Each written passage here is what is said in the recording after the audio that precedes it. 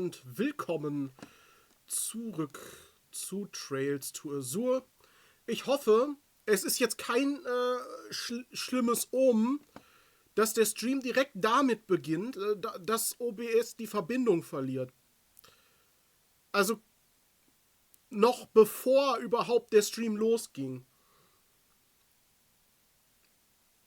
Ich muss gerade nochmal den Cache der Seite aktualisieren und hoffe, dass jetzt... Ja, ich hoffe nur, dass das kein Vorbote dafür ist, dass das jetzt die ganze Zeit passieren wird, Kyodai. Funktioniert der Chat jetzt wieder? Scheinbar nicht. Geil. Wir starten erstmal diesen Stream damit, dass der Chat nicht on-stream angezeigt wird. Perfekt! Perfekt! So. Spiel starten. Dafür muss ich erstmal Steam aufmachen. Wo ist denn Steam? Da. Bibliothek. Spielen.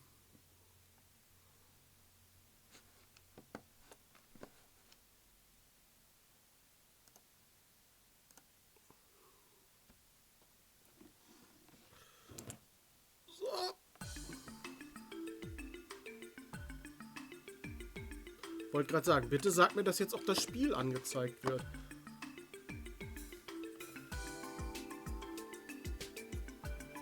Warte.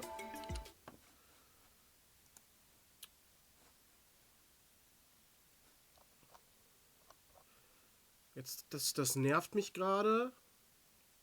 Weil mir jetzt irgendwelche Linien angezeigt werden hier in OBS. Wartet mal.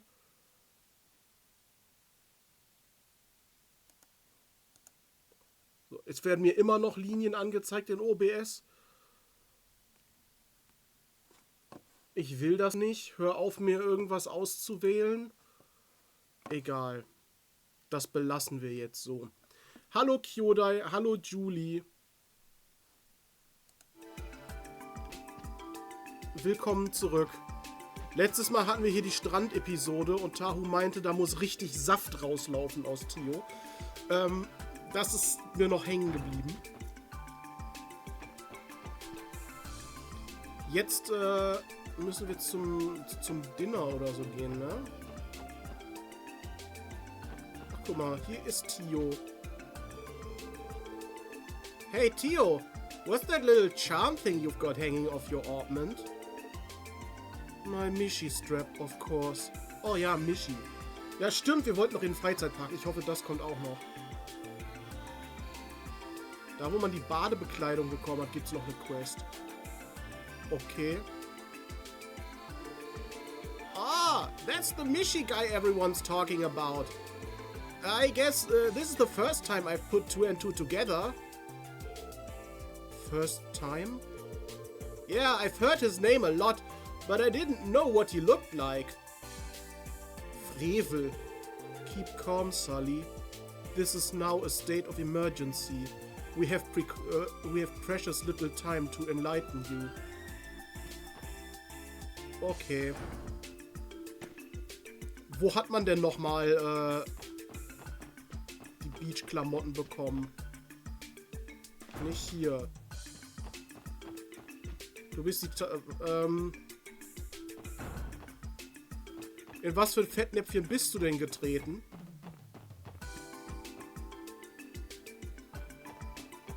Julie? Kia couldn't have gone too far yet. Someone may have seen her. I'll try asking her around. Also wir können da gerade noch nicht hin, wo wir die Badeklamotten bekommen haben. Wir müssen erstmal nach Kia suchen.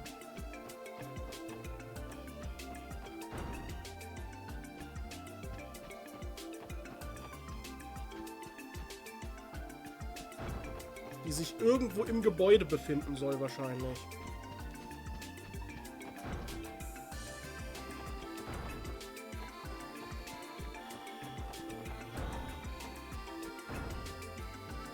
Hier ist sie auch nicht. Hier ist sie auch nicht.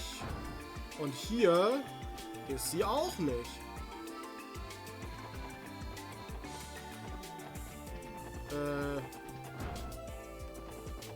Da gucken wir hier nochmal in alle Zimmer rein.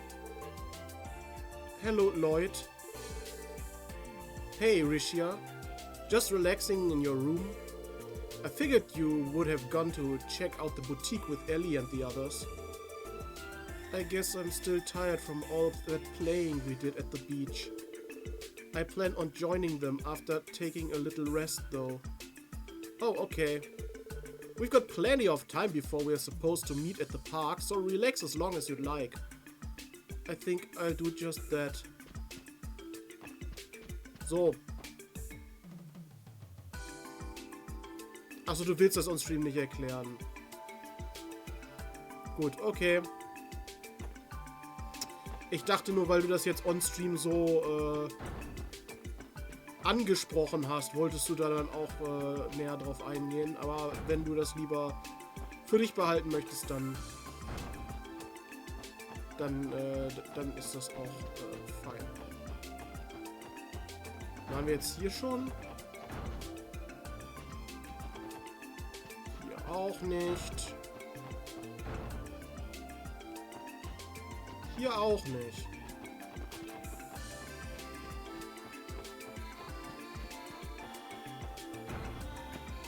Ich kann ja Zeit mal fragen. Vielleicht weiß Zeit was. Das war sehr hilfreich. Danke, Zeit. Wie immer, Zeit ist die größte Unterstützung verbal, die man sich vorstellen kann. Vielleicht hier im Restaurant. Im Restaurant. Ach so, du meintest so quasi, um mich aufzuheitern. Mich nervt OBS, du nervst dich selbst, okay. Hallo, Wazy. Who'd have thought that I'd run into you here, Wazy? I would have kept you company today if you just called me. That's kind of you, but I'm actually here with friends, as it happens. So, can we keep this short? I have other plans for tonight, you see. Oh, Wazy, always so hard-hearted. But you know, that's exactly what I like about you. Shouldn't a host be, I don't know, the opposite of that? Naja, ein Callboy sollte genau das sein, worauf du halt stehst. Und wenn diese Hartherzigkeit das ist, worauf du stehst, dann ist das doch genau richtig. Hier ist Kia auch nicht, aber Randy guckt sich hier um. Let's see. How about this necklace? Nah, knowing her, she'd probably just complain that it would slow her down during combat practice. He's really putting a lot of thought into this. Für wen kaufst du denn was? Für Tio? I always struggle to find the right accessory for myself. Good jewelry is a lifetime purchase, as they say. There's no shame in taking some time to choose the perfect piece. Kann ich hier jetzt endlich mal was kaufen? The more one's clientele grows, the more their customer service declines to compensate. It's inevitable, really. There are more ways to succeed than simply attracting countless customers. How's that for a business lesson, darling? Ja, ist Qualität statt Quantität, so nach dem Motto. Kia couldn't have gone too far yet, so someone may have seen her. I should ask around. Boutique. Ist sie hier?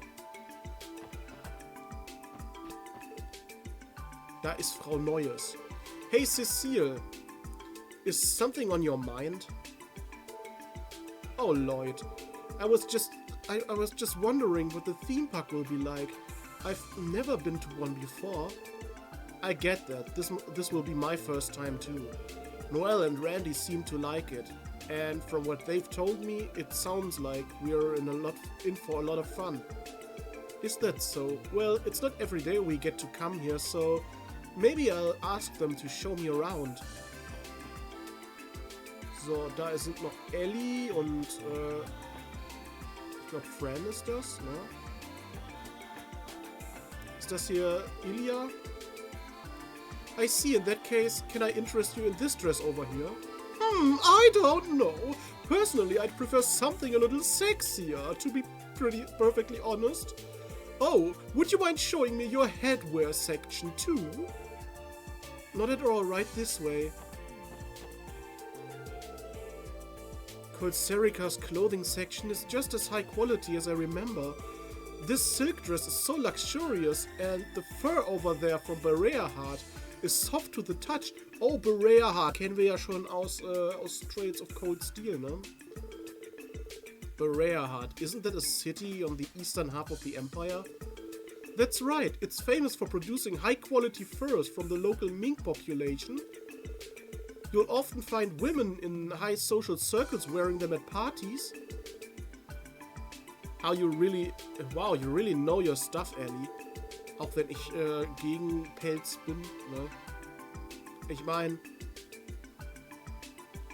du bringst halt quasi Tiere um und quälst sie für irgendwas, was du dir dann um den Hals hängst, was keinen größeren Nutzen hat, als einfach nur ein Deko-Piece zu sein. Okay, hier kommen die Ohren.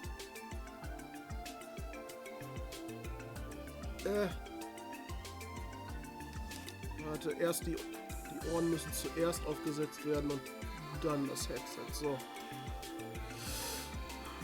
Though I don't know why you'd be looking at first this time of the year. It's blazing outside.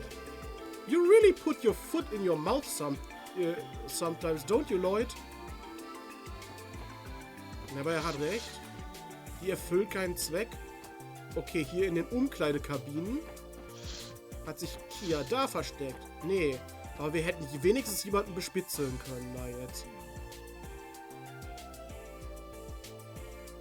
Pelz trägt man nur mit Katze auf dem Arm, sonst gar nicht. Also wenn man so ein James-Bond-Bösewicht ist. Der Chat funktioniert wieder. Das ist ja schön. Hey, Lloyd! Come over here for a sec.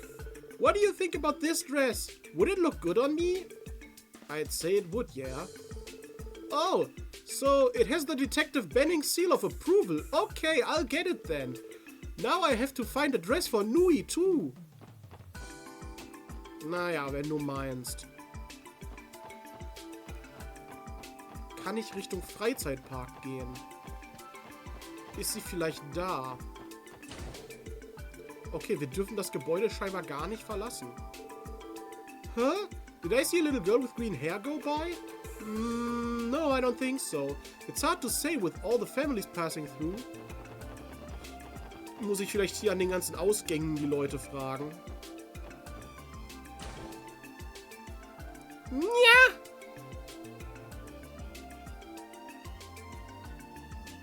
Jetzt bin ich richtig angezogen, ja. We have a lot of young women browsing the store today. They're all so beautiful. I had to stifle a gasp when they walked in. Okay, hier hilft mir wirklich niemand weiter. Die sind alle useless. Die sind alle useless. I always struggle to find the right... Das hatten wir auch schon. Den Typen aber. The necklace in the showcase over there is known as the Saint's Tears. Recovered from a ruin of the Middle Ages, it is thought that we to have belonged to a ruler of the time. We are proud to have the privilege of displaying it. Be aware, however, that it is not in fact for sale. The price placed on it is simply a formality. Das hier. Wenn das jetzt schon so wichtig gemacht wird, kann ich mir gut vorstellen, dass da so ein gewisser Pommes Blau-Weiß kommt und das klaut. That little girl just now seemed so downhearted. I do hope she's going to be alright. Little girl, could it be... Excuse me, the little girl you saw, did she happen to have green hair? Why, yes, she did. Are you her guardian, perhaps? That's right. You know how it is. Take your eyes off them for a second and they disappear. Do you mind telling me where she went? Als ob er so der erfahrenste Kinderhaber ist. Blaues Ketchup? Ja, blau-weiß. Phantom Thief blau-weiß. So heißt der doch. Pommes blau-weiß. Not at all. She passed by on her way to the villas just a few minutes ago. Aber du sagst blaues Ketchup. Das finde ich interessant. Dass du das Ketchup sagst. Für mich war das immer der Ketchup. Ist genauso wie mit Cola. Cola war für mich immer die Cola. Aber bei Red Bull heißt es auch pures Cola. Ich finde das immer sehr komisch, dann plötzlich das zu lesen.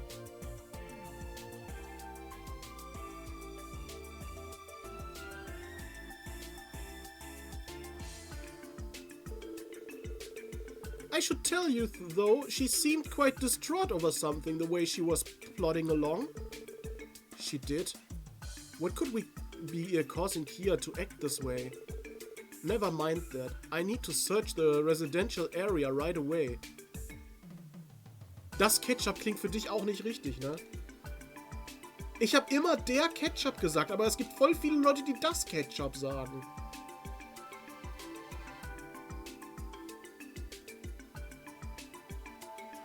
Was sagt denn der Duden dazu?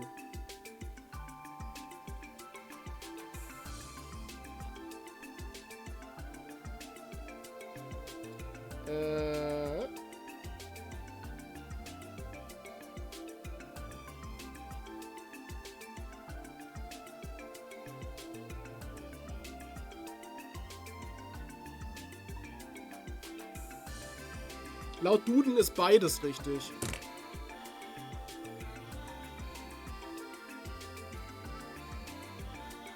Ja, das Nachlesen. Ich finde das so komisch. Warum ist dann einfach beides richtig?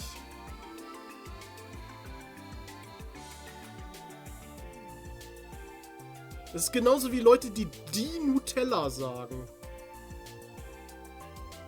Statt das Nutella. Dabei heißt es ja eigentlich der Nutella, ne? Können wir uns darauf einigen, dass wir ab jetzt immer, wenn es für ein Wort zwei richtige, wie heißen die Dinger denn überhaupt? Sind das Pronomen? Wenn es da zwei richtige Geschlechter für gibt, dann lasst uns einfach das nehmen, was nicht richtig ist. Wir sagen jetzt die Ketchup. Die Ketchup, der Cola, der Nutella. So. Können wir uns darauf einigen, dass es die Ketchup heißt? Das wäre sonst diskriminierend gegenüber dem weiblichen Geschlecht, weil das weibliche Geschlecht das einzige ist, was vom Ketchup nicht vertreten ist.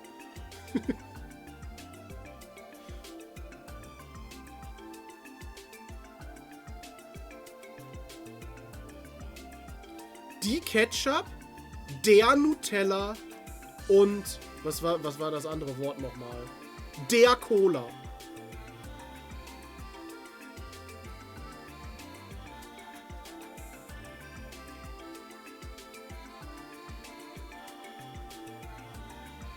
Never mind that I need to search the residential area right away.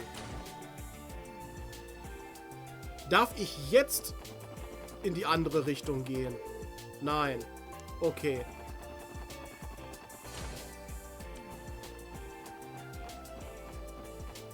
Kea, wo bist du? This mansion seems to be the one that was featured in... It even overlooks the lake itself. What a magnificent property. Da könnte Kia hingegangen sein. Das war ja der Ort, wo wir sie ursprünglich gefunden haben, oder?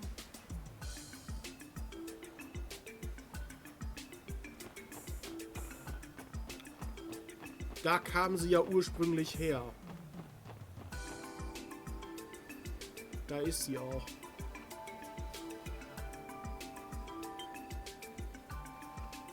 There she is. Hey, Kia, what are you doing here? Lloyd?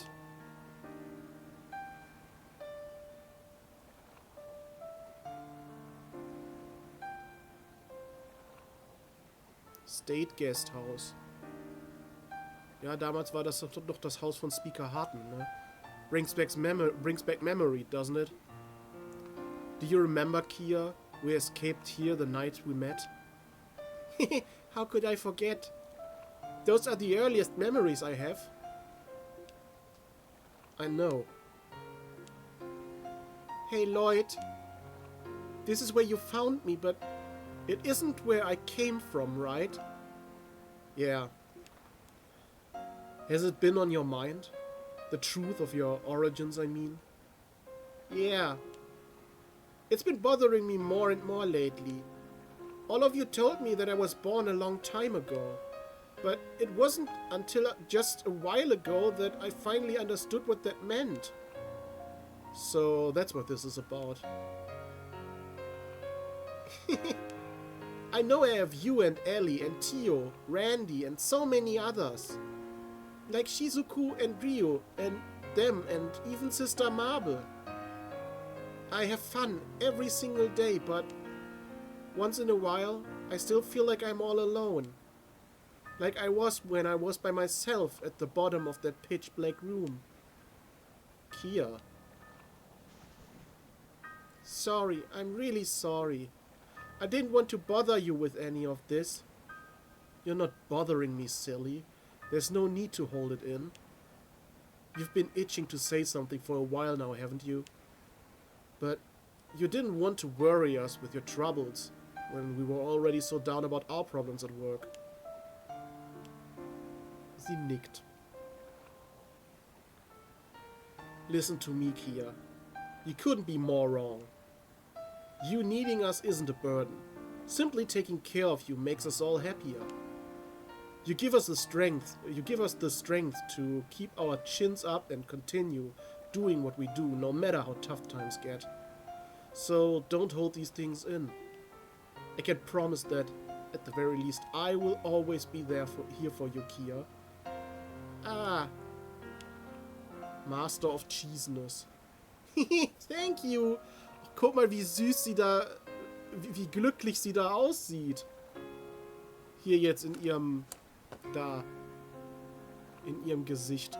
Also nicht das Faceset, sondern in ihrem Charakter auf dem Bild. But you shouldn't promise things like that, Lloyd. How are you gonna get yourself a wife now? Don't you know people with kids have a harder time finding dates? Back up a second. Just where are you learning these things? Wait, don't tell me it was from the library. You're not supposed to be in those sections, Kia. That's one place, yeah. But I probably picked it up from talking to people in the city too. You know, there's such a thing as studying too much sometimes. Ja, das ist halt wirklich so. Ich meine jetzt hier in dem Fall vielleicht nicht unbedingt, aber es ist halt wirklich so. Warte mal, ich hatte schon eine Flasche angefangen. Ja. Es ist halt wirklich so, dass manche Leute sich dumm lesen.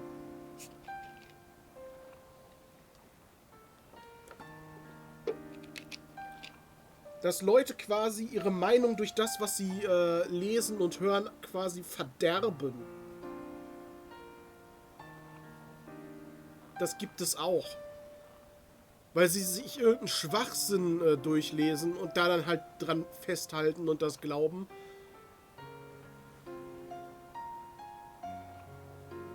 Und man dann irgendwelche Ideale hat, die einfach nur total verblendet sind.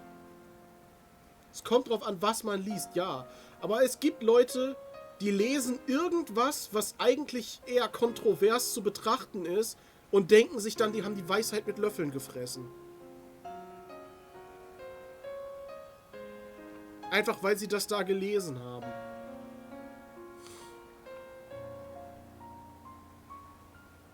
You know, there's such a thing as studying too much sometimes. Anyway, I'm still not ready to get married. My brother was 25 when he was supposed to have his wedding. Your brother? Oh yeah, he's not with us anymore, huh? Yeah, but that's all in the past. I still have 7 years to go until I'm at that age. I'll think about marriage after I can stand on my own 2 feet. Den Satz fühle ich. Ich muss erstmal auf meinen eigenen Beinen stehen können. I mean, in the first place, I haven't even found the right partner. 7 years from now. How old would that make me? The doctor said you're about 9 years old right now, so... That would make you 16. You'll be 2 years older than Tio is currently. Is that old enough to get married? What? Willst du Leute heiraten oder was? No matter how you slice it, 16 is way too young for anyone to be thinking about marriage. Kommt drauf an, in welchen Kulturkreisen du dich bewegst. Es gibt gewisse Länder, in denen man mit 14 zwangsverheiratet wird. Mit irgendeinem 60-jährigen alten Sack. Ne? Ich will jetzt nicht sagen, dass das richtig ist, aber... Die halten das schon für richtig. Ich glaube, das hängt auch immer davon ab. Wirklich, wie du aufgewachsen bist. Und wenn man mal drüber nachdenkt, war das, glaube ich, so zu Mittelalterzeiten vollkommen normal, in dem Alter zu heiraten oder verheiratet zu sein. Weil da ist man ja irgendwie nur 35 geworden oder so. Dann war das Leben vorbei. Es gab halt Zeiten, wo das Leben noch viel kürzer war. Und da war sowas normal.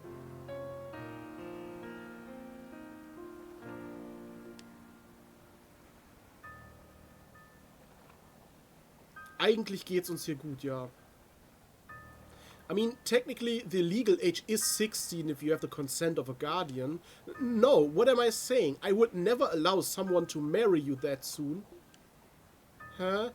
That's not really what I was talking about, but... It's okay, I get it. You're saying there's nothing for me to worry about, right? Exactly. Eigentlich wollte sie ja Lloyd heiraten. Now, come on. We've got a theme park waiting for us. Haven't you been looking forward to it all day? I promised Shizuku that I would tell her all about it when we get back. We also swore that when her eyes get better, we'd come and play together too. Oh, really? You know what that means. We've got to have as much fun as possible today. That way you'll have even more to tell her about. Also, man kann über Deutschland halt viel meckern, ne? Das ist halt so. Aber ich habe mir hier so 1,5 Liter Wasser für 50 Cent gekauft und davon kriege ich 25 Cent auch noch wieder zurück. Weil da Pfand drauf ist halt, ne? In anderen Ländern haben die nicht einfach so Wasser, was so frisch zugänglich. Notfalls können wir auch aus dem Wasserhahn das Wasser trinken. Das ist halt schon was Gutes. Das liegt aber nicht unbedingt daran, wie unsere Politik ist. Das liegt daran, wie unsere Politik nicht ist. Ich meine, bei uns hat nicht irgendeine Firma alle Wasserquellen gekauft.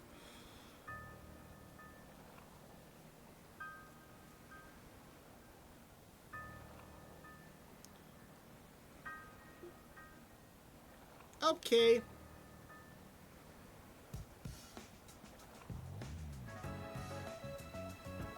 Du nennst auch keine Namen.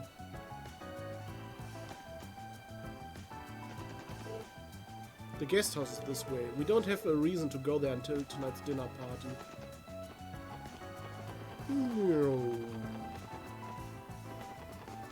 Sollen wir dann jetzt in die Richtung gucken? Meinst du, jetzt kann ich hier eine Quest machen? Aren't we going to the theme park, Lloyd? Well, we are, but I wanted to check around here first. It's strangely quiet. The receptionist isn't here either. Where could she have gone?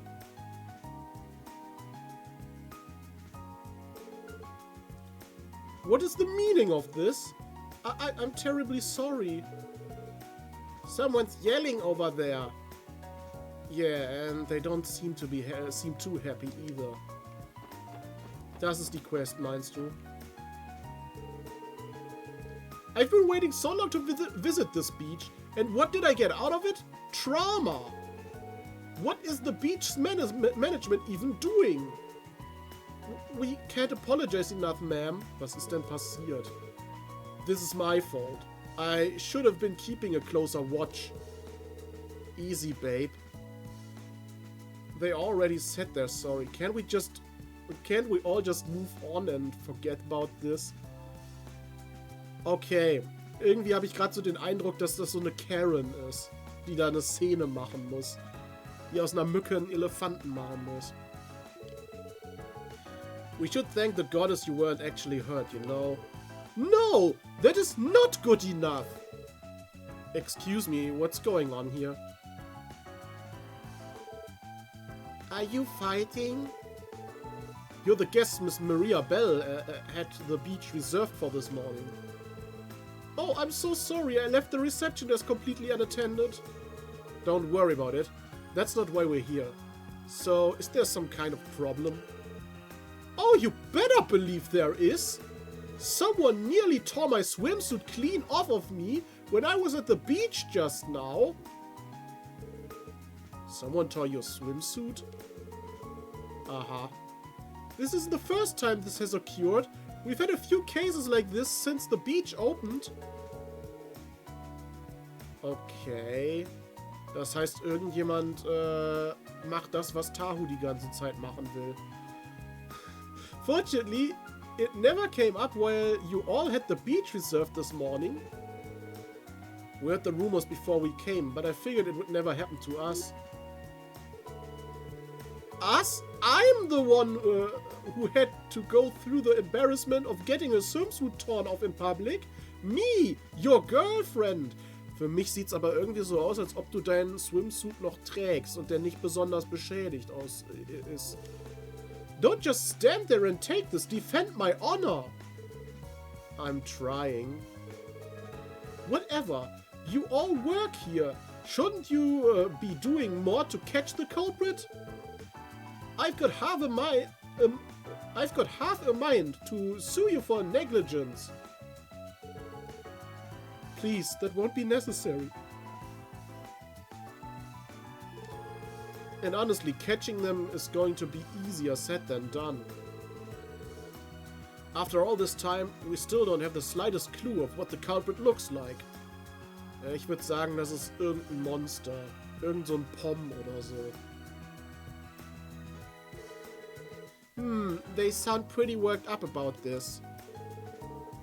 Can't you do something to help them, Lloyd? What should we do? We're supposed to be meeting the others in front of the park. Ich hab frei! Verpassen wir irgendwas, wenn wir jetzt das machen, statt zu dem Park zu gehen? Weil ich möchte schon gerne Freizeitpark-Action haben. Oder ist das wirklich nur eine optionale Quest, die man hier verpassen kann? Und was beim Freizeitpark passiert, ist so oder so. Das kommt noch. Wie das kommt? Achso, der Freizeitpark kommt dann trotzdem noch. Oder wie? Oder was meinst du? Die Quest kann man nur jetzt machen. Ich weiß, dass ich die Quest nur jetzt machen kann. Aber gut, ich verpasse nichts, wenn ich die Quest mache. Darum geht's mir. So. Dann helfen wir, vor den Culprit zu looken. Would it be possible for you to tell me more details about the swimsuit case? Ich meine ja nur, es hätte sein können, dass das jetzt sowas ist. Wie verbringst du jetzt deine Zeit quasi? Und in der Zeit, wo du das hier machst, hättest du halt quasi was anderes auch machen können. Aber es ist scheinbar wirklich dieses typische RPG, du machst halt gleichzeitig alle Sachen. Weil du nichts verpassen kannst. Zeitlich würde das keinen Sinn ergeben, aber trotzdem schaffst du immer alles. As a member of the police, I can't overlook such a serious offense. I may be able to help you create a profile of the culprit. If you don't mind my butting in, that is.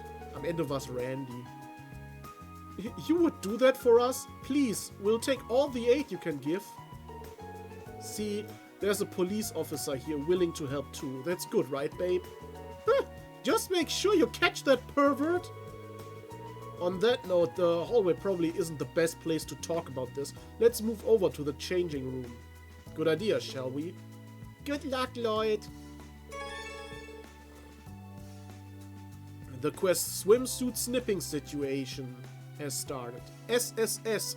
Das ist das, was die SSS wirklich bedeutet. Swimsuit Snipping Situation.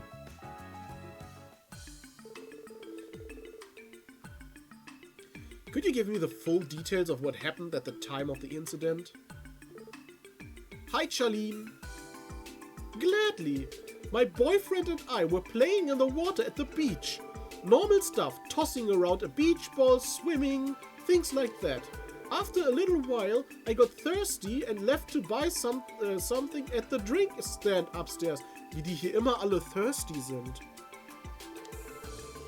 Not long after I got there, I suddenly heard heard screaming from behind me. I ran back and my girlfriend was there, crouching in the lake trying to cover her up. Then the nearby beachgoers started to gather and oh, it was just horrible. The lifeguard here was nice enough to bring me a towel at least. Thanks. I think I get the picture now. Tahu ist auch da. Hast meinen Stream voll verdrängt, als wäre das so ein psychisches Trauma, das man verdrängen muss. Oh nein, bloß nicht. Bloß nicht Neko-Stream. Das will ich so schnell wie möglich aus meinem Kopf kriegen.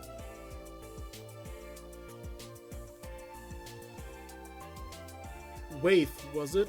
Did you witness anything strange during the incident? Echt jetzt? Der Bademeister heißt einfach Welle. Well, I was keeping watch over the lake at the time, but I didn't notice anything out of the ordinary.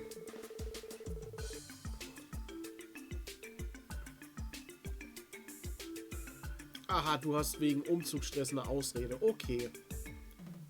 The moment I heard the screams, I ran over.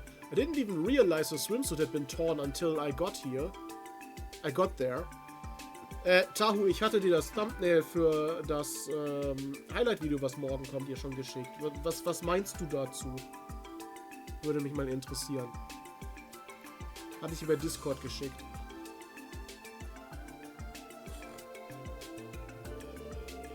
I tried asking the other beachgoers if they knew what happened, but nobody caught who did it. Es war garantiert irgendein Monster, weil so eine Quest, dass irgendein Monster entweder in der Badeanstalt die Frauen begafft oder sonst irgendwo, gab es bis jetzt in jedem Trails-Spiel. Und es war immer irgendein Monster am Ende. Der Gaffer war am Ende immer ein Monster und jetzt ist das bestimmt auch wieder. Wenn ja, dann fände ich das mega einfallslos. Es ist halt immer so dieser gleiche Sachverhalt und am Ende ist es dann immer der gleiche Täter. Ich hoffe, dass es nicht so ist. Ich hoffe, jetzt heißt es am Ende, das war Randy.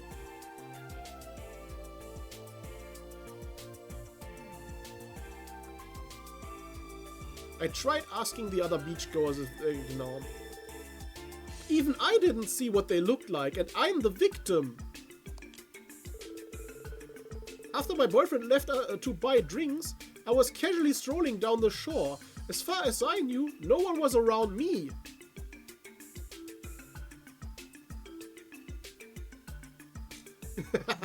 Du findest es nice, es ist wahrscheinlich auch nicht so drüber, dass es wahrscheinlich nicht genug Klicks gibt. Ich weiß nicht, ob ihr das gesehen habt, aber jemand hat unter mein letztes Video geschrieben. Warte.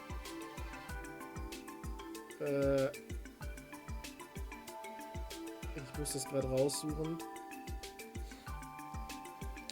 Ey, YouTube ist so kacke. Weil, ich habe ja YouTube Premium, ne? Und ich weiß nicht, sieht man das hier? Ah, das blendet wieder viel zu stark. Aber da, ihr seht hier dieses Symbol, ne? Das hier. Das ist so ein roter Kreis mit einem Play-Symbol drin. Das ist YouTube Music. Ich suche aber das YouTube Studio. Und das Symbol vom YouTube Studio sieht genau so aus, nur dass es Ecken hat. Seht ihr das? Das ist komplett dumm. Wer hat das designt? Wer dachte sich bei YouTube, ja komm, wir designen mal so, dass unsere Symbole alle gleich aussehen. Dann kann keiner mehr unsere Apps auseinanderhalten.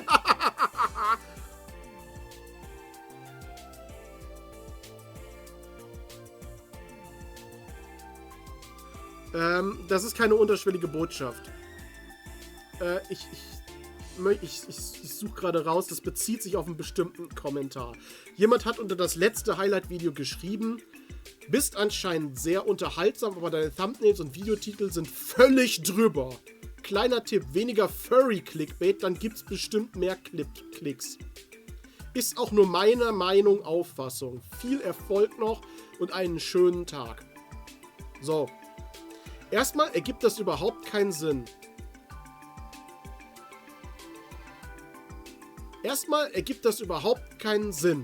Dass er sagt, ist nur meine Meinung, weil er hat gerade eine Tatsachenbehauptung aufgestellt.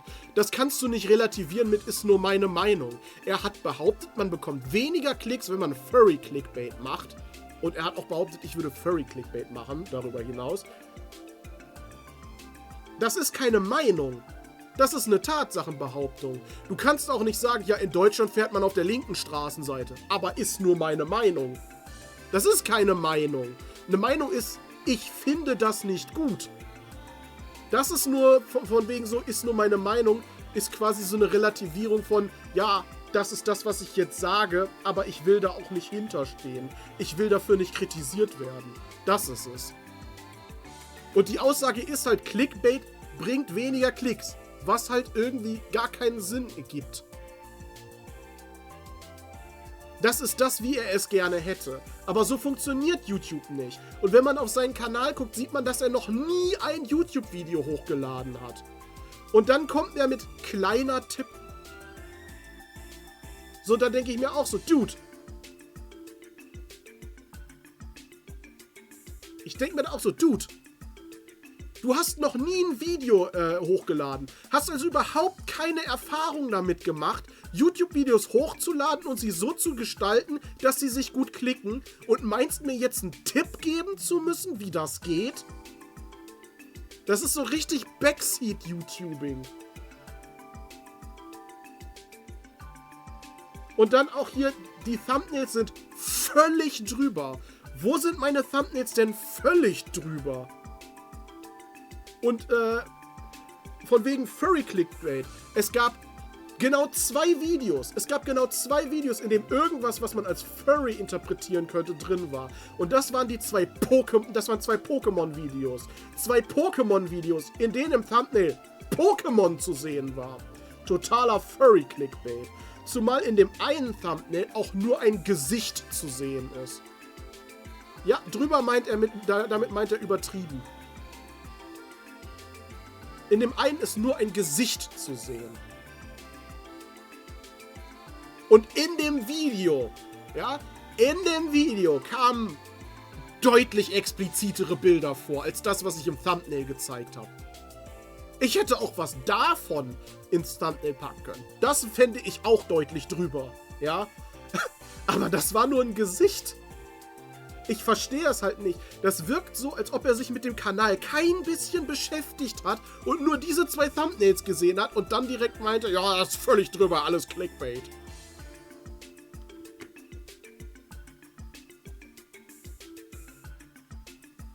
So. Ja, gut. YouTube funktioniert nun mal nicht so, dass man die langweiligste Stelle im Video nimmt und die ins Thumbnail packt und den langweiligsten Titel, der möglich ist, drüber schreibt. So funktioniert YouTube nicht. Du musst schon was Interessantes im Thumbnail zeigen. Vor allem widerspricht er sich ja mit seiner Aussage selbst, weil er hat vorher noch nie ein Video von mir angeklickt. Aber dieses Video hat er scheinbar angeklickt. Warum? Wahrscheinlich, weil es kein Clickbait ist, ne? Und es war bis jetzt das meistgeklickte Highlight-Video überhaupt. Aber natürlich, Clickbait funktioniert nicht. Es funktioniert so nicht.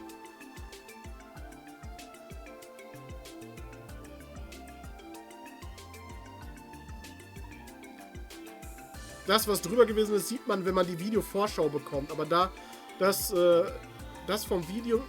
Aber was da vom Video kommt, suchst du dir nicht aus. Ist das wirklich das, was man sieht, wenn man da drüber geht? Kommt dann wirklich diese Stelle?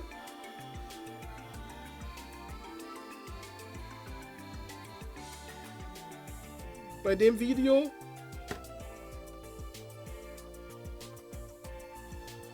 Naja, so, genug aufgeregt. Ich glaube, der hat das auch nicht böse gemeint oder so, aber es kommt halt so... Es kommt halt schon so komisch rüber, ne?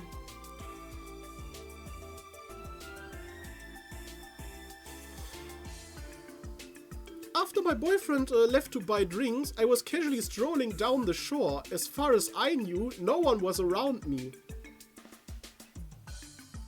Gibt dem Typen nicht mehr Aufmerksamkeit, als er verdient. Okay. The second it happened, I went into shock. My instincts took over and I crouched in the water to cover myself. I can't blame you. It's a perfectly natural response to have in that situation. What about the previous incidents?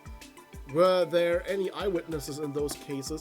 Übrigens, ich muss sagen, ne, ich habe ja das Thumbnail teilweise mit künstlicher Intelligenz generiert von dem letzten von dem Video, ne?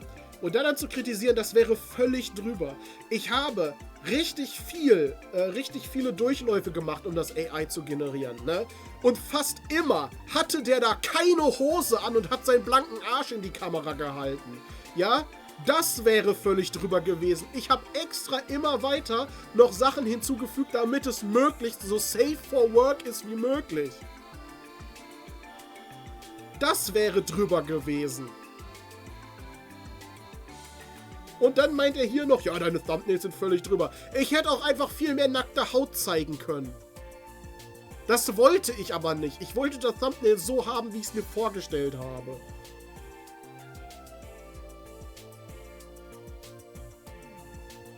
Ich habe Link da sogar eine Hose gegeben, die er im Original eigentlich nicht trägt. Ja, Link trägt eigentlich keine Hose. Der hat halt nur so einen Rock und darunter scheinbar nichts an. What about the previous incidents? Were there any eyewitnesses in those cases? No, they were just like this one. They all happened on the shoreline, but no one saw the culprit. Each time, the swimsuits looked as though they were cut by a sharp tool. It's hard to believe that they were no more than accidents.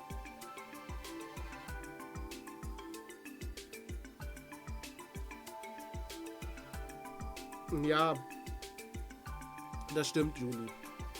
Das stimmt. Ich will sagen, dieses Thumbnail, ne, das ist auch nicht rein AI-generated. Ne? Die Fee und so habe ich nachträglich noch eingefügt und alles. Also, und auch das jetzige Thumbnail, ne, was morgen kommt. Ich weiß nicht, wie viel du davon jetzt gesehen hast, Taru, aber ich habe sehr viel noch nachträglich in dieses Thumbnail eingefügt. Das Feuer im Hintergrund, die große Rauchwolke im Hintergrund, dieses Warnsignal auf der Kiste, die Dynamitstange in der Hand, dass da oben auch noch Sprengstoff auf der Kiste drauf liegt, das alles ist nachträglich eingefügt, ne? Der hatte nämlich eigentlich nur einen Stock in der Hand. Und das war alles. Und im Hintergrund war noch ein Haus. Dieses Haus habe ich halt komplett dann noch ersetzt. Natürlich, ich habe auch da von Photoshop die AI-Generation noch benutzt, aber es ist halt nicht so, dass ich einmal einen Knopf drücke und fertig. Ich habe halt selbst den Text geschrieben, um das richtig zu generieren. Ich habe die richtigen Stellen markiert, um das zu generieren. Ich habe diese Dynamitstange selbst eingefärbt und die Lunte auch selbst gezeichnet.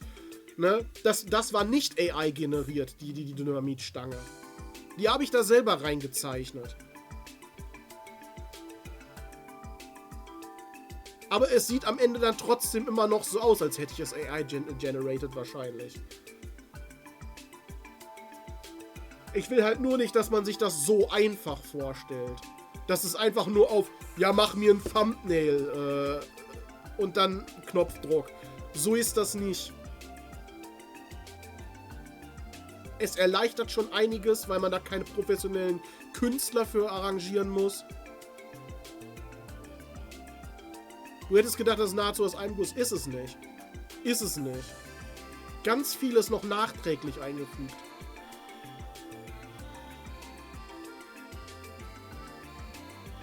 Aber die Kunst ist halt irgendwo, etwas einfach aussehen zu lassen, wenn es das nicht ist. Auch wenn es nicht appreciated wird.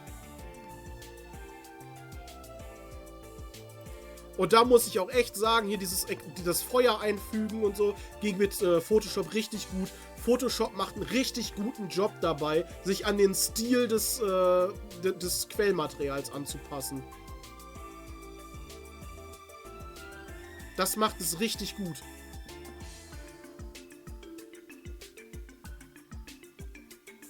So. Each time the swimsuit looked as though they were cut by a sharp tool. It's hard to believe they were no more than accidents.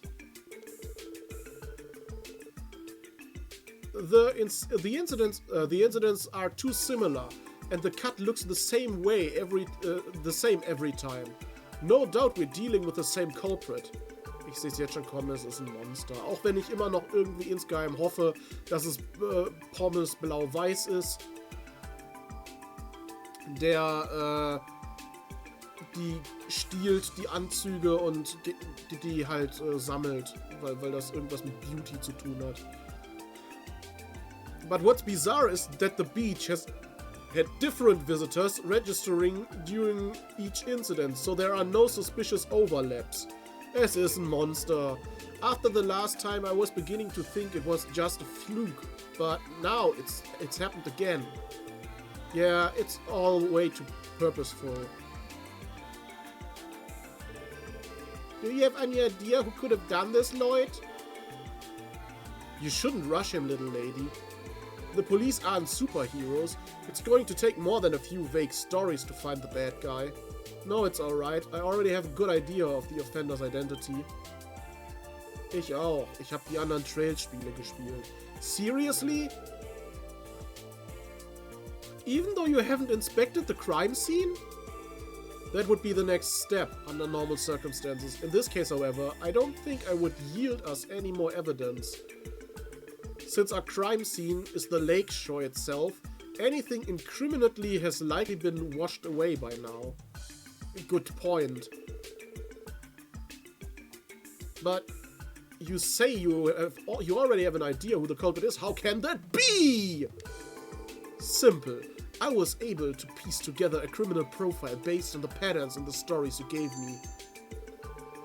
Yay, you're so cool when you go all detective mode, Lloyd. Well, if you're so confident, then tell me this. Who was it? Who was the degenerate that tore my swimsuit? There are no eyewitnesses, and each crime is occurred at the edge of the water. Plus, the swimsuits are always torn by some kind of sharp edge. After taking all that into consideration, the culprit is most likely Monokuma! The victim's boyfriend! Someone else entirely. After evaluating everyone's statements, I don't think the perpetrator is in this room or among the other beachgoers. In my opinion, our culprit is something else that's been lurking on the beach.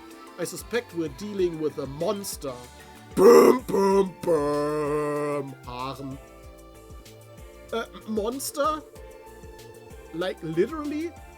Are you telling me that a wild monster was the one that tore my girlfriend's swimsuit? You can't be serious. Who would ever buy a crazy story like that? Jeder, der schon mal ein Trail-Spiel gespielt hat. Weil in jedem fucking Trail-Spiel gibt es ein perverses Monster. Das nervt. Where's your evidence? Show me the proof! Well, let's go over all the details from the top. Dieses Haaren wieder einzufügen kam mir heute Morgen oder so auch wieder in den Sinn. Ja, weil es einfach so gar keinen Sinn ergibt. Und es versteht niemand, der das Originalvideo nicht kennt.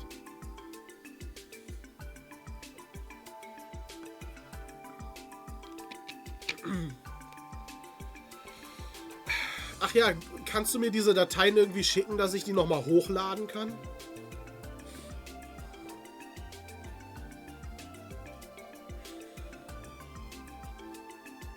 Well, let's go over all the details from the top. First, there's the torn swimsuit itself. The tear is unnatural. It was done by something with a sharp edge, right? Yes, that's been the case in each of the incidents so far. That begs the question, is it possible for somebody to take a sharp object with them to the beach? No, or rather, it would be difficult. We strongly advise against that. At the reception counter and perform thorough checks. And for security reasons, we have portable metal detectors to make sure people aren't concealing anything dangerous. I don't see any way the culprit could have brought something sharp from outside. Oh! Exactly. That's because our culprit never had to bring a sharp-edged tool with them in the first place. Not when their body itself is equipped with something sharp enough to rip a swimsuit. Like claws or teeth, for example. So, that's enough to say that the culprit is definitely a monster? No, that alone is just enough for a working theory, and a very unorthodox one at that. However, when combined with the other elements of the case, it starts to gain a lot more credibility. What other elements? Today's incident follows a pattern with the ones that came before it, right? No eyewitnesses, identical methods, and each time the crime happened on the shoreline. The similarities are too stark. Chances are high that we're dealing with a repeat offender. Yes! And it's already known that there's no overlap between the names registered at the beach during the time of the attacks. Naturally, because the culprit isn't someone who entered the beach conventionally. But if there were an average person trying to swim in from the lake, a lifeguard here would have seen them. Dann war es aber immer noch nicht unbedingt ein Monster. Falls du das im Highlight-Video reinschneidest, musst du die Musik durch eine von Detektiv Conan oder Death Note oder so ersetzen. Ja. Aber das kann auch immer noch heißen, dass da jemand mit einem U-Boot hingeschwommen ist. Oder eine Nicht-Average-Person, die sehr lange unter Wasser die Luft anhalten kann. Und es könnte immer noch Pommes blau-weiß gewesen sein. But if... Also das haben wir schon gesagt. You're not wrong. One of my duties is to look for anyone trying to sneak in. So, in light of all that, we're left with only one route the culprit could have taken to get to the beach. The depths. I suspect our culprit is an aquatic monster indigenous to Lake Elm.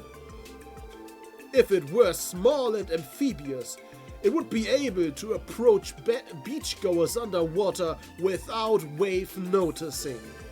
After taking every aspect of this case into account, it's tough to imagine there being any other explanation.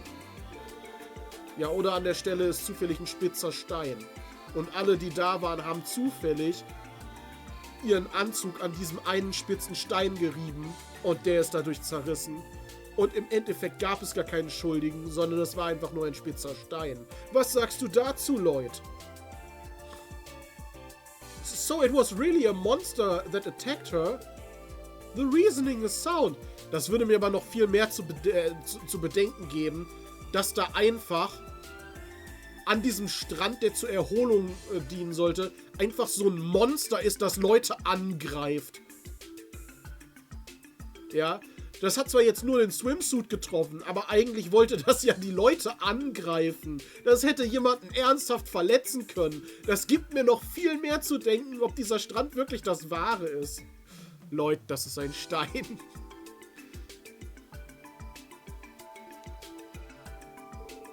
Wait, Wait just a moment, isn't there something important you're forgetting to answer here? Why would some monster want to tear a girl's swimsuit in the first place? That's a good point. How do you explain that? Wouldn't all of this point to, you know, some deranged pervert or something?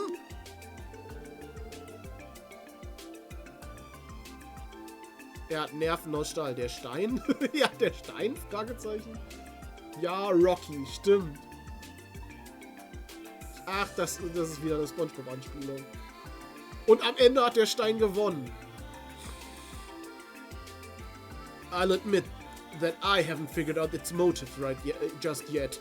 Still, the evidence we have suggests our perpetrator is a monster, and my intuition is inclined to agree.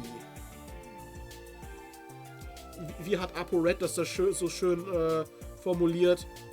Meine Einschätzungen sind oft 100% immer richtig.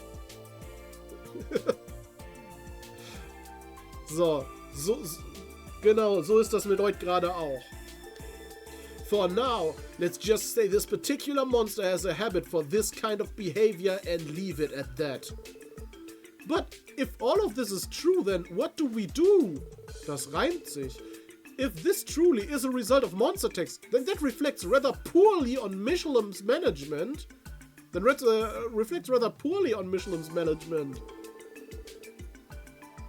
Aber Red kann gut formulieren. Ja, so ungefähr so gut wie ich.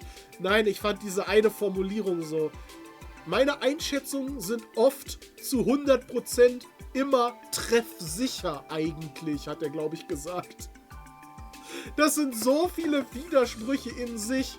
Oft 100% immer eigentlich.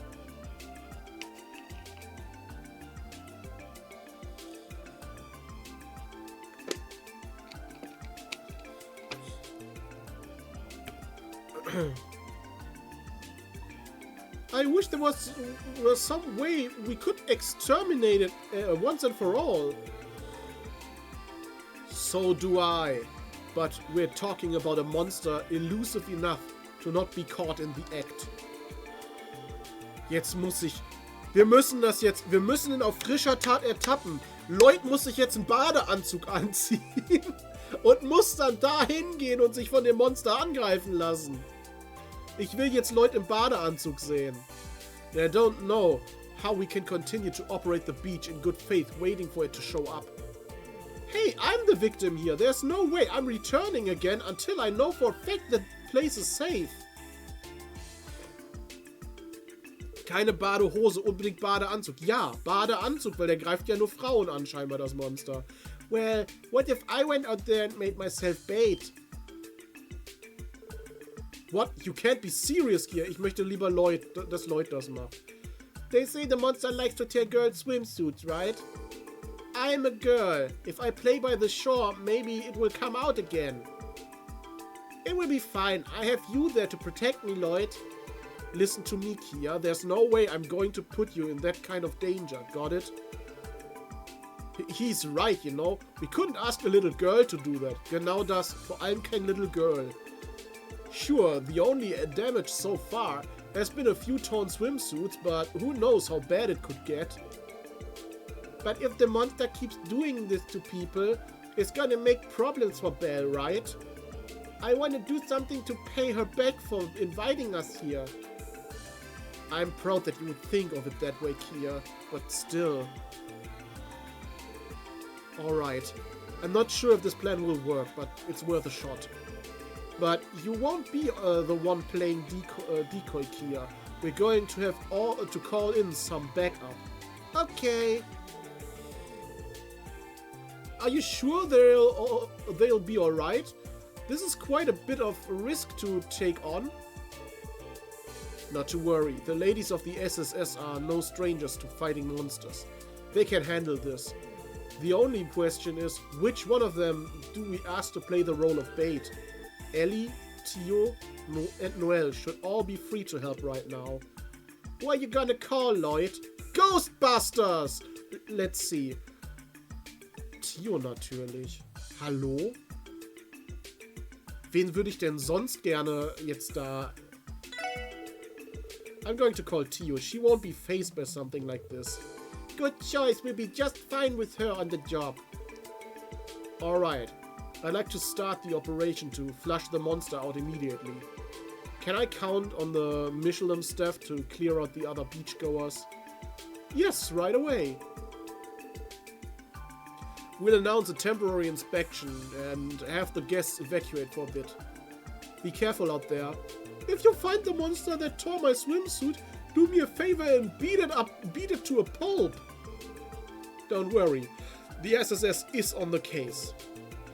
Alright, let's go!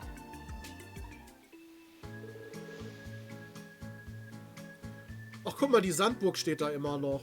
Seht ihr das? Alright, let's begin with the operation. You know what to do, right? Dass sie keiner kaputt gemacht hat? Yes, we play on the beach until the monsters lured out. Simple as that. Okay, I'm counting on you. Just remember, this particular monster has a taste for the for the indecent. You can't be too careful. Ist eine gute Sandburg, ja. Tahu ist jetzt vollgefressen. Okay. Acknowledged. I will say I do find it surprising that you would ask me to assist you in stopping a swimsuit slicing monster. Ja, Essen ist lecker. Manchmal möchte man auch einfach nur essen für den Geschmack, nicht wirklich, weil man Hunger hat, sondern weil man gerade irgendwie Appetit darauf hat, einen bestimmten Geschmack im Mund zu haben. Warum fühlt sich meine Nase gerade so unglaublich verstopft an? Es war alles gut, aber jetzt kommt vom Reden wahrscheinlich. Warum verstopft davon die Nase?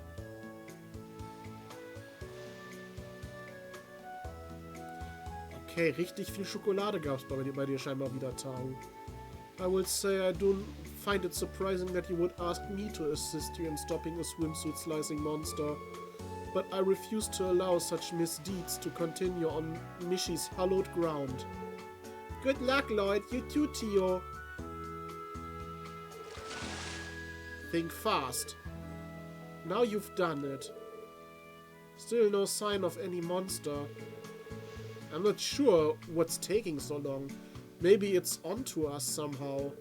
Still, it's gotta be out there, watching the one way or another. Let's just keep... Hey! Vengeance! You got me that time.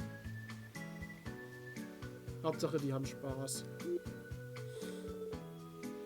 Oh, I wanna play with them too. Lloyd said it was dangerous, but they look like they're having so much fun. Hä? Vieh oder Tio, wer besser? Muss ich mich entscheiden?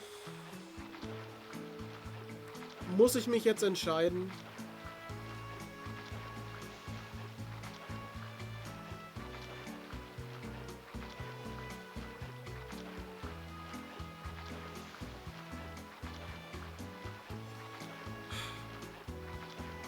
Ich weiß, das kommt halt drauf an, wie die weiteren Spiele sich noch entwickeln. Ich kenne Tio jetzt nur so, ne? Und ich weiß, dass Viel im dritten Trails of Cold Steel Teil ihren Style ändert. Und dass sie dann halt lange Haare hat. Und ich fand sie mit kurzen Haaren so viel attraktiver. Zu Viel gehörten die kurzen Haare für mich irgendwie dazu. Und ihr kennt diese Charaktere alle noch nicht, weil Trails of Cold Steel 2 halt noch nicht kam. Aber in Trails of Cold Steel 2 gibt es noch einen anderen Charakter. Und dadurch, dass in Trails of Cold Steel 3 Viel dann lange Haare hat, sieht die, finde ich, diesem anderen Charakter viel zu ähnlich und hat dadurch irgendwie, verliert sie ihre Besonderheit quasi dadurch. So ein bisschen. Rein vom Visuellen her. Ne? Aber, und ich weiß nicht, wie Tio sich in den späteren Spielen noch entwickelt. Das weiß ich jetzt nicht. Ich würde Tio, so wie sie jetzt ist, der neuen Vieh vorziehen. Würde aber die alte Vieh Tio vorziehen. Glaube ich. Aber sie sind halt sehr nah aneinander dran, sage ich mal.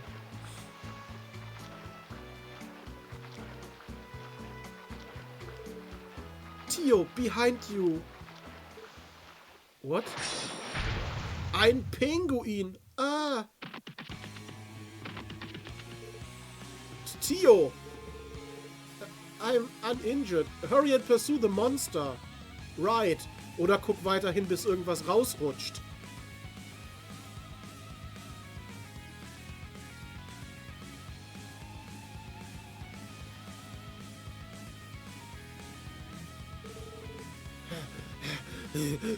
Nowhere left to run. So, you like to take girls' swimsuits, do you? Not if I have something to say about it. Here I come. Ich glaube, der kommt auch gerade. Ich meine, verständlich, er hat gerade Tio den ausgezogen.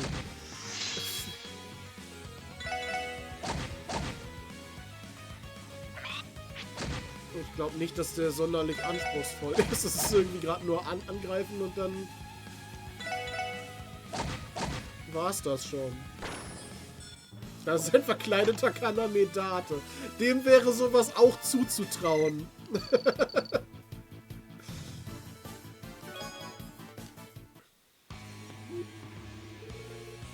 How do you like that? Give it up.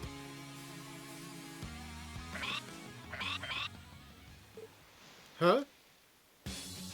Oh nein, jetzt kommen seine perverse Pinguine-Freunde. Wie so eine Reinforcements, diese leuchtenden Farben. Jetzt kommt, das sind wie diese Superhelden aus Killer 7 da.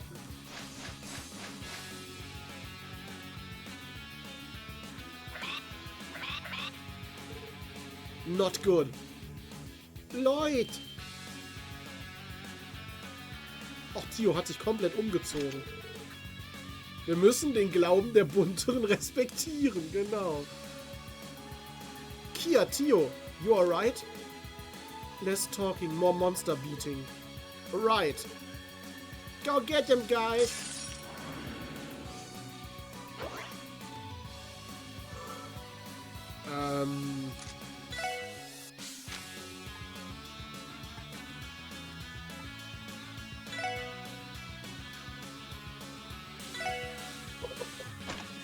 Wenn wir das einfach mal machen.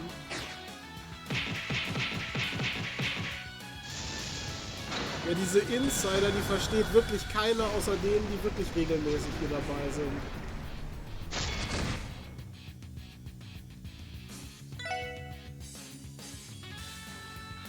Okay, du kannst auch nur den angreifen.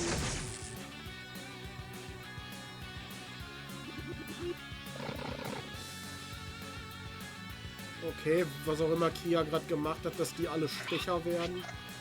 Obwohl ja bei Kia wird man schwach, ne? Sie hat wahrscheinlich so einen Hundeblick gemacht. Sie hat Heuler benutzt. Hat der gerade mit einer Sardine geschmissen? Also wirklich.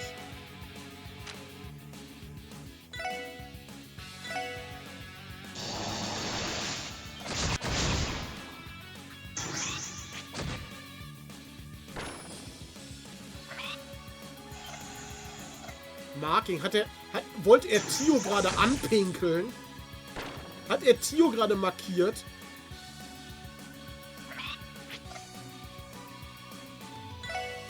Lässt du bitte Kia in Ruhe?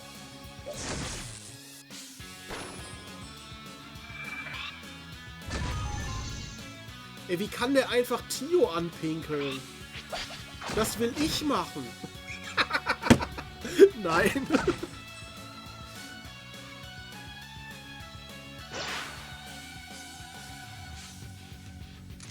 Konnte sie irgendwas Heilendes?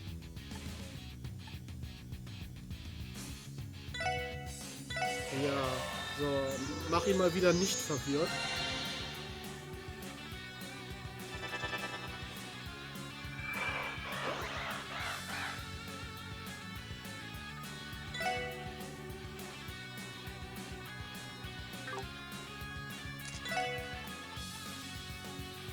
Konntest du irgendwas... Impede, ja, Stunbreak, hier.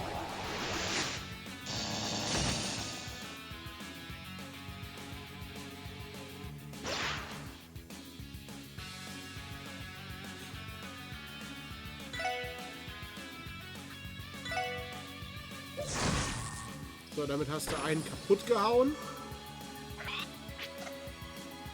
Wie die einfach hier auch gar nicht treffen.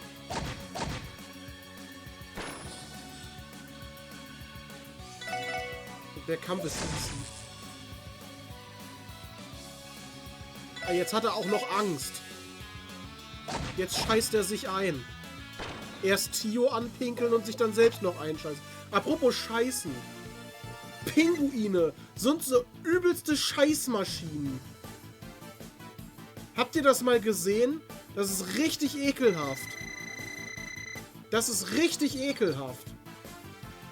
Wusstet ihr, dass man auf Bildern aus dem Weltall von der Erde auf dem Eis Verfärbungen sehen kann, was alles die Scheiße von Pinguinen ist? Du kannst auf Bildern aus dem All die Scheiße von den Pinguinen sehen. So viel scheißen die. Und es gibt richtig Videos, wo die sich gegenseitig ins Gesicht scheißen. Das ist so ekelhaft. Pinguine sind so ekelhafte Kackmonster. Die scheißen überall hin. Die scheißen alles voll. Das ist richtig... Also... Und das ist nicht wenig. Da kommt so ein übelster Sprühschiss wie aus dem Gartenschlauch raus. Das ist mega widerlich. Da gibt es bestimmt Videos auf YouTube zu. Ich weiß nicht, wo ich das gesehen habe, aber ich glaube, das war auf YouTube. Wo ein Pinguin dem anderen so richtig ins Gesicht scheißt. Und keinen von beiden interessiert das.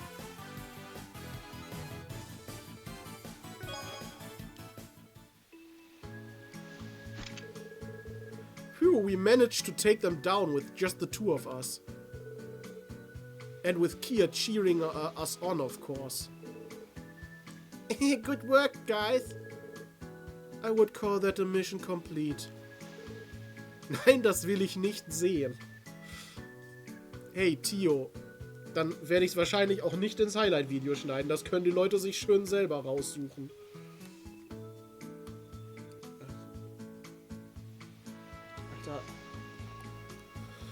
Ah, so, das hat gerade ein bisschen wehgetan am Ohr. Weil die Brille und das Ding hier, die Katzenohren, die schneiden so ins Ohr rein. Hey, Tio. I'm not sure what to say, but I'm sorry. I should have protected you back there. No need to concern yourself. It was careless of me to let my guard down. The more pressing matter is why those monsters were on the beach to begin with. Who's to say? It could be because of the impact Michelin's development had on the surrounding area. Maybe their habitat was affected, so they were retaliated by attacking people.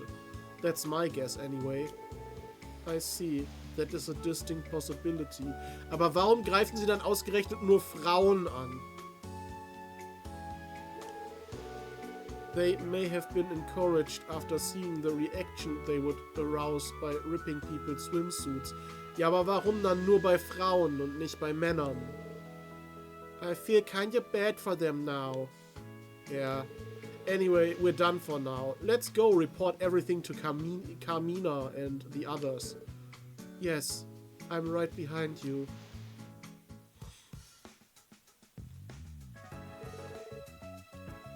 You have a gratitude, everyone. You have a gratitude, everyone. If not for your help, management might have never recovered from this shame. Might have never recovered from the shameful string of incidents. Don't mention it. We're just happy we could help. You've done so much for us. I don't think we could ever thank you enough. I'll report everything that's happened regarding the attack and the monsters to Miss Maria Bell. That would be for the best. I'm sure Mirabelle will know what kind of countermeasures to put in place once she hears about the situation.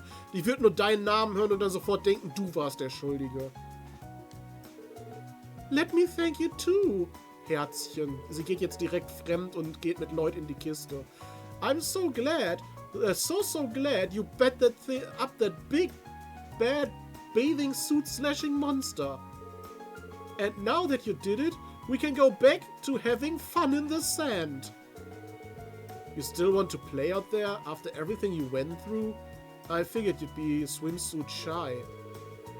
Well, we didn't come all this way to sit around. I'm not going to let those stupid monsters ruin our trip.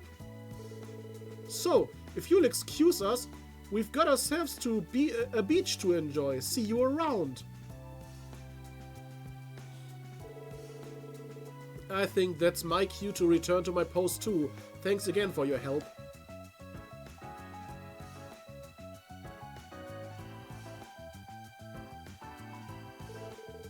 Alright, are you guys ready to head out too?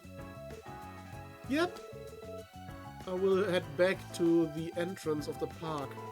Side Sully and myself will be waiting there until the appointed meeting time. Alright, see you in a little bit. Bye bye. Gut. Gibt's irgendwas, was wir jetzt noch vorher machen sollten?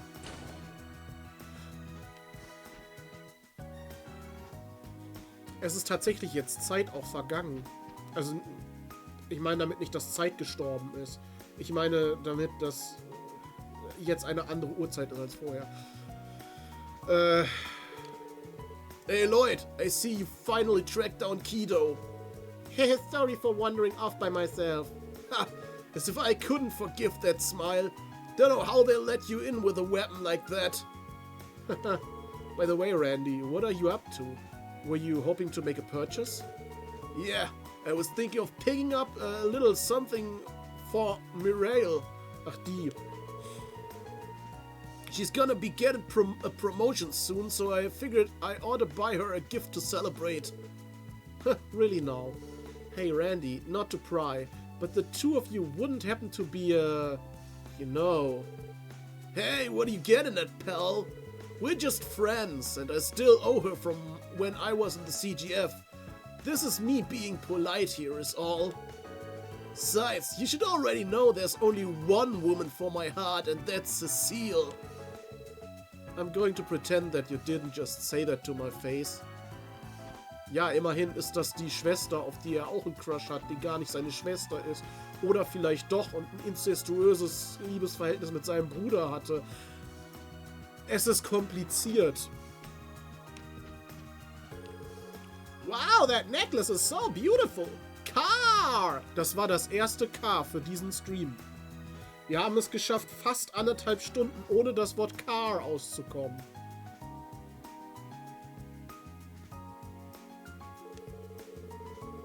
I know how these places work. They probably marked it down a bunch to draw people to the back of the shore. Let me check the price. How many zeros is this? 1, 2, 3... I could buy a whole fleet of orbital vehicles for that kind of money. Car? Something tells me we're not in the target customers here. Something tells me, dass ihr das nicht kaufen könnt, weil der Typ da vorher schon mal gesagt hat, das ist da nur so zum Rumprollen, wie viel Geld man hat. Well, what do you know? This jewel looks just the same as the one I was gifted by a lady friend of mine. I wonder if this is where she bought it. Also, schätze ich mal, geht's jetzt auf in den Freizeitpark. Wir haben jetzt ganz viel Spaß im Freizeitpark. Und ich werde so oft Tio auswählen, wie es geht, natürlich. Wenn man sich entscheiden muss, mit wem man Freizeit verbringt. Wow!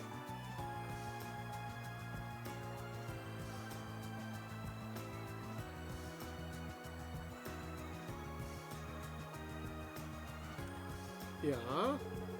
Sehen wir den jetzt endlich mal von innen, oder ist es... Ich hoffe, der wird nicht einfach nur übersprungen, der Freizeitpark. This place is amazing, Lloyd. Yeah, I'm starting to get pretty excited myself. Now let's see, some of our friends might already be waiting in front. We should go find them. Okay. So, ich habe Tio schon gesehen.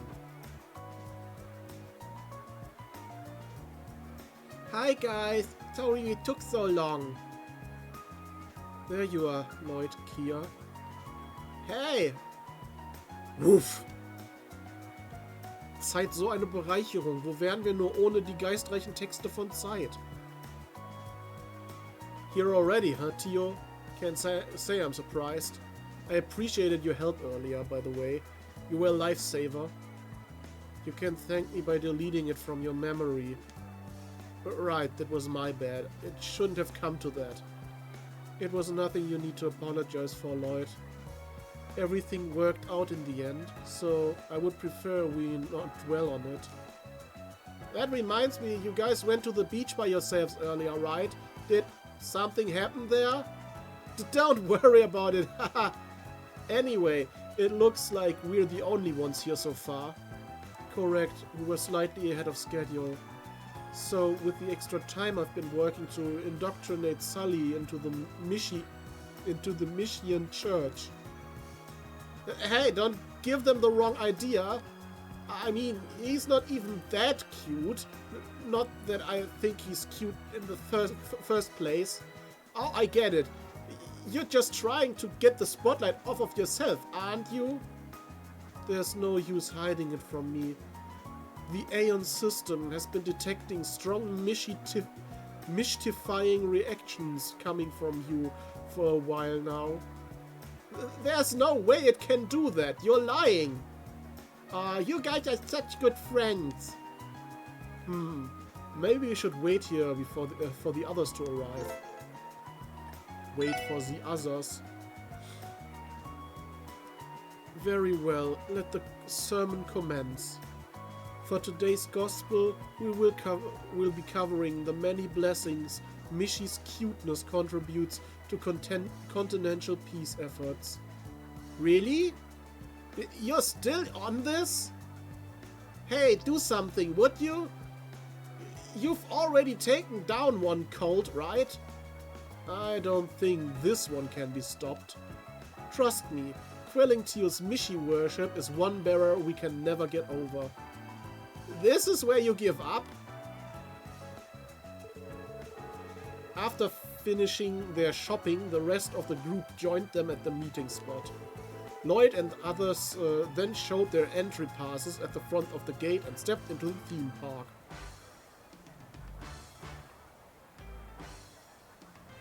Castle of Mirrors. Michelin Wonderland. Wow! Ist ein bisschen leer. Here we are, Michelin Wonderland. Ich meine, wir sind gerade die einzigen hier. Es ist ein bisschen leer. Aber der Strand war ja auch sehr leer. On the verge of tears. It's awesome!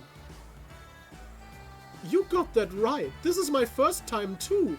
Looks like we're in store for a great deal of fun today. Just look at how many attractions they have. Oh yeah! One day's not nearly enough to experience it all. Take it from me. And spending the entire morning at the beach took up a good chunk of our time too. Maybe we'd best focus on the most popular attractions in order to get the full Wonderland experience. That sounds good, but which ones would those be? The Ferris wheel over on the left is definitely on the short list.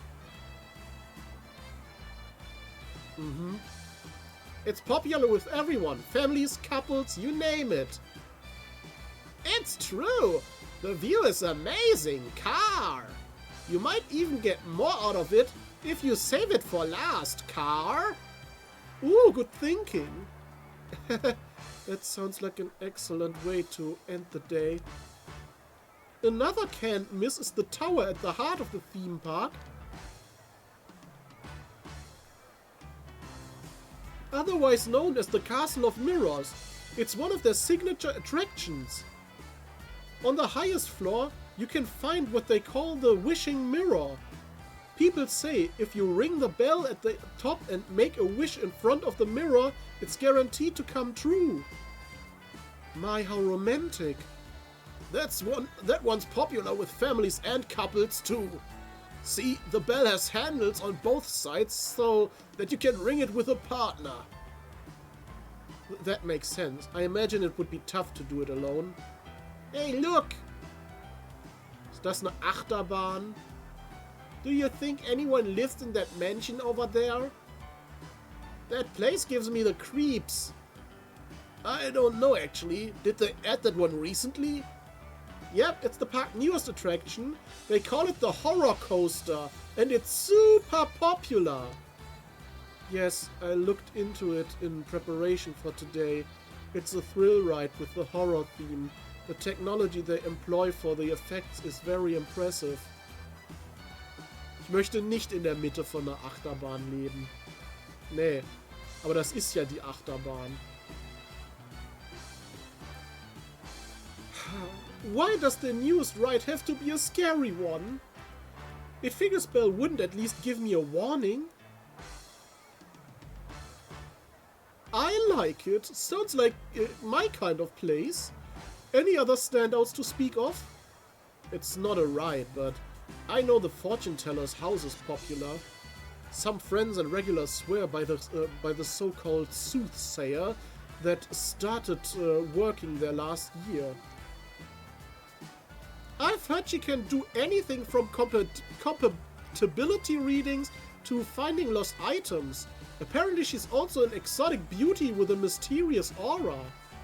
That sounds interesting. Could she be a diviner from the east? You're all forgetting the most vital of today's activities, tracking down Mishi. It's a Michelin custom to locate him throughout the various sections of the park. And if you're lucky, you may even encounter his little sister, Michette. Oh, okay. Teotot's got that spark in her eyes. Oh, on that note, is there anywhere in the park we can cool down? Yeah, there's a rest area off to the left. Car. They also serve concessions there. Car. Then that sounds like the perfect meeting place for us.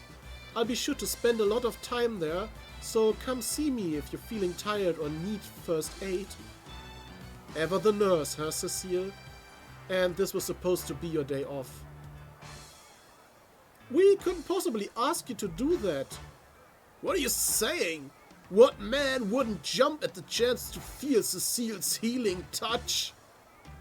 I can give you a reason to need first aid if you would like, Randy. Just make sure to have some fun for yourself, okay, Cecile? You never get the chance to otherwise. So let that big brown beautiful hair of yours down for once. Alright. I guess I could stand to take your advice. Ja, und danach wolltet ihr ja noch in der Badewanne euch gegenseitig befummeln, ne? Das hab ich nicht vergessen.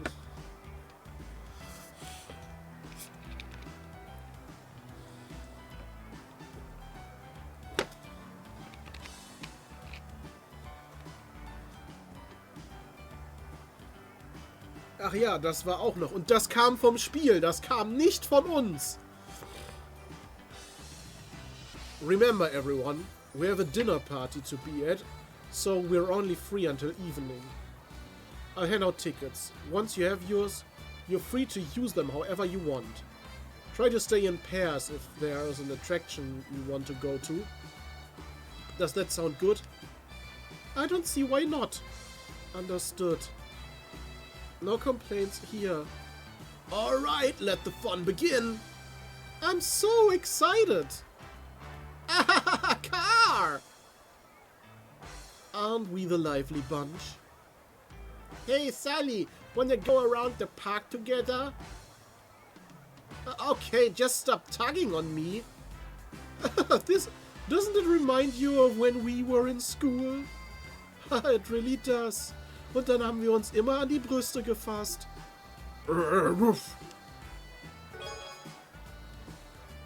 Okay, wir haben 5 Tickets. Here at Michelin Wonderland you can visit the Ferris wheel, the Castle of Mirrors, the Fortune Teller's house or the Horror Coaster. Each activity will cost you 1 ticket. Simply speak to the attendant in front. Okay. Think carefully about which attractions you'd like to see and whom you'd like to take with you. The story will advance after using all 5 tickets. So. Wollen wir wirklich das... Komm, wir machen das Ferris Wheel als letztes. Guck mal, sie hat Michi schon gefunden. Hey there, little lady! Have you having a me-he happy time? It's him, the one and only Michi. They say never meet your heroes, but I don't think that holds true to this time. Und sie macht Fotos davon, oder was? Look over this way, Tio. I'll take a picture for you. Was machen wir als erstes? Es gibt erstmal ein Rezept am Anfang. Hey, Randy. It's about time I got this thing started. Ladies of Michelin, here comes Randy. But my friends call me Randy. You can call me Randy too. This is the last land of dreams and wishes. This is the land of dreams and wishes, right? If I don't land the cutest girl in the park's digits, that's false advertising. Wo ist denn das Rezept? Hier? Welcome, this is our one-stop shop for all the Michi merchandise anyone could ever want. You too can buy yourself a Michi tail to wear around the park. How about it? A cute attachable Michi tail. Mihihi!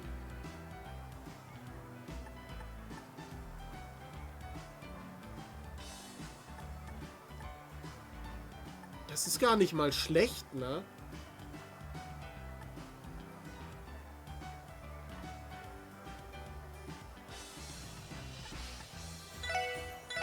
Ich kaufe das einfach alles einmal.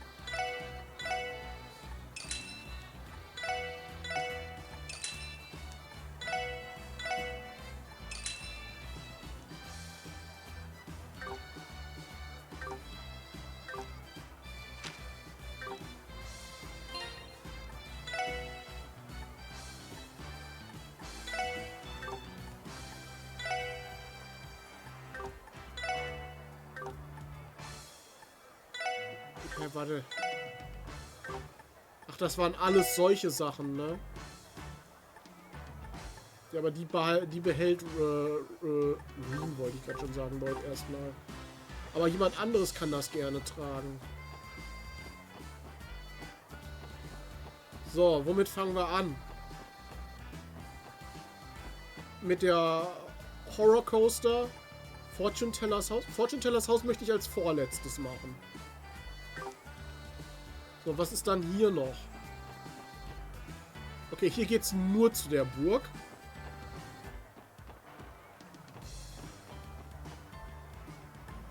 Hier können wir noch zu der Rest Area. Da könnte es sein, dass da das Rezept ist, ne? Da ist es.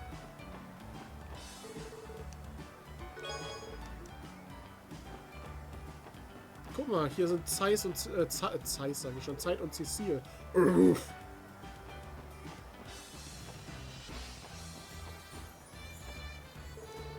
I'll try to keep to this area as much as I can today. You and the others are free to have fun. Come see me if you need anything. Aber du sollst doch auch Spaß haben. Oder bist du einfach nicht so der Typ für Spaß? Was hast du so im Angebot? Surfboard. Decoration for Randy's room. Black Teddy Bear. Kia's room.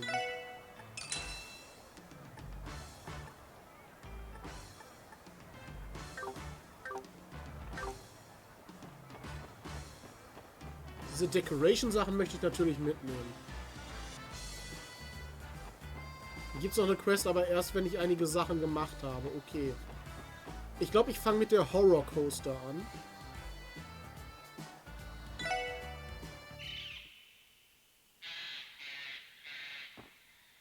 Wie auch die Musik einfach aufhört. Are you alright? You don't have to force yourself to write it if you don't want to. Haha, it's just a riot. No way it can be that scary. He couldn't look more terrified out of his mind if he tried.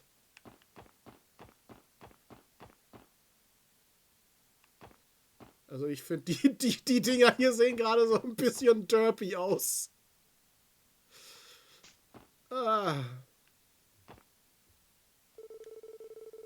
I can see some tracks coming out of the building over there. Is that a part of the attraction, maybe? It must be quite a thrill getting thrust outside in the middle of the ride like that. Now, this is what I call ambience. Oh, I've never been so excited. I can't wait to get on. Erinnere dich an die Swings-Dinger aus Mario Land. Ich finde, die sehen halt richtig komisch aus.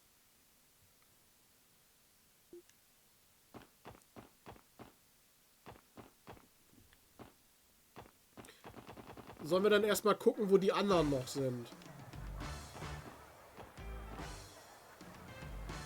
Hier sind zum Beispiel Kia und Sully. Wow, the Castle of Mirrors is humongous. No kidding. I don't think I even realized seeing it from far away. So, dann haben wir die jetzt auch gesehen. Dann waren wir jetzt aber überall. Einmal, nee, beim Ferris Wheel waren wir noch nicht. Ist hier noch jemand, den wir kennen? Ach. A little people watching from time to time never hurt anybody. For all we know, the man in the Mishi costume could be walking around in the open right now. Uh-huh. It takes courage to ride the Ferris wheel alone. I should have at least asked a buddy of mine to come with. Das ist so ein... Einfach so ein Theme-Park, der komplett auf Couples ausgelegt ist, ne? Na dann. Welcome to the Haunted Villa, home to Michelin's Wonderland's horror coaster. In this thrilling attraction, you'll be armed with nothing but an orbital blaster as you go through a mansion of frightful monsters. You can enter it alone if you dare, but I suggest you bring someone along the ride. Who should I invite? Ach, ich kann noch canceln, okay. Ich möchte vorher speichern. What's the matter? Scared? Suit yourself, I'll be waiting. Ich möchte vorher speichern. Nicht, dass das irgendwas ist, wo man wirklich mit einem Blaster und so schießen muss und dann ist das ein Minigame, was man verkacken kann. Ich nehme natürlich Tio mit. I think I'll invite Tio. This is the new attraction the others mentioned. I've been looking forward to it. It does have a horror theme, but that doesn't seem to bother you at all, Tio. Man kann nur wenig Punkte bekommen, okay. Are you ready to head inside? Yes, I am. Very well. There will be one ticket, please. You'll find an orbital gun inside your car. Shoot the nefarious beings that will assault you and perhaps you'll manage to survive. Do try to come back in one piece.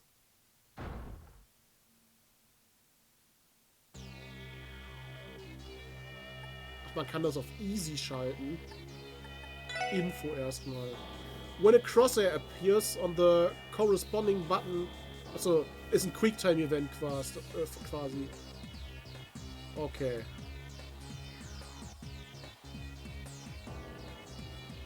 Jetzt ist die Frage, steht das in Xbox-Steuerung da oder in PlayStation-Steuerung?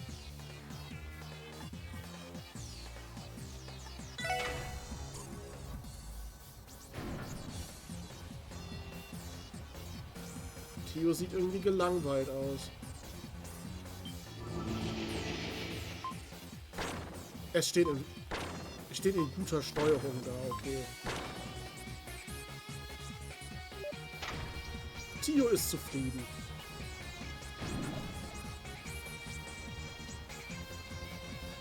Das Ding hatte keine Zielscheibe.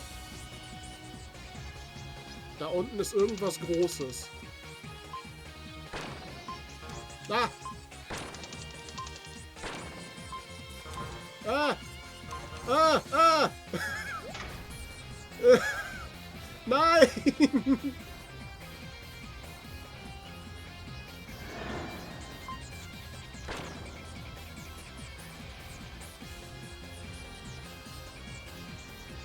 Man sieht die Gesichter, aber die sieht irgendwie gelangt. Man hat dieses Punkt, Punkt, Punkt über dem Kopf gesehen. Ah! Ich darf nicht den Chat lesen nebenbei. Ah! Ah! Okay. Das ist wirklich ein Quick-Time-Event.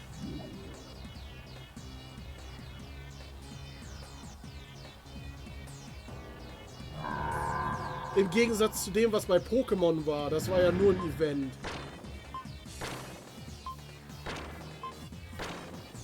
Spinnen.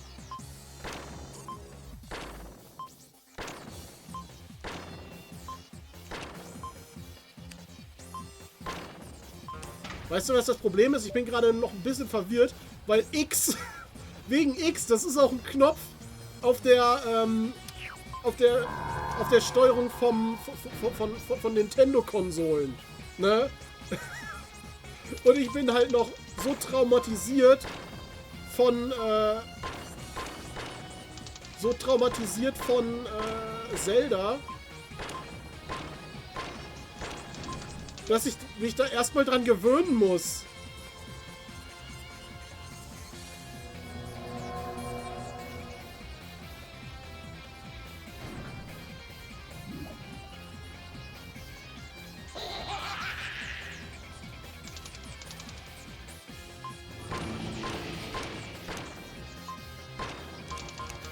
Ja.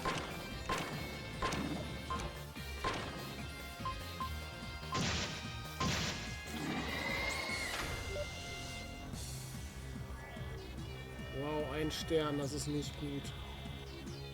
Mache ich das jetzt nochmal? Will ich mehr Sterne haben? Macht es einen Unterschied, ob ich die Sterne auf leicht bekomme oder auf schwierig?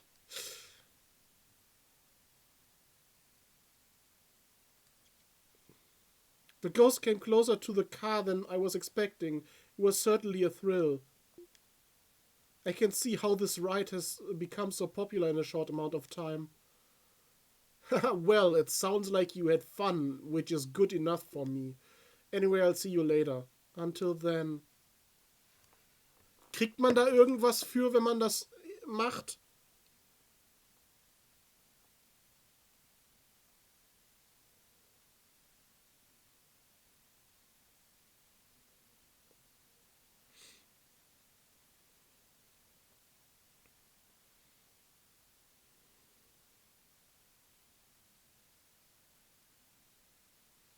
Okay, man kann ja eine Trophäe kriegen, aber auf Easy kriegt man die nicht.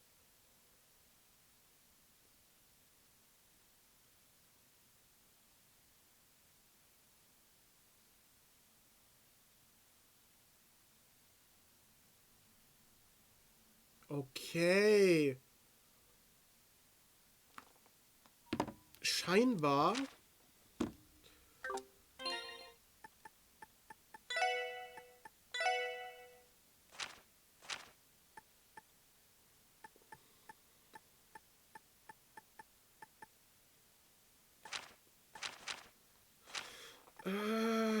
Scheinbar. Ich weiß gar nicht, ob man das hier machen kann. Aber man kann das Spiel wohl auch auf 30 FPS locken und dann ist das einfacher.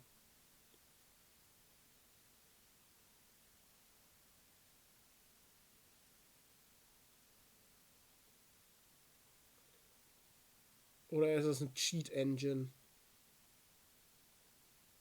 Man kann halt die FPS auf 30 limitieren.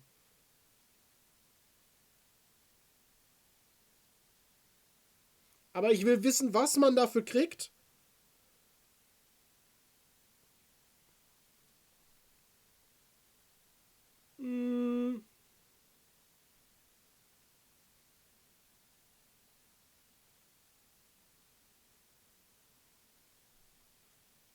Man braucht einen Score von 4000, um ein Achievement zu kriegen. Und das ist alles. Das scheint alles zu sein.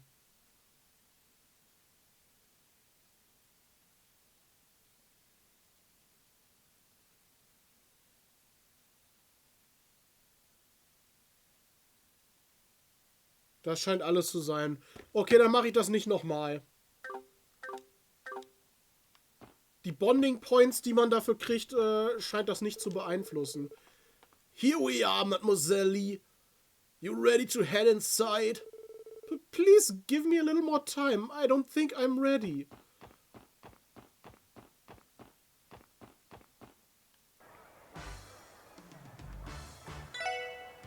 Hier waren wir vorhin ja gar nicht, ne? Diviner of Eastern Descent. I do have my suspicions, but I can't say for sure. Also hier ist nichts mehr. Ist jetzt noch irgendjemand hier? Hier sind Noel und Waze, der schon wieder einfach nur Leute beobachtet. You should have seen the way Ilya was dragging Cecile away from the rest area earlier. Not exactly a gentlemanly way to invite a lady, but to her credit it does always go in her favor. You know, I've already spotted Mishi, but I can't seem to find his little sister Michette anywhere. Car! Where could she be hiding? Car!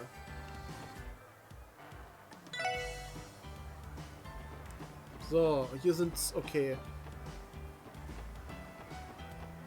Kia ist jetzt hier. Okay, Zeit, get ready. We're gonna take you with us on the next ride. Woof! Are you stupid? There's no way they'll let us do that. Zeichne Kia nicht einfach als stupid. Guck mal, hier ist Tio gerade. The Ferris wheel is just as popular as I imagined. Could it be the gravitational pull of the large smiling face in the center that draws people in? Yeah, could be.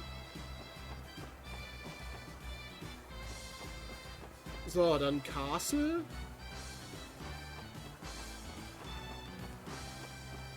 Da ist Ilya und Cecile. Oh, me, he, my! Could it be? Are you Ilya Platier from Arkansas? Me, he, he! Mishy's been a fan of yours from the very beginning! Have you now? That's an honor coming from the most popular face in town. What do you say, Mishy? Between you and me, we'll keep Crossbill entertained for ages to come. Two of Crossbill's biggest stars, Mishy and Ilya, in the same place, what a sight to behold. Imagine what an amazing photo this would make. Ja, dann mach doch eins. Hält dich ja keiner auf. Welcome to the Castle of Mirrors. At this attraction you can explore the castle's interior to your liking before making a wish in front of the wishing mirror on the top floor. I highly recommend that you invite someone to share the experience with. Who should I invite? Der ist sehr motiviert. Na, Tio natürlich. I think I'll invite Tio. Das hat wieder die Vibes wie von dem School Festival, wo ich immer nur Zeit mit Vieh verbracht habe, nur dass es diesmal mit Tio ist. That will be one ticket, please. Handed one ticket to the attendant. Thank you very much. Enjoy your time exploring the fantastic Castle of Mirrors. Tada!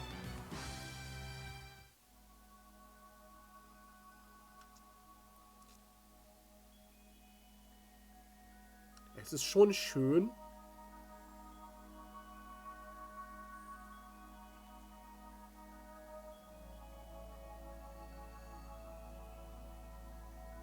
So, this is the Castle of Mirrors. I've heard a lot about it being the centerpiece of the park. Honestly, it's more impressive on the inside than I could have imagined. The armory square at the center gives the castle a rather mystical atmosphere. I feel as if I've stepped right into the pages of a fairy tale. No kidding, the IBC never ceases to impress. So, the wishing mirror should be somewhere in here, right? Yes, Ellie mentioned that if you stand in front of it after ringing the bell, it will grant a wish for you. I believe they're both located on the castle's top floor. Alright, let's start making our way up there then. Okay, let's go.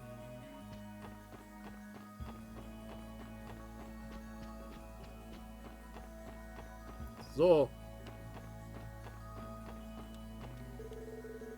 Come on, Mom, hurry up! The stairs are this way! No, no need to rush. The mirror isn't going anywhere.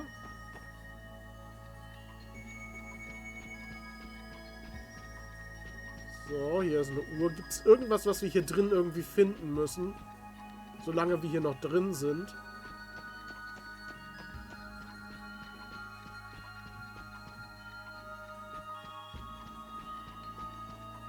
Hier kann man sich scheinbar einfach hinsetzen zur Entspannung.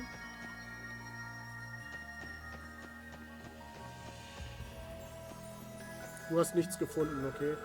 Are you okay, Grandpa? These stairs are really long. Don't you worry, little one. Grandpa isn't going to let himself fall behind you youngins just yet. Ich habe nur meine Unterhose verloren.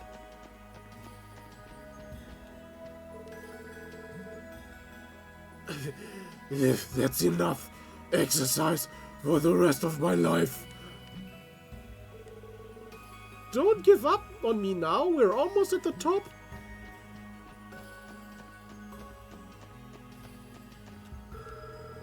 Ah, what a climb!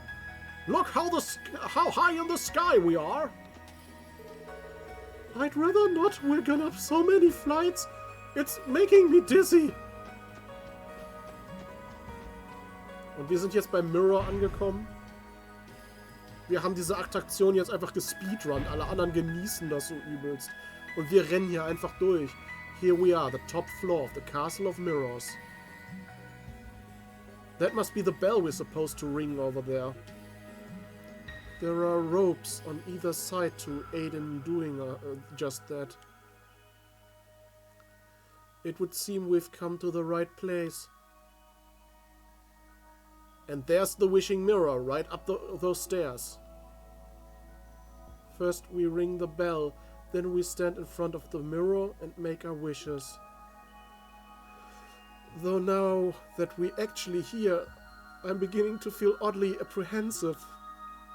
Well, step number 1's going to take both of us, so let's go get that out of the way.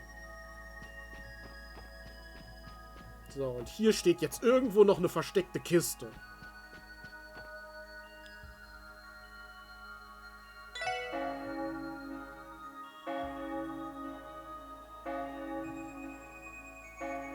That should do it. Now we just have to stand in front of the mirror. Yes, let's go. So, und jetzt haben wir einen Wunsch frei.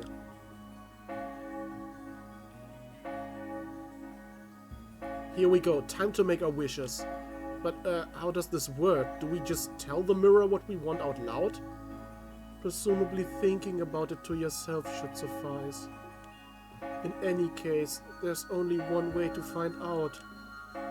Ich wünsche mir eine Beziehung mit Tio.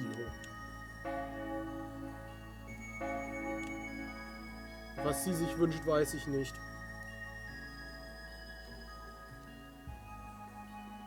I hope that does it. I was just finishing up myself. Out of curiosity, what did you wish for, Lloyd? Me? Well, it was so generic that I'm kind of embarrassed to say. I wished for the ability to continue protecting Crossbill. Langweilig, Lloyd. Ooh. With you, Tio, as well as the rest of the SSS, and Kia too, of course. That sounds about right. I could have seen it coming a Selge away. I'll take that as a compliment. Nein, du bist langweilig. How about you, Tio? What do you wish for? For Chief Roberts to be less of a pathetic little ninny in the future. In other words, the impossible. That poor guy. That was a joke. In actuality, my wish was to find my meaning in life. Lloyd, do you remember what I told you the night I collapsed in front of St. Ursula? That I wanted to ask Guy how a person like me should live? And that I missed my chance to 3 years ago? Even after resolving the code incident, I don't feel as though I've truly found the answer yet. Weißt du, ihr Wunsch ist so richtig deep. Und er wünscht sich, ja, ich will, dass ich weiterhin die Stadt beschützen kann. So wie bis jetzt auch. Ich will nicht, dass sich was ändert. Yeah, you recall what I said, right? There aren't many people out there who have those kinds of answers. There's no need to rush yourself, Tio. Remember, you're not in this alone. Of course, I already understand that much. I'm in no rush, I promise you. I know that I'll always have all of you to help me. However, this remains the foremost question in my life, and I'm resolved to seeking out the answer. Finding it was the wish I asked of the mirror. So it was. Sorry about that. I guess you didn't really need the reminder. But even so, I want to be perfectly clear about where I stand on this. You'll find those answers someday, Tio, and the SSS will be right there at your side, every step of the way. I'll hold you to that.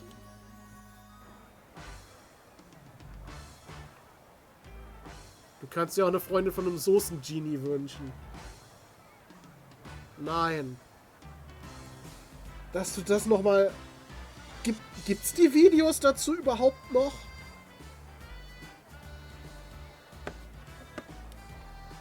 Gibt's das noch? Die Videos dazu? Julie kennt das nicht. Julie kennt das nicht. Ich wäre gerade schon wieder fast auf Musik gegangen. Ich muss gerade mal gucken, ob das auf meinem Kanal oder ob das alte war. Eines der besten Spiele ever. Das kannst du nicht ernst meinen.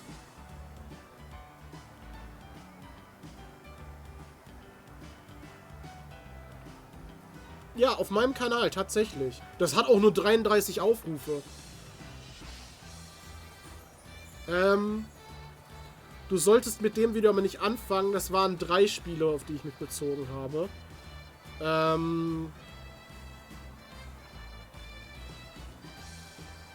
Das erste Video davon war der größte Müll auf Steam.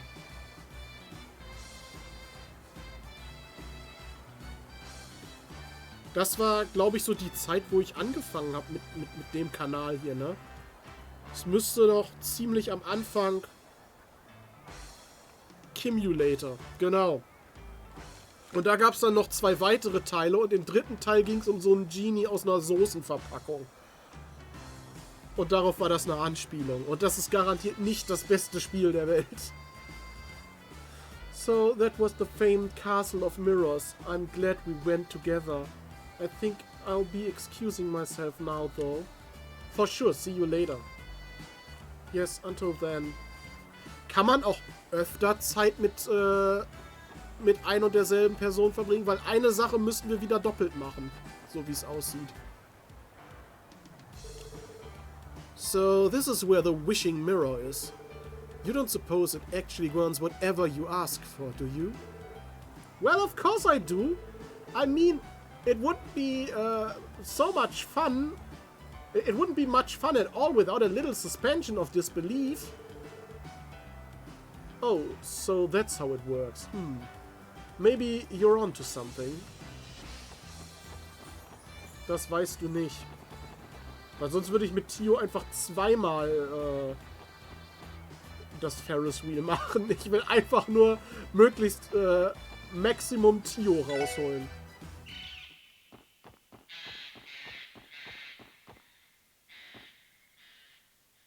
Hier ist niemand, den wir kennen, ne? Keiner hier. Aber hier Die ganze Truppe vom Arkansas.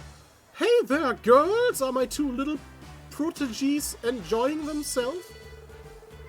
Remember, rest and relaxation is just as important for a performer as rehearsal, so get to it. Yes, Ilya, we will.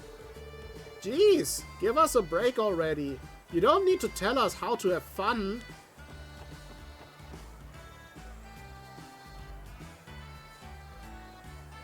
So, wir gehen jetzt zum Ferris Wheel. Irgendwo im Menü bei den Erfolgen. Beim Status oder wie? Oder System. Record.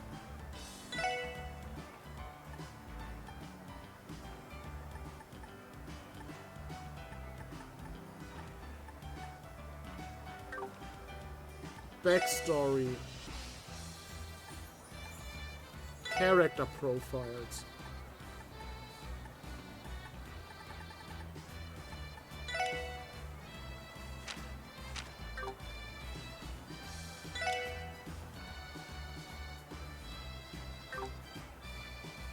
Da steht das aber nicht.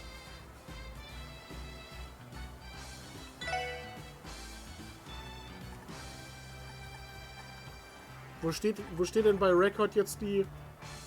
Ach, da. Elitio. Da fehlen nur noch 2,5. 2,5 Herzen, dann ist voll.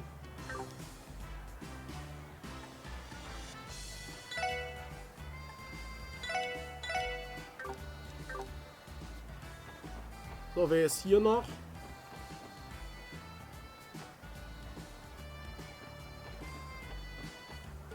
Kia und Cecile und Ellie sind hier. Wow, the lake is so pretty from here. Irgendwie sieht der ein bisschen matschig aus von hier. It's so clear that I can see the bottom. Der bewegt sich gar nicht, der Lake. Die Wellen bewegen sich nicht. Das ist ein komischer Lake. Why don't I go buy us something to drink? I think we could all use it. Wie sie wieder thirsty sind alle. Oh, you don't have to do that. Let me go instead. Nonsense, Cecile.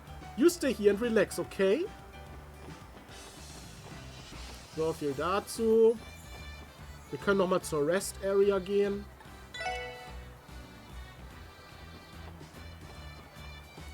Zeit und Randy hängen hier rum. Und Noel ist auch hier. I think Cecile left to go enjoy the park. Car! Guess Randy was too slow on the draw, huh? Car? Damn! I came here hoping I'd get to chat Cecile up over a cup of coffee or something. Oh well, you have to do, Noel. Du bist meine zweite Wahl. Well, thanks. I always wanted to be a consolation prize. Car.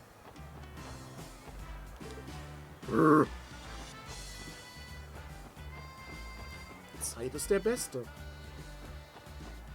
Ne? Er ist sogar noch besser als Imp.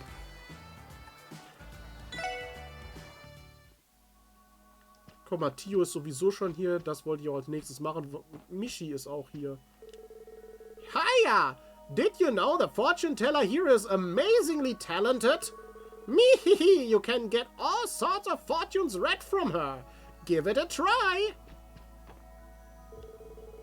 I've been hot on Michi's heels all day.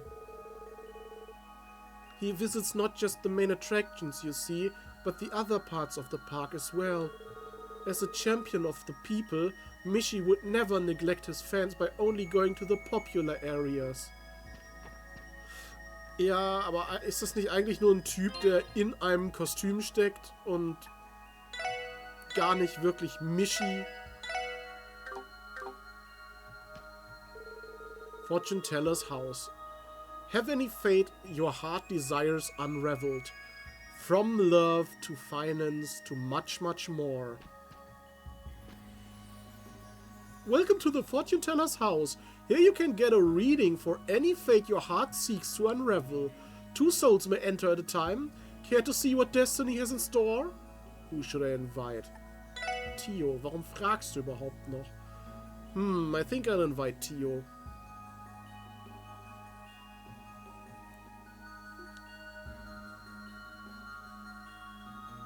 Ja, da wo ich das Rezept gefunden habe, war ja in der Rest Area da. Alright. That will be 1 ticket, please. Lloyd handed 1 ticket. Now then, right this way.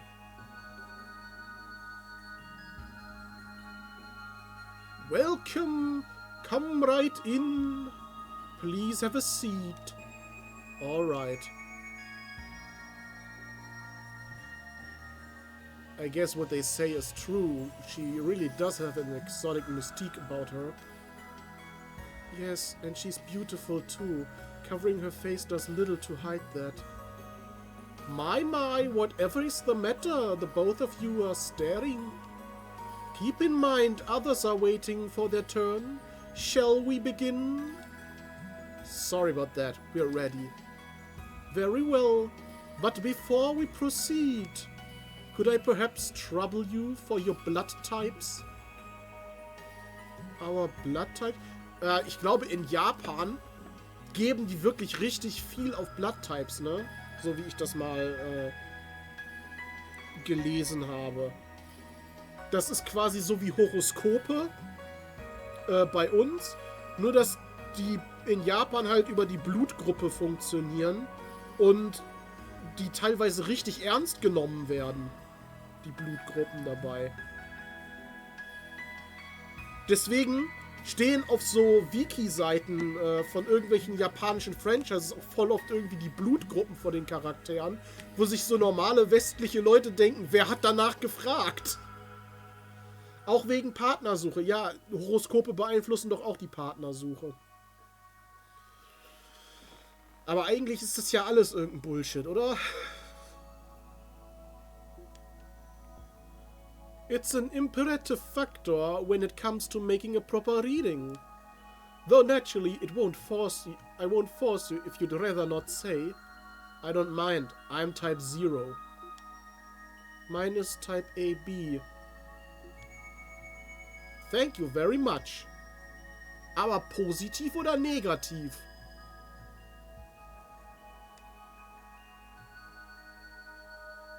Now, what kind of reading you seek? Let's see. One about our compatibility oder leave it to Tio?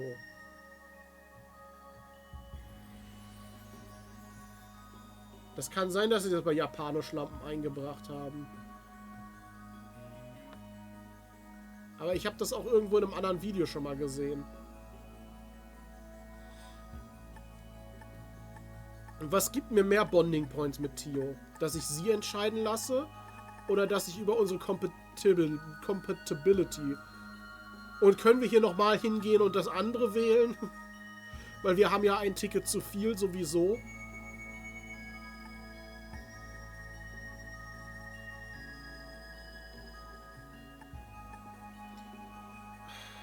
Ich habe ja davor eigentlich gespeichert, ne? Would you mind telling us what our compatibility is? Not at all, it's a simple request. What do you think, Tio? We're already here, so why not? It could be enlightening, I suppose. I wouldn't mind adjusting my plans for the future based on the results of the reading. What's that supposed to mean? Don't concern yourself with it. Please proceed. Hihi, as you wish. Something feels odd about her. What is this I'm sensing? A young man with honest eyes and a young girl with tremendous talent beyond her years. Though your ages may divide you, you nevertheless trust each other as companions of equal standing. While your upbringings do differ, you recognize each other's strength and complement one another well. Though your path may not be without obstacles, I sense that the two of you have the potential to grow close. Was? Imagine, du gehst zu sowas hin und dann heißt es, oha, nee, also ihr passt unter gar keinen Umständen zusammen. Das kann nicht gut gehen. Das würde nie passieren, stimmt. So ends my reading. Enlightening indeed. I'm not sure I caught all of that. You said there would be obstacles in our way. Can you be more specific? If I had to say, your greatest challenge will be societal pressure as well as how others may perceive you. Do you have the resolve to overcome these inhibitions, or will you relent? Huh? Inhibitions? Why would I be ashamed of my friendship with Tio? Weil da mehr als Friendship draus werden soll. I don't see any reason other people should care about that. It's a miracle our team has survived with such a dense leader.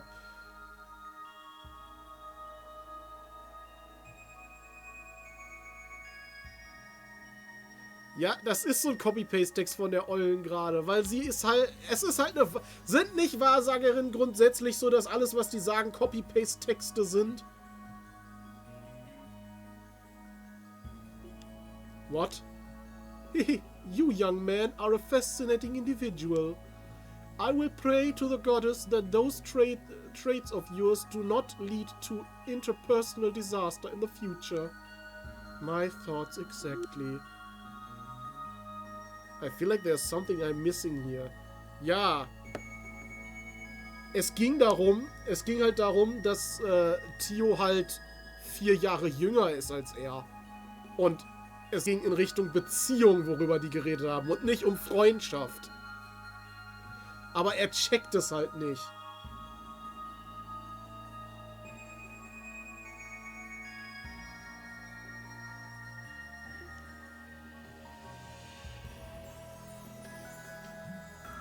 That fortune teller had a very unique air about her. It's no wonder she has a reputation. I doubt she was merely a hired actor. Yeah, I got the same impression. There was definitely something different about her. Ich habe irgendwie keine andere Impression. Anyway, I think I'm going to take off for now. Yes, see you around. 4 Jahre sind gar nicht so krass viel. Die sind aber beide U20 und deswegen ist es krass viel für sie. Aber es ist trotzdem nicht krass viel. Weißt du, so, ich und Tio, das wäre krass viel. Oder du und Tio wäre krass viel. Ne? Aber auch das Alter der Charaktere ändert sich ja auch über die verschiedenen Teile hinweg, ne?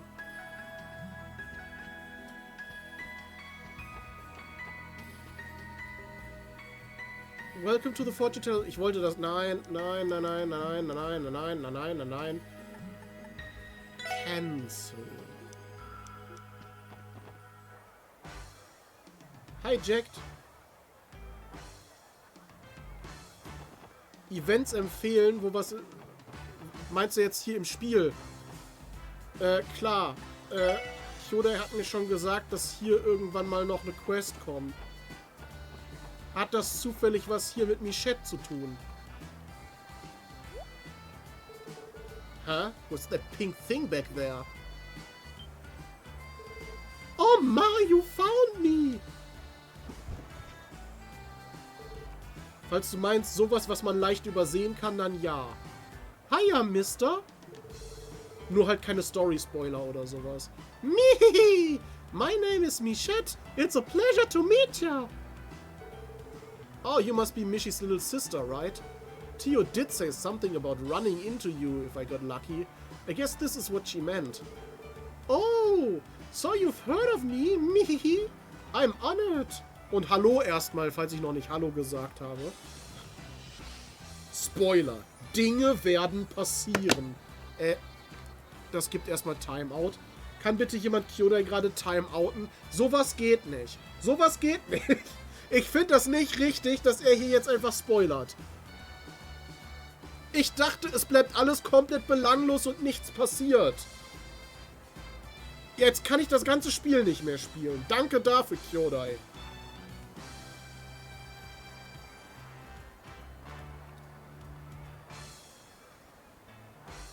Also, you've heard of me. Mihihi, I'm honored.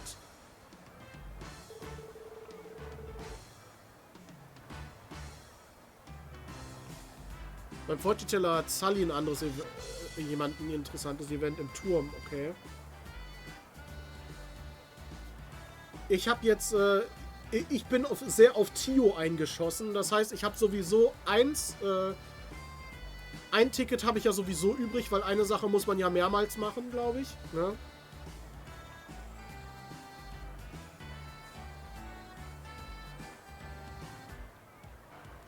Du hast es ganz wegen des Jokes wirklich überlegt. Aber das wäre dir fies. Ich weiß auch gar nicht, ob du Kyodai überhaupt timeouten kannst, weil Kyodai ist selber ein Moderator. Ich weiß nicht, ob du dazu überhaupt berechtigt bist. Kannst es ja mal ausprobieren. So für 10 Sekunden oder so. Also keinen richtigen Bann, sondern einfach nur um zu gucken, ob das überhaupt geht.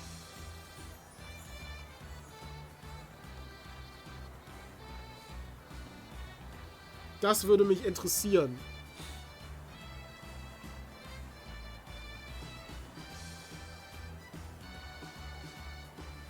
Bei Timeout bestimmst du die Länge nicht. Okay. Ich dachte, man kann das irgendwie... Ich kenne mich selbst nicht genug damit aus. Also, wie gesagt, ich bin sehr auf Tio eingeschossen, weil Tio ist Best Girl. Ein Ticket werde ich wahrscheinlich dann noch mit jemand anderem nutzen.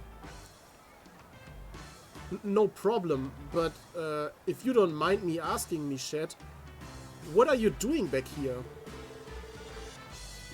Du kannst es nicht einstellen oder du kannst ihn nicht bannen.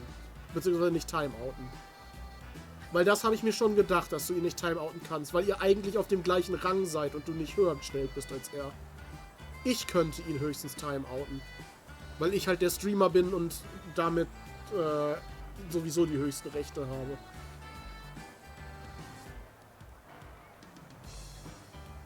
Mihi! I just really love playing hide and seek as all! My favorite pastime is lying in wait around Michelin Wonderland for my Prince Charming to come find me. That sounds unnecessarily counterintuitive, but alright. So, does that make me your Prince Charming today? Right on the Mihi mark! I'm so happy you found me! You're the perfect Prince Charming, plus 100 times cooler than my brother and his dumb droopy face! Yikes, she really tore into the poor guy there. So, what do you say, mister? Do you want to play hide and seek together? I beg your pardon? Only a prince lucky enough to find me gets the chance to play the special game. Was für ein Special Game? Achso, dieses Hide and Seek. Ich dachte, nach dem Hide and Seek kommt noch ein Special Game. To win, you have to track me down in Michelin Wonderland. A total of 5 times. You can even bring a friend. There's a prize in it for you too. What do you say? Want to give it a shot? This could take a while. I won't have any chance to spend my tickets until it's over. Let the chase begin. Well, why not? I'll give it a shot. Mehehe, that's the spirit. I'm going to get to hiding, while you find yourself somebody to help you look. Natürlich nehme ich da jetzt Tio. If you ever want to give up, just tell my big brother Mishi in the main plaza. See you later, Mihi.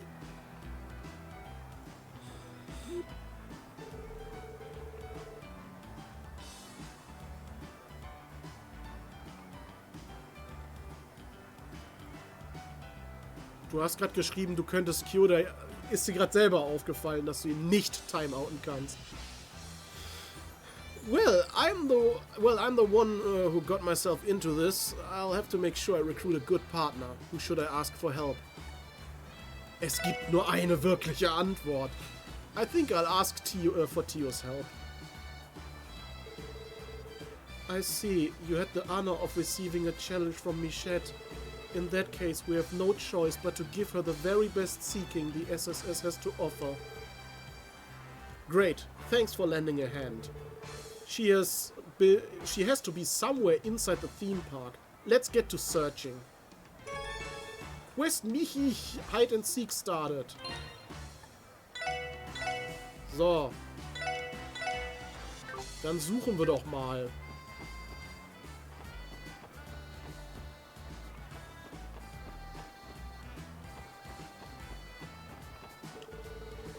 cotton candy they serve here is quite tasty. Would you care to try some? This fella's name is Said, right? Look at him, always so calm and collected. He must be a smart boy.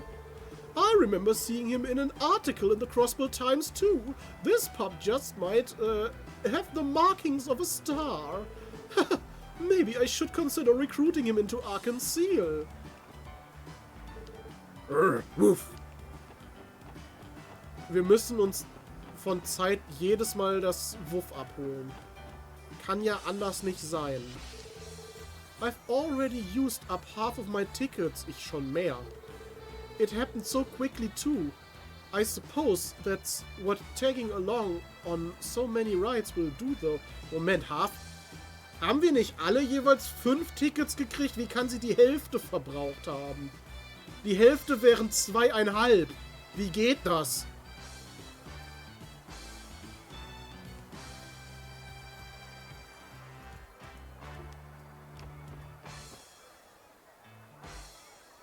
Bei einem Abgebissenen. Ja, aber das ist dann ja ungültig. Sie hat die Hälfte von dem einen Ticket an Zeit verfüttert. Oh, that's right. I need to buy a Mishi souvenir for Shizuku. I hope my allowance will cover it. Ich glaube, Lloyd wird dir aushelfen im Notfall. Wir können nochmal zum Ferris Wheel gehen. Randy Doodly Dandy ist hier. I tried chatting up this cutie standing in front of the Ferris wheel earlier. Big mistake. Turned out she came here with her bozo of a boyfriend. Man, picking up chicks at a theme park is a lot harder than I thought. Du bist halt nicht Tahu, bei dir klappt das nicht. Tahu ist immer noch der Alpha-Fuckboy.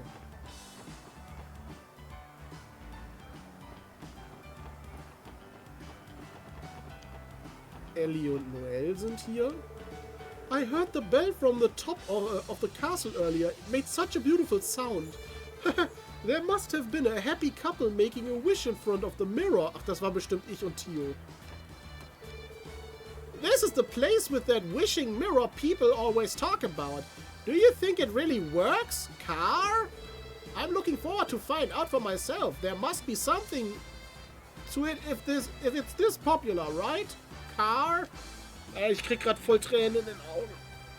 Kennt ihr das, wenn ihr das Gefühl habt, ihr müsst niesen und dann zieht sich das so richtig fies die Nase hoch, statt dass ihr niesen müsst und das tut einfach nur weh? Das hatte ich gerade. Ist hier irgendwo ein pinker Furry am rumlaufen?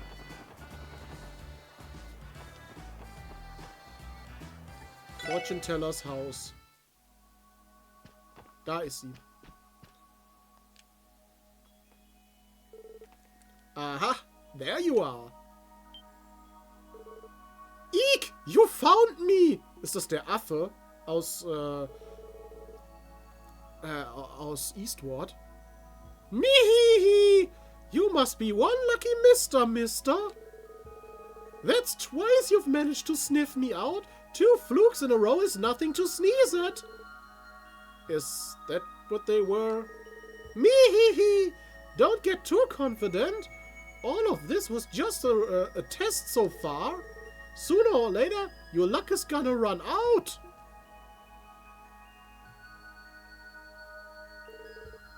She made a clean getaway. That said, I was expecting this to be much more difficult. You took the words right off my mouth. I guess just because she loves hide and seek doesn't necessarily mean she's good at it. Anyway, let's keep up the pace and see if we can track her down again. Hallo Wazy. The sofas here are rather posh, aren't they? Was auch immer das heißt. You know, I think I'm going to rest here until I decide where to go next. So in other words, you're loitering. Hat er bis jetzt irgendwas anderes gemacht, als rumzulungern? So ganz doof gefragt. So, Horror Castle. Fran ist hier. I heard the building they put this right in used to be a mansion for the resort before the ABC remodeled it. They really went all out, huh? Just looking at it makes my heart flutter. Okay, so gruselig fand ich das jetzt auch nicht.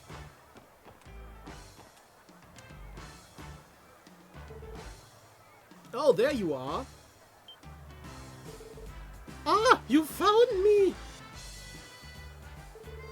Maybe I underestimated you. You found me not once, not twice, but thrice now. That's more than just luck, mister. I mean, if you say so. Alrighty. This next round won't be so easy. No more Miss Nice Michette. Me! There's no way you'll track me down this time. Ja, sie ist ja offensichtlich jetzt nach links gegangen, ne? This marks the second time the two of us managed to find her. Though her new hiding spot will likely be even more difficult. Yeah, the way she put it makes me a little anxious, but let's get started. I wonder where she could have gone. Sie ist nach links gegangen.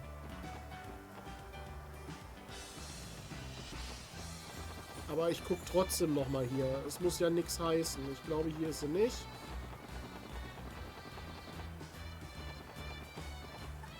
Wahrscheinlich Ferris Wheel, ne?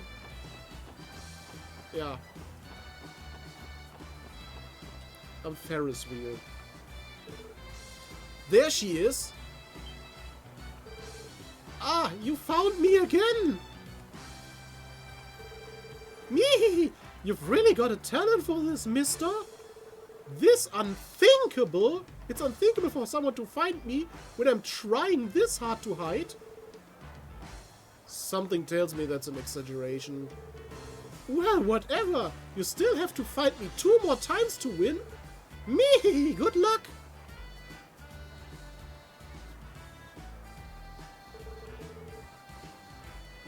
Why does it feel like she's taking a shine to me? Consider yourself blessed if you know what's good for you. In any case, let's do our best to find her next hiding place. Yeah, let's go. So, Randy versucht hier immer noch Leute aufzureißen. Vielleicht ist sie ja nochmal zur Rest Area gegangen.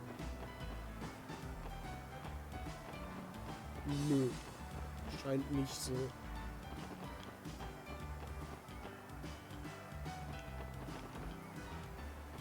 Sonst waren wir bei der Castle noch nicht. Das kann ja eigentlich nur hier hinten irgendwo sein. Aber hier ist sie auch nicht, weil sonst gibt es hier keine Hiding Spots.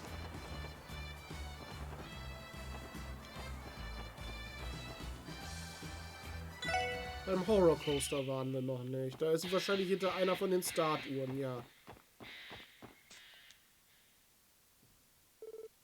There you are. Oh no, you found me again.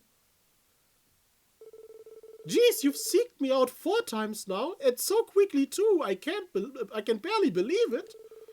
Me, if only some of your talent could rub off on my brainless big brother Mishi. Harsh, Michette really never lets up on the poor guy, does she? Okay, this is the last round. For your final challenge, I'm going to hide in the best spot I know. Let's see if you find me this time. About time. I was starting to think we'd never get to the end of this. It's not like she can leave the park, so it can't be too hard. We know our way around well enough at this point. Then let the seeking begin.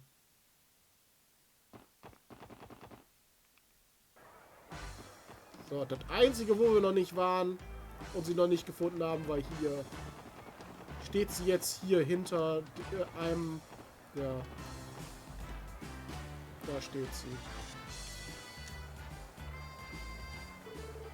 Aha, looks like we win. Oh no, you found me again! Me, you're amazing, mister! You've seeked me out in all 5 of my hiding spots in record time too! Me, I admit my complete and total defeat. With that, I hereby dub you Michelin Wonderland's King of Hide and Seek. Danke, King of Hide and Seek. Michette has seen fit to bestow a title upon you. You should be honored. But that's not all. It's time to receive your extra special reward for besting me. Michette keychain. Wow, thanks. Me, you're welcome. But sadly, it's now time for me to say goodbye. Have a me-tacular day at Michelin Wonderland, okay? That way you have a ton of fun memories to take home.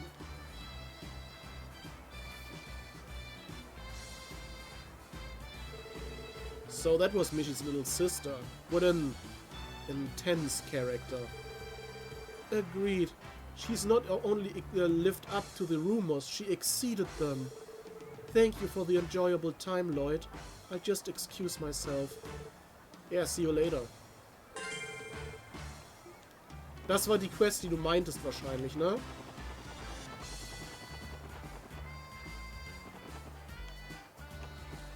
Oder meintest du noch eine andere Quest? So.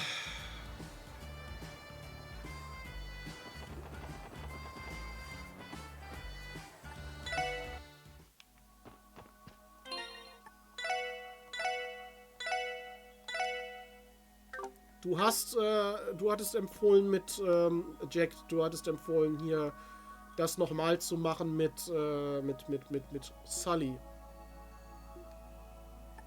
Kann ich Tio nochmal einladen? Nur um zu gucken, ob ich ihr die Wahl auch nochmal überlassen kann? Nein, kann ich nicht, okay. Dann machen wir das mal mit Sully. I think I'll invite Sully. Sully ist auch cute. Alright, that will be one ticket, please.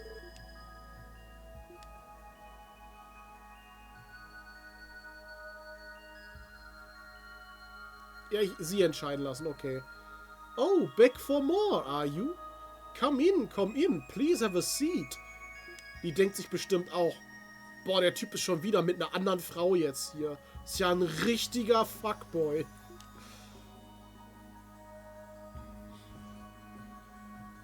I'm honored that you would take the time to visit me again. Now, if you wouldn't mind, could I trouble you for your blood types? Ich glaube, das ist immer noch gleich, ja. If I remember correctly, you, sir, are a Type 0. Isn't that right? Er muss ja Type 0 sein. Immerhin hat er ja auch seinen ersten Auftritt in Trails from Zero gehabt, ne?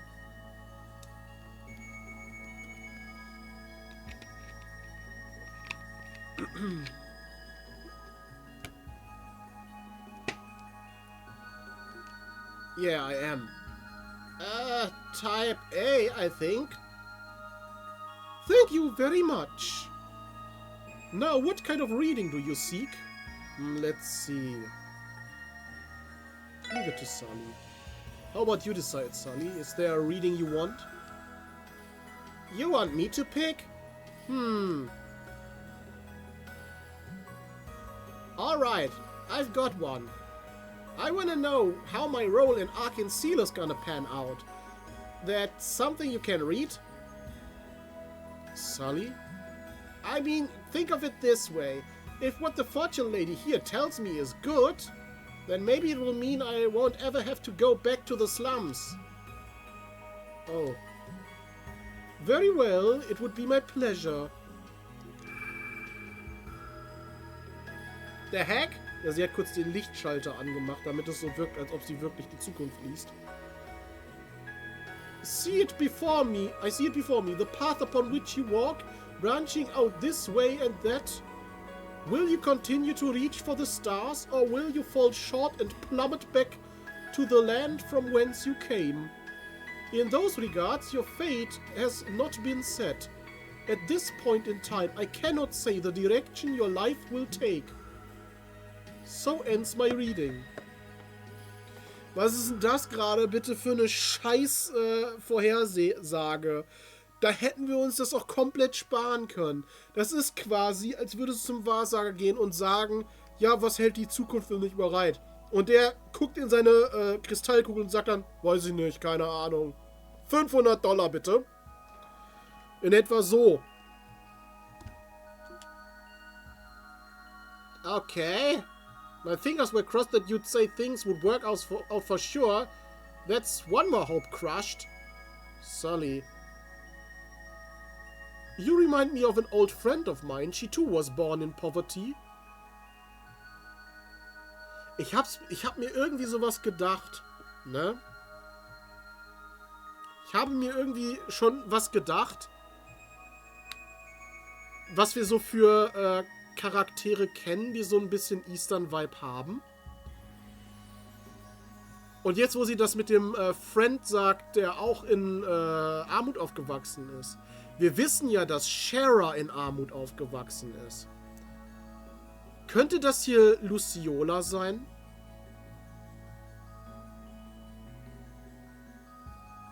Weil es hieß ja auch, sie hat so eine komische Aura und so alles. Könnte das Luciola sein?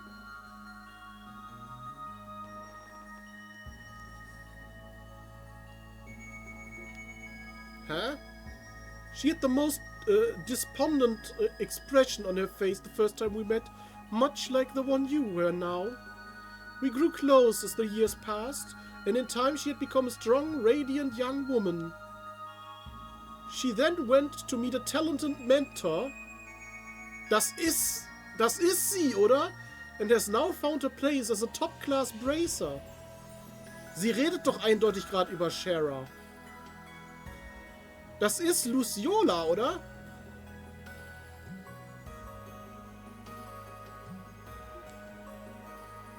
Opening herself to others was undoubtedly what allowed that girl to grow. Du hattest dieselben Gedanken, ne? Ja. Ganz ehrlich, ich wollte es vorher nicht ansprechen, aber ich hatte diese Gedanken schon, als Tio das erste Mal gesagt hat, von wegen diese komische Aura. Und dann hatte ich schon diese Gedanken. Warte mal, welche Eastern Charakter kennen wir denn noch? Da hatte ich schon so im Kopf, könnte das Luciola sein? Nee, das ist zu weit hergeholt. Aber das, jetzt wo sie das so sagt, ist das für mich irgendwie fast schon offensichtlich. Opening herself up to others was undoubtedly what allowed that girl to grow. Und das finde ich gerade richtig geil, dass dieser Charakter einfach nicht in Vergessenheit geraten ist. It would seem you already have a circle of trustworthy companions to lean on, or so the stars tell me. Or I believe the rest is up to you. Up to me, huh? Yeah, maybe. I don't know if I can be as strong as the bracer lady you were talking about. But thanks, I'll give it a shot. Ja, um so zu werden wie die Bracer Lady, musst du eine Peitsche in die Hand nehmen und ständig Leute auspeitschen und Domina werden. You're quite welcome. Looks like it all worked out. I'm glad I invited her. Danke für die Empfehlung. Das war wirklich ein sehr aufschlussreiches, interessantes Event. Can't believe I'm saying this, but she really sounded like she knew what she was talking about. I don't usually buy into this fortune crap, but it's hard to deny it with her. Yeah, her readings live up to the hype. Ja, solche kleinen Details sind schon schade, dass die Tickets limitiert sind. Anyway, I think I'm going to take off for now. See ya!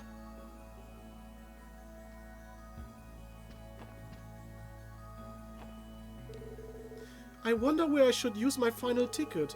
Ideally, I would like to spend it on something that will leave a lasting moment. Jetzt wissen wir auch, was aus ihr geworden ist, ne? Ja. So, gerade noch mal gucken, was unsere Kumpels alle hier machen. Oh, Kia ist doch noch zu jung dafür. I've been thinking long and hard about what ride to say for last. I think going on this one with Ilya would be a lot of fun. Wenn du meinst. Whatever, I don't care either way. Just one more ticket left. May as well use it on the best ride, huh? Ride? Von dem Event hast du aber auch nichts gewusst. Das ist interessant, ne? Weil man einfach unterschiedliche Entscheidungen auch trifft. I don't think they'd let you on if you were by yourself. But it will be fine as long as you're with me. Theoretisch könnte man halt speichern und dann jedes Event mit jedem einmal machen. Einfach nur, um zu gucken, wie das dann aussieht. Ne?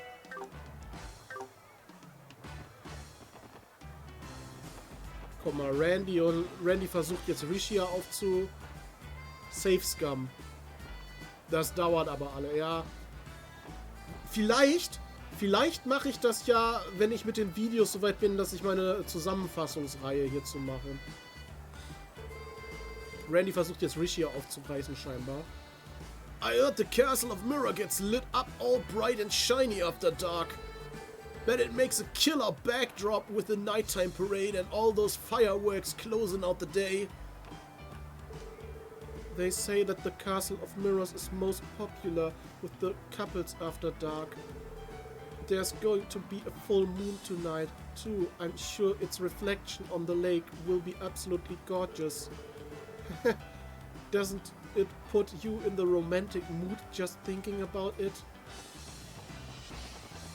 Wenn du hier Romance mit Randy haben möchtest, werde ich dich nicht aufhalten. Ich habe lieber gleich ein bisschen Romance noch mit Tio. I don't suppose there's any chance we might be able to stay for the nighttime events. Sorry, Theo, we're scheduled to go on a dinner party at the State Guest House, remember? Ich würde auch lieber hier bleiben. I never seen Theo so disappointed. Rest area.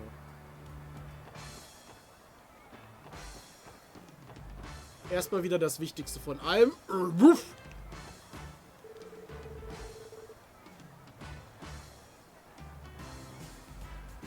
Ich dachte gerade, was hat Cecile da am Mund, aber ich habe scheinbar gerade auf meinen Bildschirm gesabbert. Das war nur auf meinem Bildschirm. The day is nearly over, so I think I'll stick around and wait for everyone to come back. Be sure to meet us here when you're done having fun, Lloyd. What are you up to, Wazy? Don't tell me you're making a pass at Cecile. Come now, Lloyd, give me a little more credit than that. Granted, as a host, I am no stranger to her demographic, but keep in mind, I'm off the clock for today. Somehow that fact makes me trust you even less. Ja. Tja, wenn das so ist, weiter im Text. Ja. Wenn das so ist, weiter im Text. Wir ignorieren das Gesabber einfach. Ferris Wheel. Hier sind Noelle und ihre Schwester. The guidebook says the view from the Ferris wheel at this hour is incredible. Come, Nui, let's ride it. I don't see why not. Car! Ich möchte jetzt aber mit Tio. Einfach weil es Tio ist. I think I'll invite Tio. Alright, that will be one ticket. 2 guests coming in. Du hast auf den Laptop gepustet vor Lachen. Ich weiß nicht mehr, worum es da ging. War das zufällig, wo er zum Klo-Song Hanteln gemacht hat? Weil da kann ich das durchaus nachvollziehen. Das war das Lächerlichste, was ich je gesehen habe.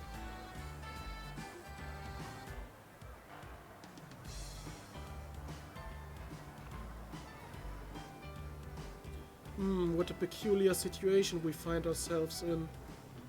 Huh? How do you mean? This is my first trip to a theme park, and here I am, alone on a Ferris wheel, with you. Upon consideration, I felt these circumstances were particularly exceptional. Sorry about that, I guess. It's my first time on a Ferris wheel too, so I might be a little nervous. But now that you mention it, maybe this would have been more fun if we invited some of the others along. Nein, so ist es romantisch und schön. Ach, im letzten Spiel bei Epic Fail Saga. Bei meinem Video, bei meiner Videoidee, die er in seinem Stream dann gezeigt hat, wo ich das Original nicht mehr von habe. Er aber, weil wir das bei ihm aufgenommen hatten.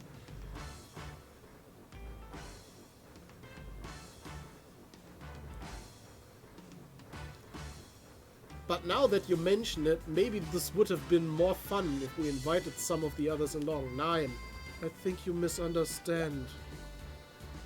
But never mind, we don't often have the opportunity to talk alone like this. I'm happy to have this time to chat. Same here.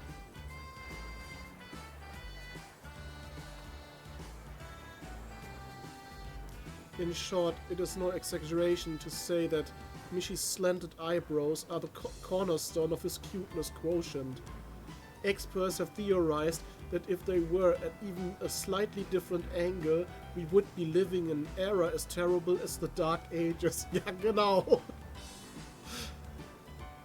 Sie ist wirklich sehr besessen von Mishi. Tio, we're almost at the top, you know. Oh, I lost track of myself for a moment there. We'll have to save the next part of the lecture for later. There's more of it. What a beautiful sight. Lake Elm has been completely bathed in red by the reflection of the sunset.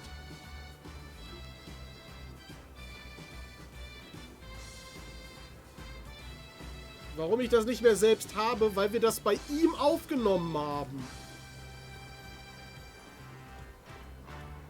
Und ich glaube auch von seinem Computer aus hochgeladen haben.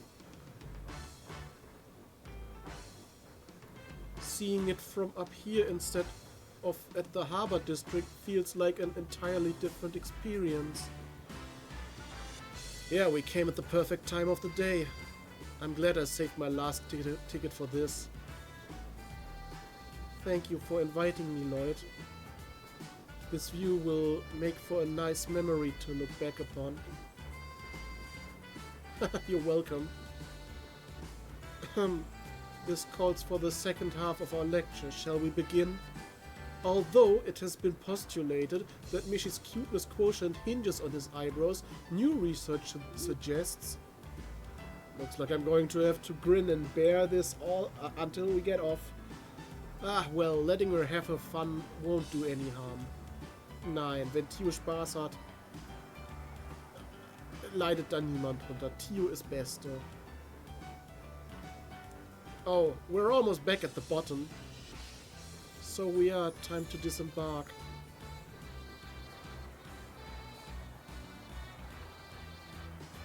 Thank you again for inviting me, Lloyd. That was very enjoyable. The pleasure was mine. I'll see you later. Yes, see you then. And so the special support section's day of fun at Michelin Wonderland came and went in the blink of an eye.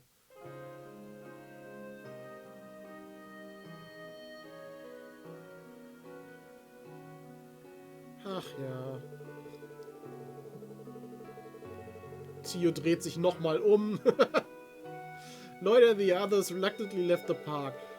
They then returned to the hotel to prepare for the upcoming dinner party at the state guest house.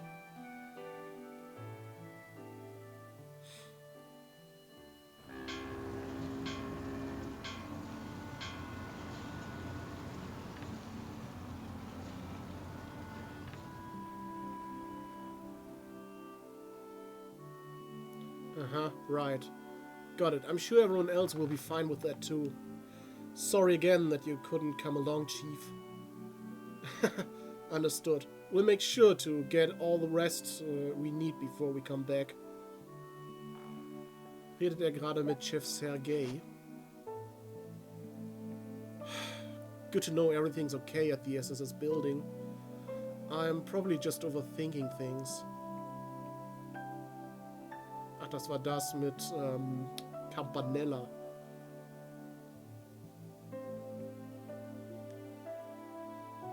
That hacker must have been the one who supplied the tower's data to the terrorists. At the same time, I didn't get the sense he belonged to either of the two terrorist cells.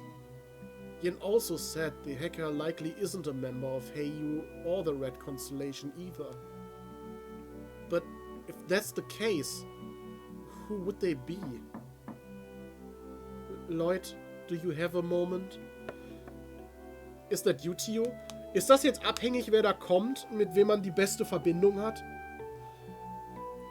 Ist das davon abhängig oder kommt da immer Tio? Come on in.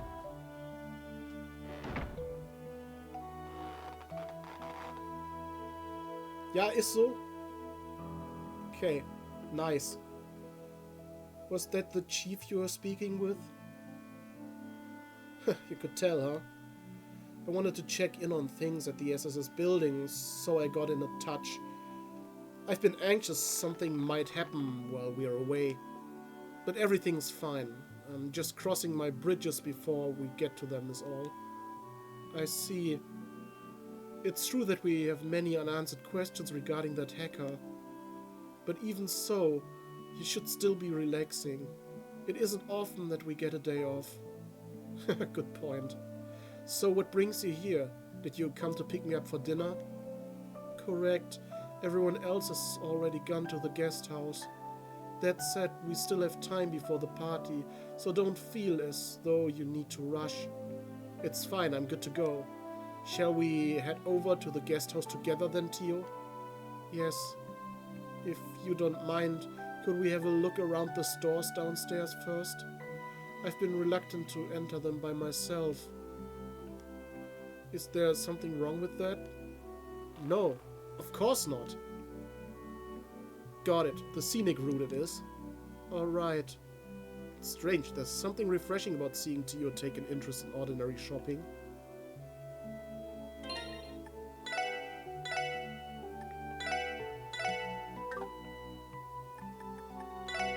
Ich hab doch hier diese ganzen Mishi-Dinger.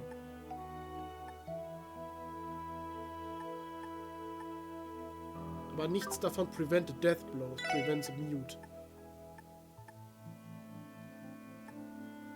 Ah.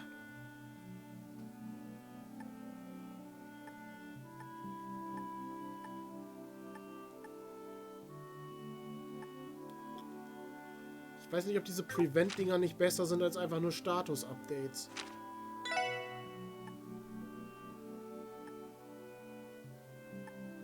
Aber Speed plus 10 ist schon nicht schlecht.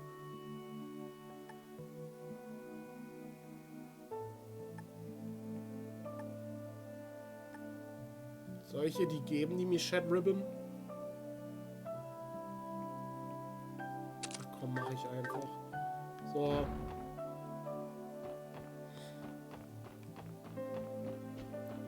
Jetzt können wir hier mit ihr rumlaufen. Kann es passieren, dass es hier wieder ein Event gibt, das wir sonst verpassen könnten? Ist hier eventuell wieder... Also Zeit ist schon mal nicht hier. Was Quest-mäßiges, was man verpassen könnte.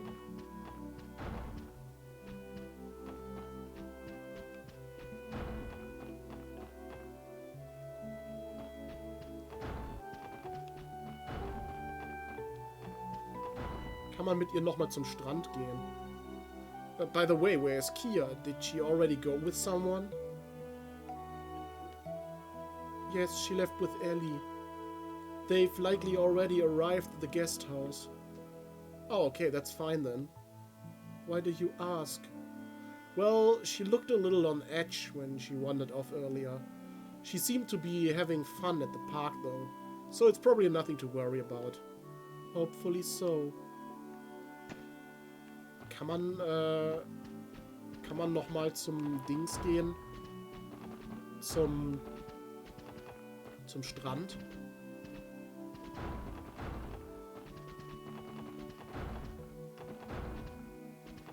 So, auf jeden Fall ist in den Zimmern jetzt überall jemand drin.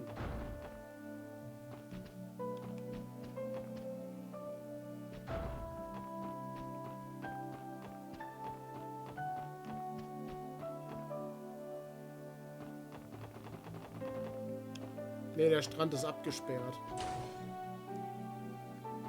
So, hier wolltest du noch mal hin.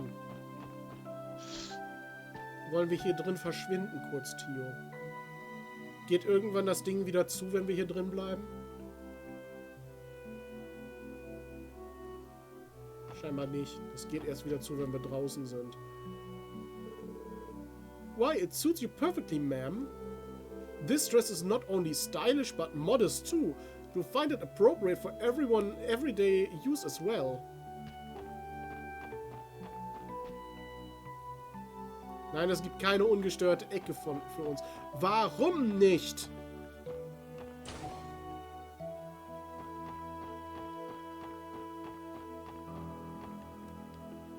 Können wir hier was essen?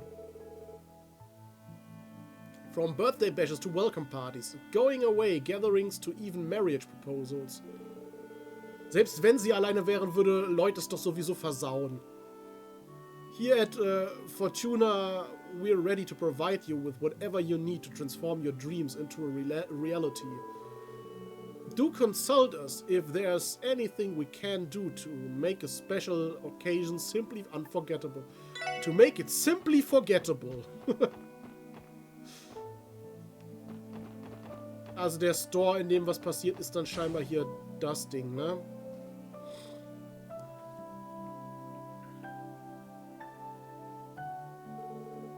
So, this is a jewelry store. May we have a look around, Lloyd? Sure, we should still have plenty of time. I've got to say, though, I didn't think you'd be interested in coming here. Well, I heard that the accessories they carried were exceptionally pretty. Simple as that. If you say so. Well, let's see what they have then. Okay. Wow, this necklace is amazing. Ja, aber das steht nicht zum Verkauf. Says here it dates back to the Middle Ages. You can almost feel the history coming out of it. Ey, das wird so in den Vordergrund gerückt, dieses Ding, dass ich eigentlich schon davon ausgehen muss, dass Pommes blau-weiß kommt und das klaut.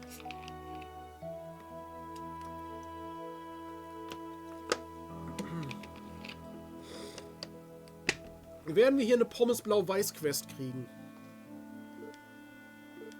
Tio? Sorry. It was so beautiful that I was at loss for words. What is it? You keep staring. My bad, I was just a little surprised. Sorry to make a point out of this again, but I never took you as the type to care about material things like this. I'll have you know that I am just as capable of recognizing aesthetic value as anyone else. It could even be said that it's thanks to you and the others that I have been able to open up to matters like these. Oh, that's right, Tio is at about that age where she'd be interested in this kind of stuff. Though honestly, she's always struck me as mature beyond her years since the day we met. Lloyd? It's nothing. I don't want it to look like I'm just trying to get on her good side, but it might be nice to give her a little gift to show some appreciation. Now that, what do they have here that she might like? A hair ornament made of sapphire. I think this would be perfect for Tio. The price is 10,000 mira. Oof, that's a lot. Can I even afford it? Wait, I don't have that much mira on me to begin with. I couldn't buy it even if I wanted to. We should look over here too, Lloyd. Sure thing. Browse around as much as you want, Tio.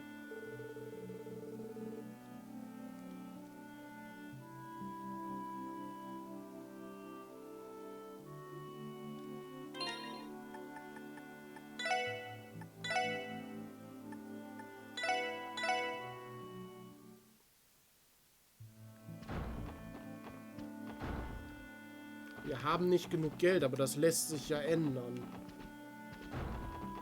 Die anderen Läden haben ja offen. Ist nur auf der Seite eine Tür?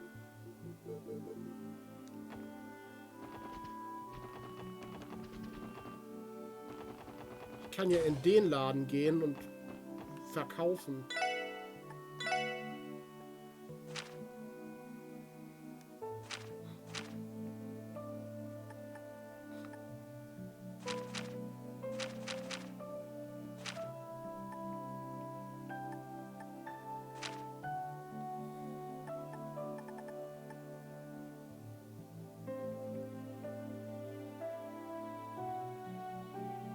Wie viel fehlen mir denn gerade? Ich habe 5600. Also wenn ich das hier verkaufe, kriege ich schon mal 2000 irgendwas. So. Prickly Seed. Kriege ich nochmal 2000 irgendwas.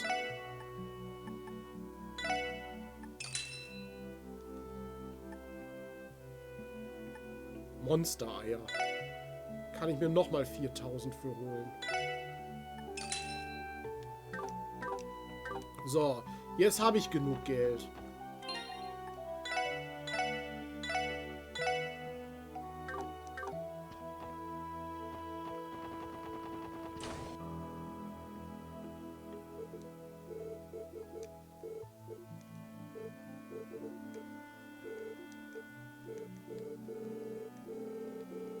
So.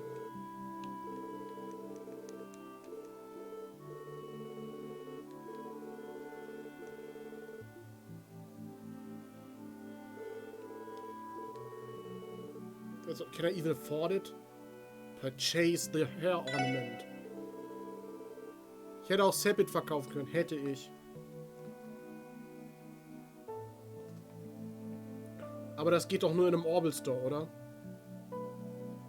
Hey, Tio, why don't I get you that hair ornament over there as a present? What? I know it's not as grand as that necklace on display. Das ging da? Okay. But I thought you might appreciate something more stylish and feminine. What do you think? Don't worry. It doesn't mean anything special. Doch, es meant everything. I would be honored to accept. However, may I make one comment? Don't worry, it doesn't mean anything special.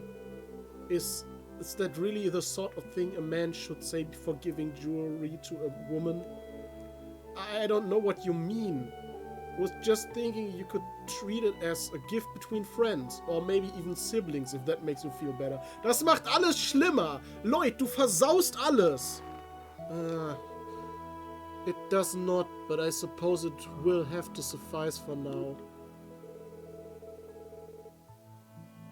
Also, wie kann Tio mehr Interesse an Lloyd zeigen als Lloyd an Tio?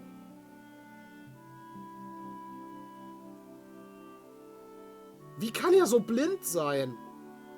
You don't sound too thrilled, so clearly there was something I could have done better here. Would you prefer it if I got you some Mishi merchandise instead, maybe? Why is he like this? How about this? If you are intent on gifting me that hair ornament, then I will pick something to give as well. To me, you mean? Yes, I insist. Wait just one moment while I search for something suitable for you. After Lloyd and Tio had the jewelry they bought gift wrapped by the clerk and formally exchanged them as presents. Blue Charm habe ich jetzt gekriegt. Was genau macht das denn?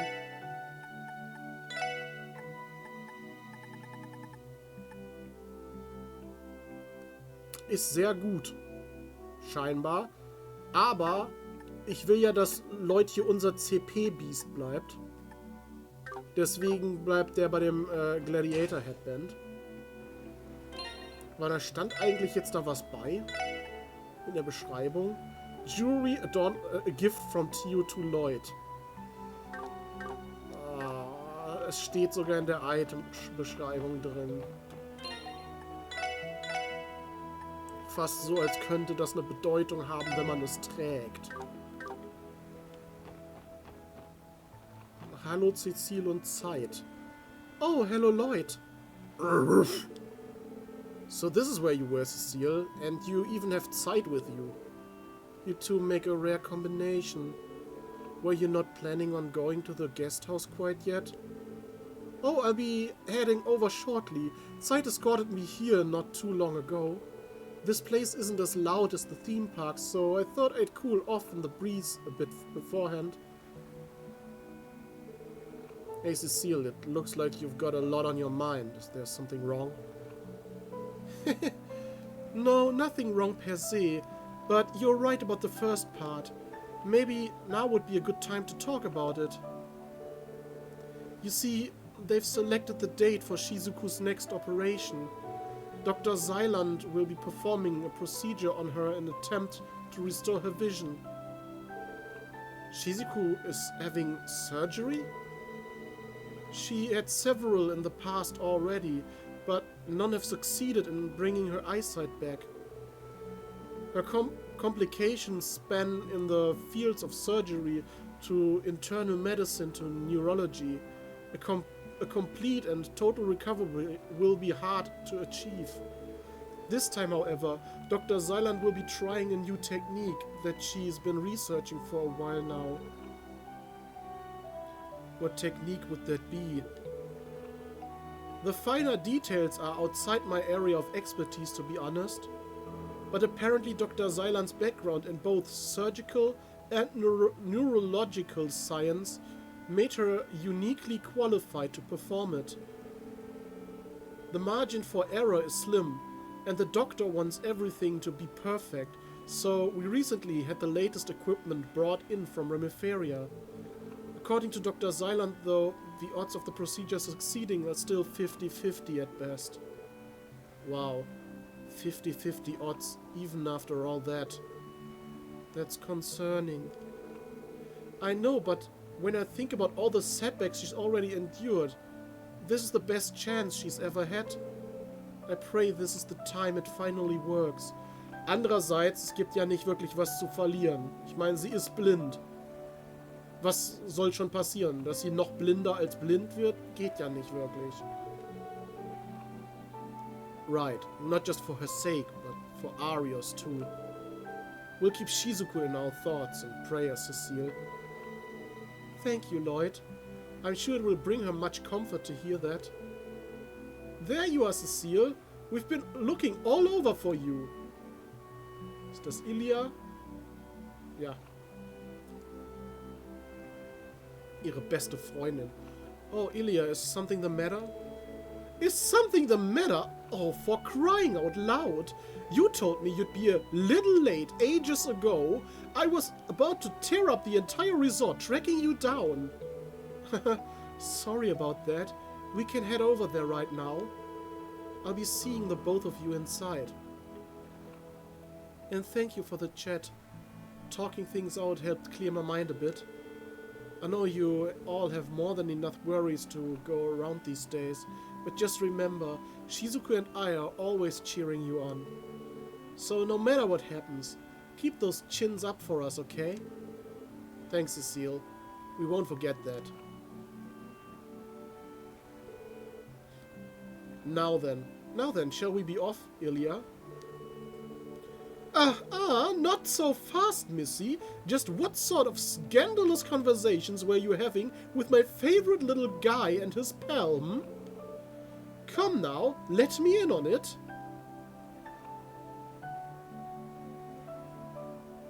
Wen meint sie jetzt mit Pal? Theo ist doch nicht Pal. Our attempts to cheer Cecile up appear to have gone the other way around. Yeah, that about sums her up all right. Anyway, we should be on our way to the guest house too. Yes, we'll be going now. Und Zeit bleibt hier, oder wie? Wir können Zeit doch nicht einfach da lassen.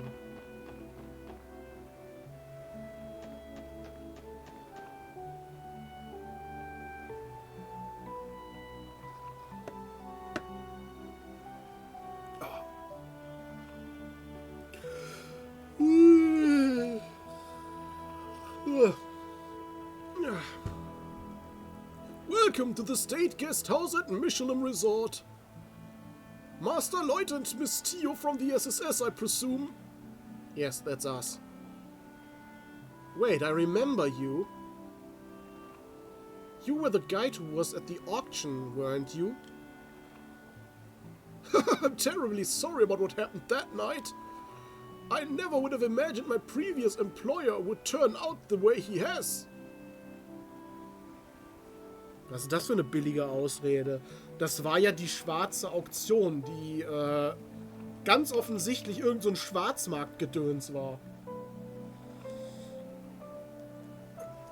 Das war ja ganz offensichtlich eine illegale Veranstaltung. Aber hätte man ja nicht erwarten können, dass wenn man da arbeitet, dass das ein böser Typ ist, der das veranstaltet. Many of the old servants, myself included, were retained and entrusted with managing the state guest house. It was by the kindness of Mayor Kreuz that we were allowed to preserve our livelihoods. Really now, I'm glad to hear that. If I recall, the dignitaries that attended the trade conference received lodging here. I'm sure they had a comfortable visit. My thanks to you both. You are simply too kind. There they are. Hey, Kia, did you miss me? Yep, I've been exploring with Sully to pass the time. They said the dinner party thingy is going to be starting soon, so hurry up and get to your seats. Got it. Could we ask you to lead the way for us, sir? Of course, please come inside. Ich weiß noch, dass wir hier in Zero Lecter gesehen haben, der einfach in dem Privatteich von dem Speaker Hartman geangelt hat. Lloyd and the others were guided to the guest house banquet hall. Mayor Kreuz and his daughter Maria Bell arrived shortly after. Warm greetings were exchanged with the mayor, who apologized for his tardiness. At last, the luxurious yet unpretentious dinner party could truly begin. Ja, luxurious, aber nicht prätentiös. Hauptsache, alles ist so übelst vollgeklatscht auf dem Tisch. Das sieht fast aus wie in der großen Halle von Hogwarts. Und dazu dann diese royale Musik, gar nicht prätentiös. Once again, I can't apologize enough for keeping you all waiting. After all, what kind of host shows up late to his own dinner party? It's okay, Mayor. Everybody understands how busy you are. We appreciate all that you have been doing. Yes, but just know that he's only as busy as he is by choice. Guilty as charged. Well, I'm usually too busy rehearsing and performing to keep up with politics, to be perfectly honest. That said, there was no avoiding the news of the drastic proposal you made. If we're all being honest, then I should admit that it was something I've been ruminating on since taking office. Frankly, I never intended to include it on the conference's agenda, but the discourse grew a tad heated, and I had had all I could take. So, I decided then was the time to grab the bull by the horns. So you did. And now that the curtain has risen, you have to keep dancing until the end. Isn't that right? Precisely. Speaking of the stage, it's my understanding that Ark and Seal will be holding a revival production of Golden Sun, Silver Moon. Dieses Golden Silver, das haben die öfter, ne? Die Trade-Spiele. Hieß nicht auch von Löwe das Theme Golden Wings, Silver Will oder irgendwie sowas? Oder andersrum? Dieses Golden Silver ist irgendwie ein Leitmotiv. It just so happens that the local referendum gauging the public's interest independence is being held 1 week after its opening. Such was the reason I invited you and your troop here. Happy coincidence, that is. Huh? Go figure.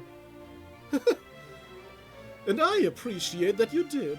This break has been a long time coming. Thank you again for inviting us. Thanks. After hearing all that, I feel a bit uncertain about my own place at this table. Oh, not at all, Miss NIS. You're this table's representative of the esteemed St. Ursula Hospital. I've heard quite a bit about you. I must say, your sterling reputation precedes you. Some even call you the second coming of St. Ursula herself. Believe me when I say it is an honor to meet you. But please, Mr. Mayor, I think you may be exaggerating just a tad. But thank you for your kind words. The honor is all mine. Oh, Father, you do realize you've sung the praise of nobody but the women here, don't you? How about sparing some of those kind words for Lloyd and the others as well? Du setzt dich für Lloyd ein? Oh, my apologies. Dabei ist sie doch so übelst anti-Lloyd eigentlich. Being surrounded by so many beautiful young ladies would be enough to sweep any man my age off his feet. No problem, we're thankful you invited us. That's right. This little diversion was exactly what we needed.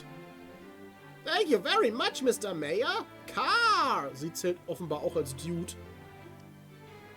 Today was the most fun I've ever had in a long time. Yeah, me too. Good, good. That was the hope. Forgive me for bringing this up again, but I wish to speak of the harrowing events that transpired at the conference. The terrorists were guilty of trying to destroy the tower, but I never wanted that day to end the way it did. I do not believe their sins, nor anyone else for that matter, were grave enough to warrant taking their lives. I intend to work to ensure that such tragedies cannot happen again, as well as to show the people of this world that justice is still alive and well. Oh, Car! Mayor Kreuz. Was wird sie jetzt machen? Die Red Constellation verhaften? Ich glaube, die sind zu stark dafür. Hearing you say that helps wash away some of the concerns weighing on my mind. I have a question regarding the state independence referendum. Will Crossbill truly become its own political entity if the public votes in favor of it? No, the referendum itself doesn't have the power to make independence a reality. However, the results will serve as a concrete message to our neighbors abroad. Once votes are in, an international public opinion will begin to form. That will be our opportunity to snatch independence from the major powers. Or at least, that's how I imagine it. Ballsy play! You make it sound all too easy the way I see it. You're leading Crossbill right into dire straits. Wazy? Car? No, it's exactly as he says. There's no question about the complex geopolitical challenge Crossbill's state independence will present. Jetzt kommt wieder viel Politikgelaber. However, the hearts of mankind are not so frail as to be swept away by the waves of hardship. Even in the face of great adversity, man maintains his dignity and pursues his ideals. I believe the potential to do so is precisely what makes us human. Uncle? The potential to pursue one's ideals with dignity. Well said. So yes, the path Crossbill must walk will in fact be fraught with peril. But that notwithstanding, my peers and I will struggle and strive in the coming weeks to open that path for us all. However, it will be the duty of the next generation to aim just as high and keep us on that path. Mayor Kreuz took a look around the room, making eye contact with each and every one of his guests. I ask that all of you continue contributing to Crossbill's future in whatever manner you can. Once the dinner party came to a close, Lloyd and the others returned to the third floor of the hotel. Feeling exhausted yet strangely uplifted, they decided to turn in early for the night. And then...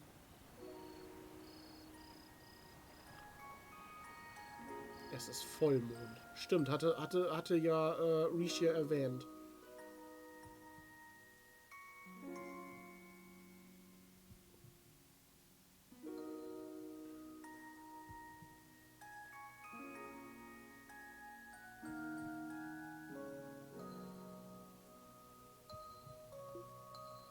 Crossbill's barriers. The same barriers that have stood before us all year. Maybe Mayor Croix is doing what he believes is necessary for Crossbill to surmount them. What about us? When Revershe was... Ich sag einfach weiter Revershe was toppled, one of those barriers crumbled alongside it, irrespective of our efforts. And now the hurdle we find in front of us is even greater than ever before. Is the SSS... Am I actually doing enough to make a difference? And if not, am I really okay with that? This is going nowhere. I'm exhausted, yet I can't sleep a wink. Maybe I should go to the lounge and get some water.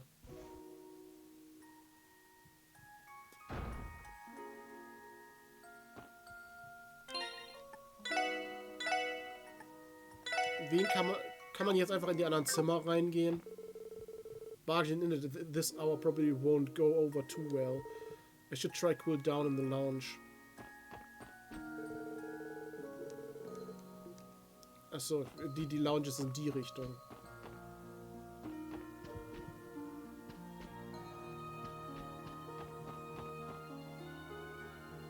Oh. Da ist Rishia, wenn man vom Teufel spricht. Evening, Rishia.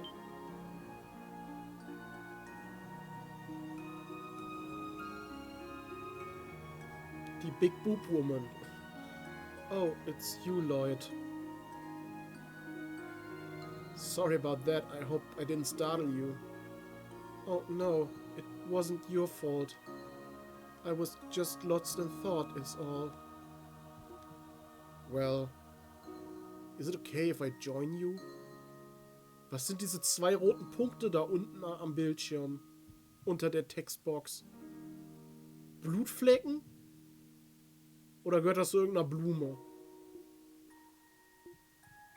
Ich glaube, das gehört zu irgendeiner Blume.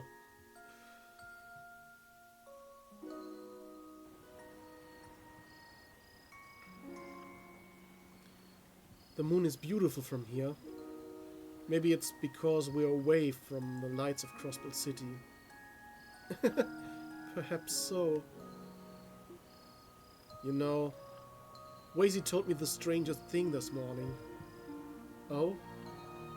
He said that I'd wake up in the middle of the night and stumble into a chance encounter with a girl, just the two of us. It sounded like a bunch of hot wind to me then, but I hate to say he hit the nail right on the head.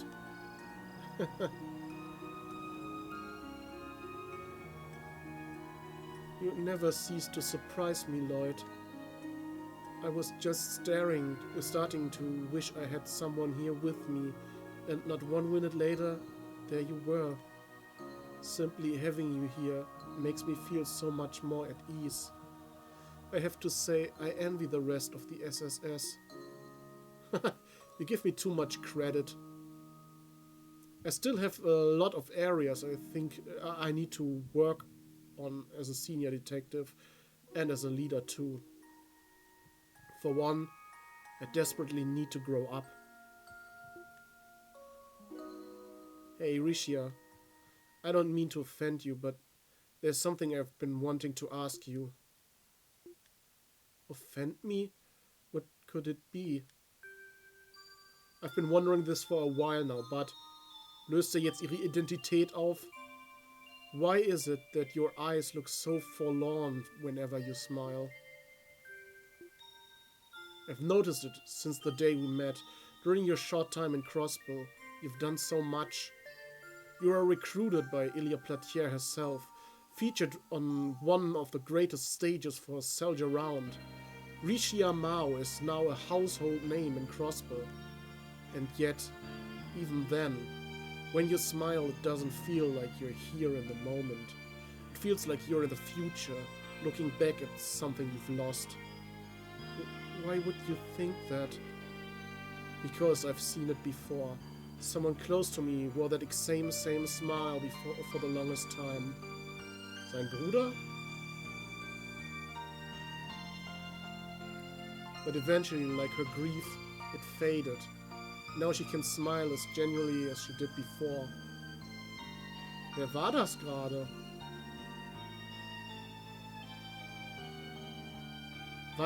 Ging es gerade um Cecile? Aber das war eine blonde Frau gerade. Wer war das? Oder habe ich das nur falsch gesehen?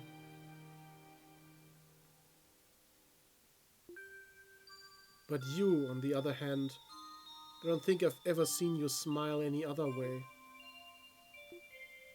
Her grief came from trying to bear the sorrow of losing someone she loved. Forever. Es ging wahrscheinlich wirklich um Cecile. Seid ihr eigentlich überhaupt noch da? So, what about you? Why smile that way even in the presence of someone like Ilya, someone you love and cherish? Okay, ihr seid noch da.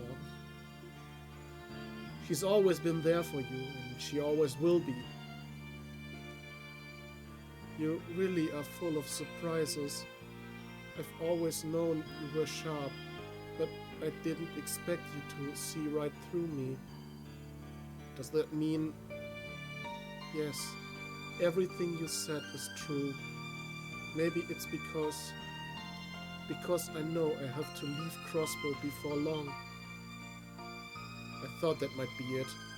Let me guess. You can't tell me the reason, can you? That's right. Aber wir kennen den Grund doch schon.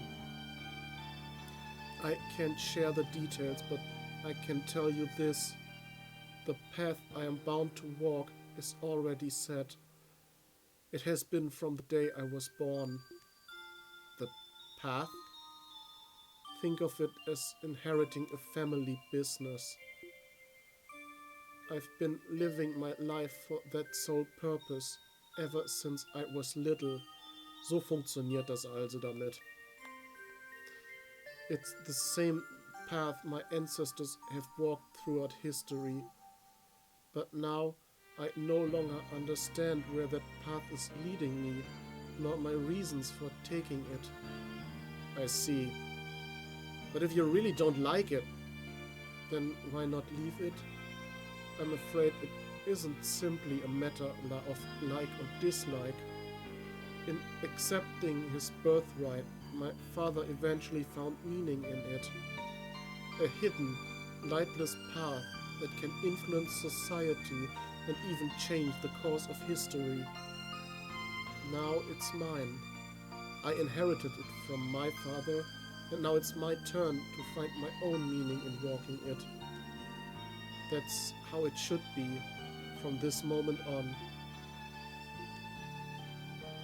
You know, it's strange. Earlier, I refused the wine that Ilya had offered. Yet, sitting here, I feel as though the rays of the moon alone have me intoxicated. That's pretty poetic. Sorry, I didn't mean to pry into something so personal to you. No, it's alright. I've been keeping all of this bottled inside of me for so long. It was only a matter of time before it all brimmed over. Thank you for listening to my story, Lloyd. Not at all, I'm happy to lend you an ear. But I can't help wondering, Rishia, are you... Lloyd? Wollte gerade ihre Identity enthüllen? Kia. Oh?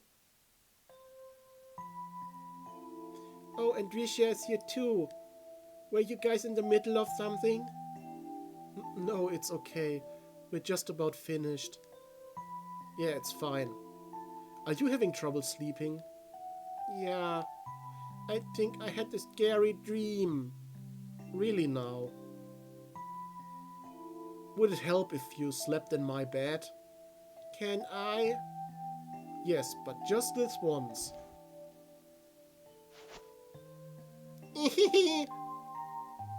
Sorry about that, Rishia. We'll just have to pick this up again later. Don't worry about it. After talking to you, I think I can finally manage to get some sleep. So, thank you. I'm glad to hear it. And if it isn't too much trouble, could you keep this talk between us and away from Ilya specifically? I want to tell her these things too, but not until the time is right. I understand.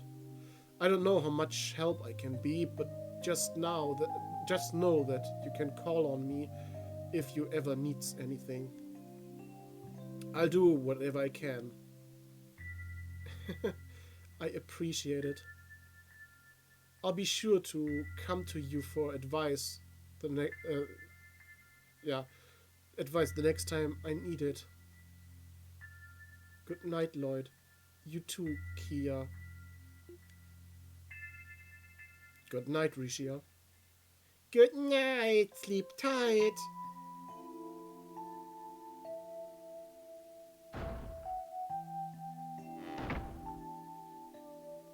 Did something happen to Rishia? She always looks a little sad, but it felt kind of different this time. So you can tell too. I don't have all the details, but she's clearly dealing with a lot. She's a friend, so I'm going to be there for her in any way I can. This is why all the girls like you so much, Lloyd. Hey now, no teasing, alright? Anyway, we have to get you back to the bed, little lady. Do you need to go potty first? Lloyd, I can do that by myself. Was war das denn für eine Frage? Musst du erst aufs Töpfchen?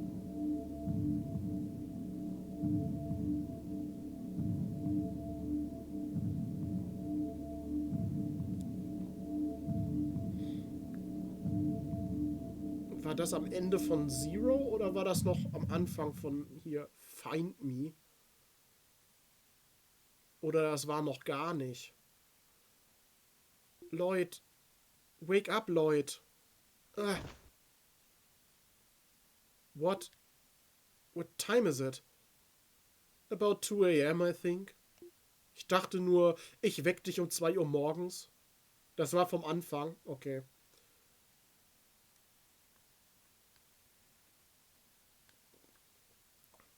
You look like you were having a nightmare. Are you okay? Oh, yeah. I guess I was having some kind of weird dream. Wait. Huh? Something wrong? Ja, wo ist Kia? Randy, sorry, did we wake you? Meh, don't sweat it. More importantly, where's Kido? You brought her back to sleep in your bed earlier, right? Oh, you two noticed. Das war das Ende von Zero, Günther. Das war das Ende von Zero. Ja. Genau, das war ja die Frage.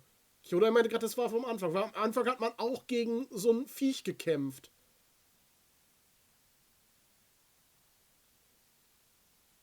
Das ist so eine Prime-Zeit, sich zu unterhalten. 2 Uhr morgens.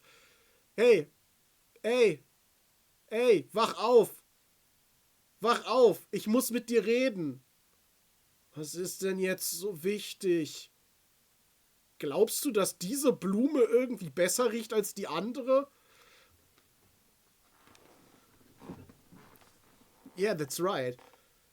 She should be here.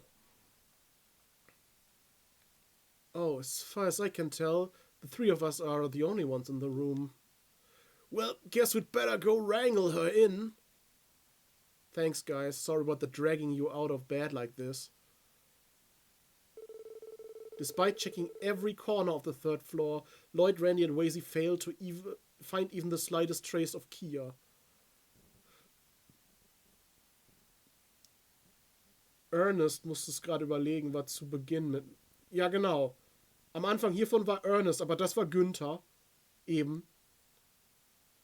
Okay. Die sahen halt sehr ähnlich aus, glaube ich. Despite checking every corner of the third floor... Genau, sie haben nichts gefunden. Having sensed the three of them shuffling about, Theo joined the effort with the rest of the girls following suit. Soon after, the group called upon the hotel staff to help, expanding their search to the second floor.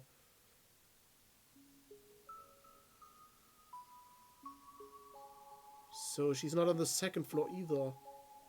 I'm terribly sorry. Given the circumstances, we weren't able to make a thorough search of every guest room. You've already done more than enough. Is it the middle of... It is the middle of night after all. Ich dachte, das wird jetzt so ein entspannendes Kapitel erstmal so mit Character Bonding und alles. Und jetzt wird auf einmal Kia entführt oder so. Und die verschwindet. Und vielleicht ist das kapitelübergreifend so.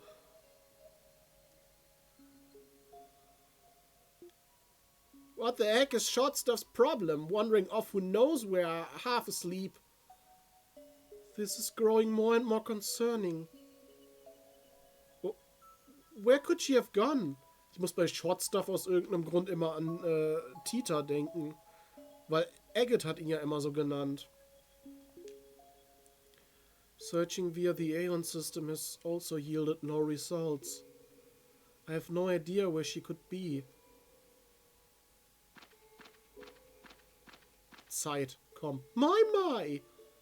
Oh yeah, how'd we forget? We've got the super sniffer on our side. What? He said, follow me. She's this way. Then what are we waiting for? After him! Car!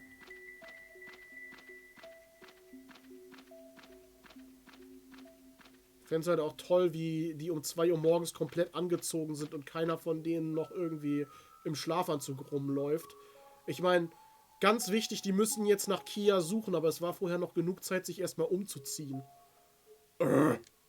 Woof. That way, but tread carefully. Wow, you really do pick up what he's laying down. But what could be out there that we need to be careful about? Ist das der Ausgang zum Wonderland? There's no time to ponder it over. We need to move. Friends, Cecile, Ilya, Sully, Rishia, would you mind staying here and waiting for us? But... No, I understand. We'd only slow you down if we tagged along. Ich weiß nicht, ob Rishia uns unbedingt downslowen würde. Alright, but if something happens, call us immediately, okay? I brought a first aid kit, so I can at least treat any minor injuries. Thanks, that helps. Please be careful out there, everyone. Just contact me on your Enigma if there's an emergency. Das heißt, wir können hier jederzeit hingehen, um uns von Cecile heilen zu lassen, wahrscheinlich.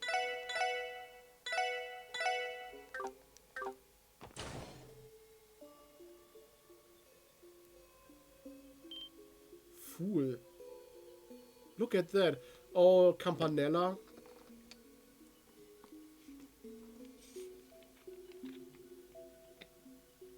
Fool Wonderland ist das jetzt, oder wie?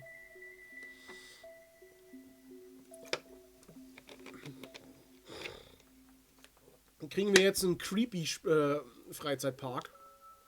What happened to the banners? I'm not liking the looks of this.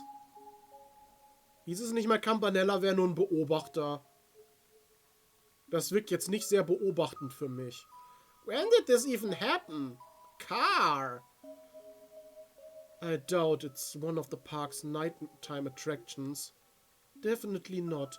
Never have I heard of anything like this. Besides, there's no way there would ever vandalize Mishy's good image like this. True enough. Wait, look there.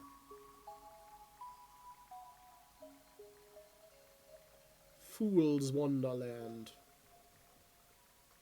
Fool's Wonderland? They even went and goofed around with the name. I feel like I'm still dreaming or something. I don't know what kind of dreams you have, but I'll call this a nightmare. Kia is somewhere up ahead. That's all that matters to me.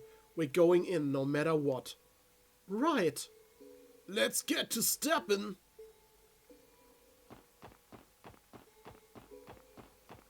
So, gibt's hier noch was man verpassen könnte? Ha, wir gehen durch den Exit rein. Warte mal, stand hier jetzt Michelin Wonderland?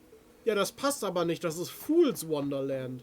Sogar den Busch hat der abgeändert.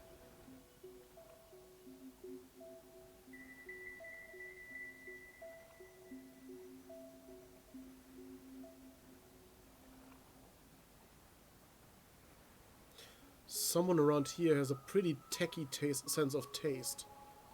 I don't know what's going on, but they sure didn't hold any elbow grease back. I have to say, this hatch was a lot less creepy with Mishy's face on it. Car! How dare they soil these sacred grounds. That clown could never replace Mishy. So settle down, Tio. Forget that. What's important is where Kia ran off to. Something's coming. Watch over your 2 and 10. What?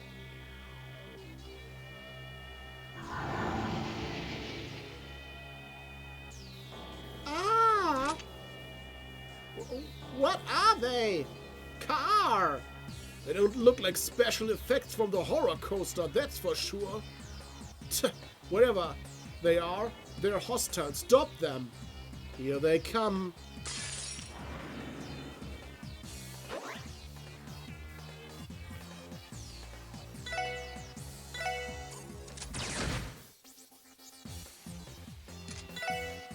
Okay.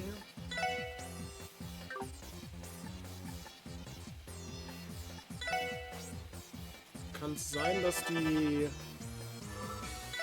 immun gegen physischen Schaden sind? Nein.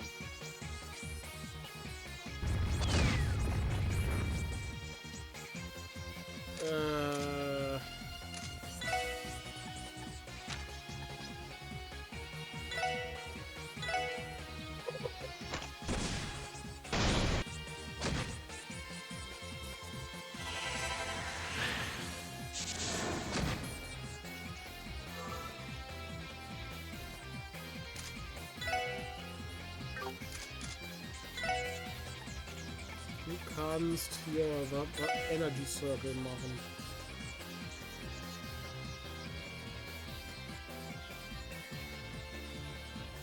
Eigentlich. Nee. Die Geister sind grün vor Neid geworden. Keine Ahnung worauf Neid, aber sie sind grün, ja.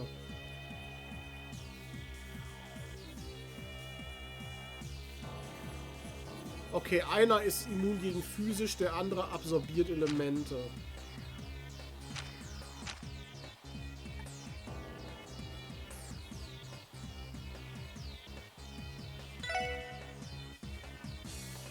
Stimmt, sie konnte ja quasi Grails hier.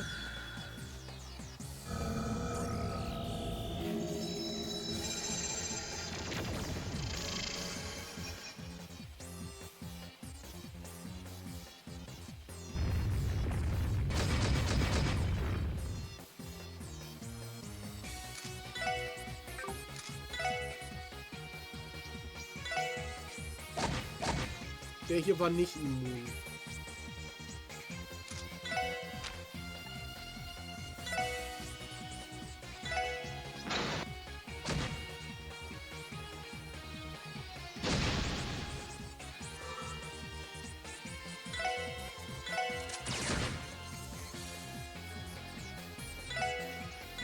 Ich kümmere mich erstmal um den, der nicht magieresistent ist. Oh Gott.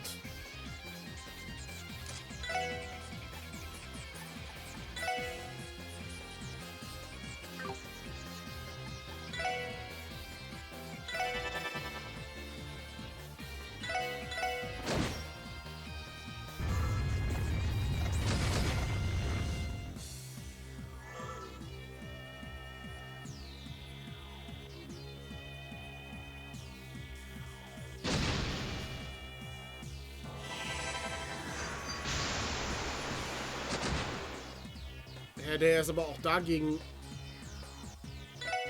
Gegen was ist der da eigentlich nicht immun?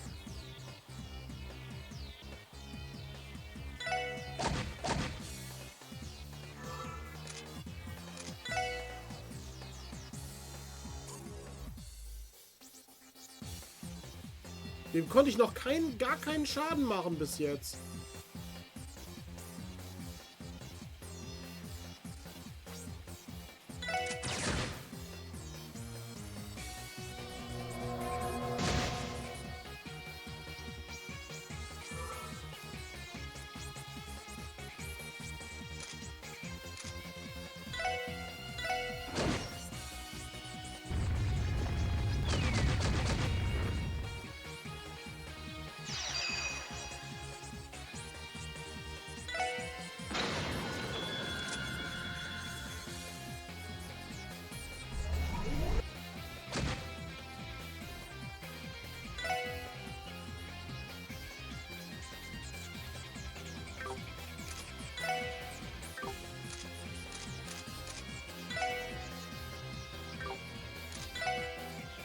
Einen Energy Circle kann sie noch nicht. Doch, jetzt, der heilt sich dadurch. Der heilt sich durch Magie, okay.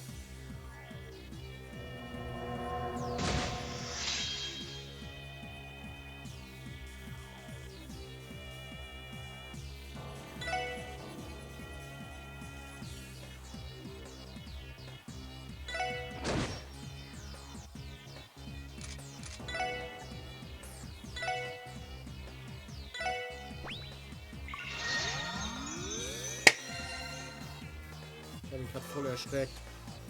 Ich weiß nicht, ob man das gehört an dem Mikrofon, aber die Flasche hat gerade Druck abgelassen.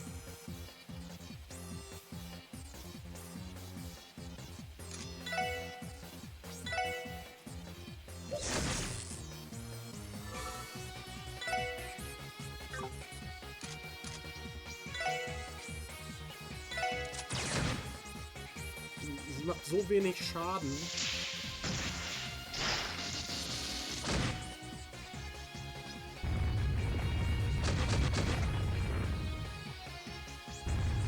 Ich frage mich gerade vor allem, wieso habe ich überhaupt Noel nicht mehr im Team?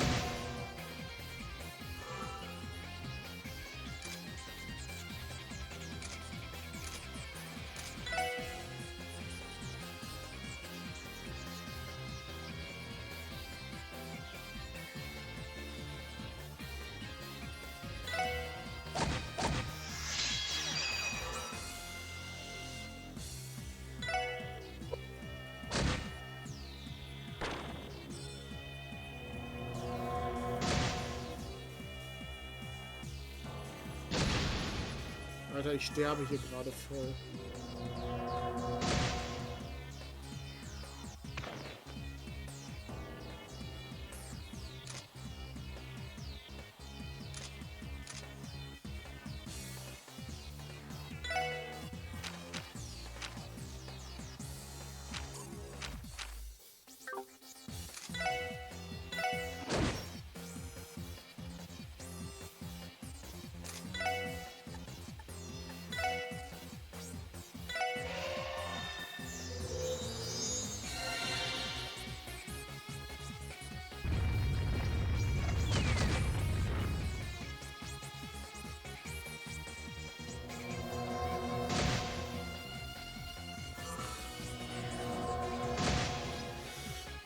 Ich bin halt von Anfang an falsch an die Sache rangegangen. Ich hätte mich zuerst um die kleinen Viecher kümmern müssen.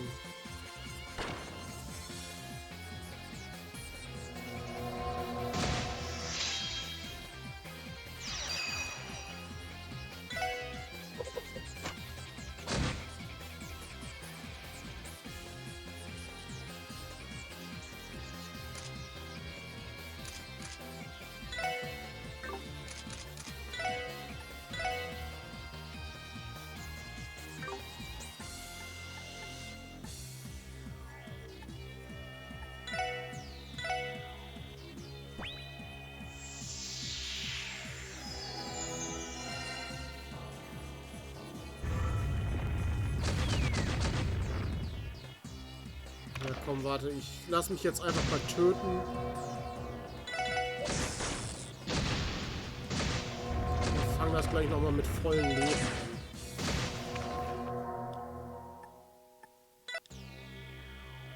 So.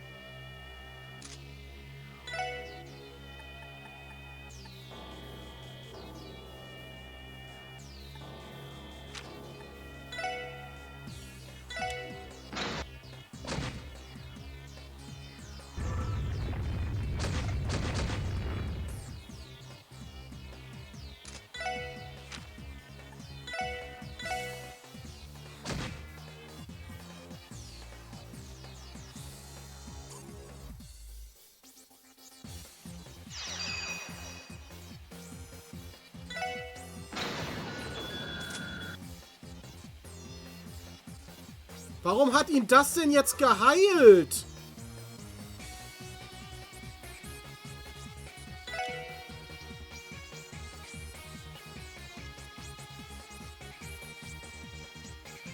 Hä?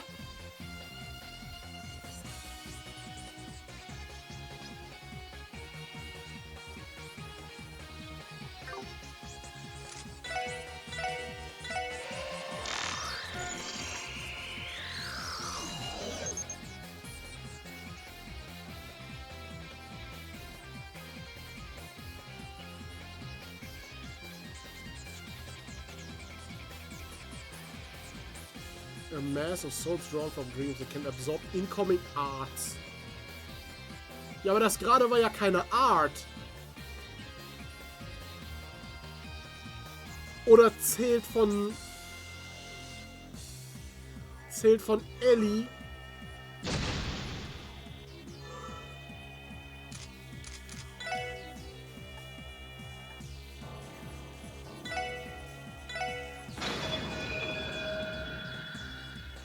Zählt von Ellie die Craft als magische Attacke.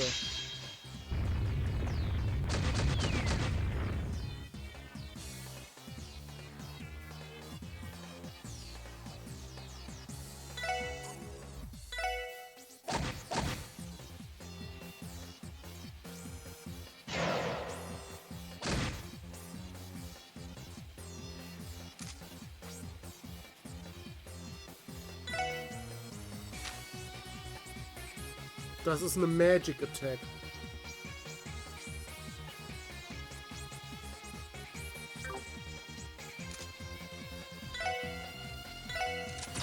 Nein, es steht extra Magic Attack dran.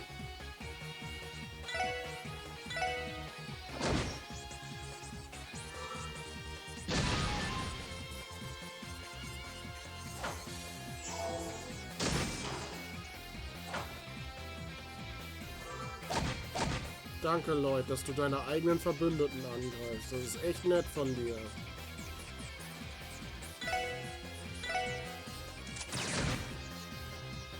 Weil ihr normaler Angriff zählt nicht als magisch.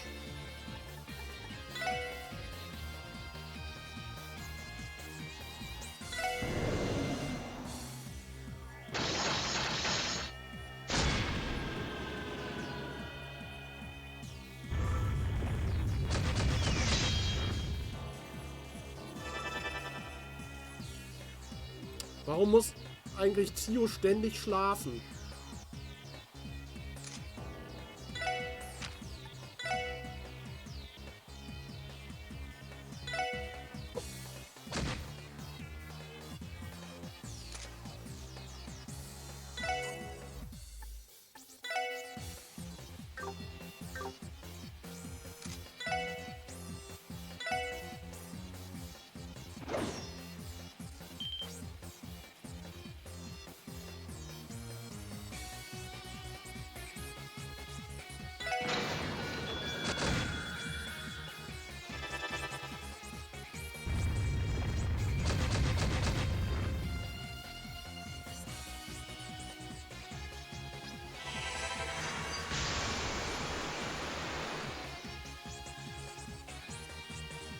So, Craft.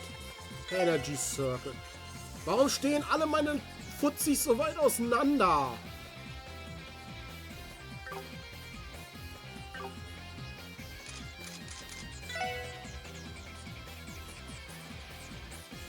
Ach, Taro hat wieder alles verpasst. Gute Nacht, Taro.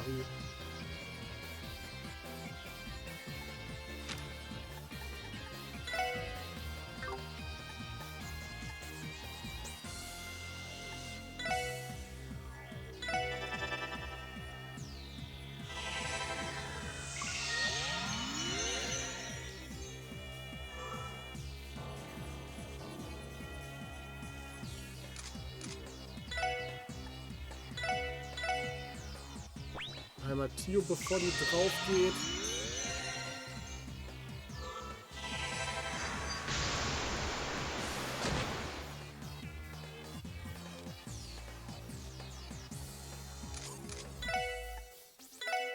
Du heilst dich gerade mal selber.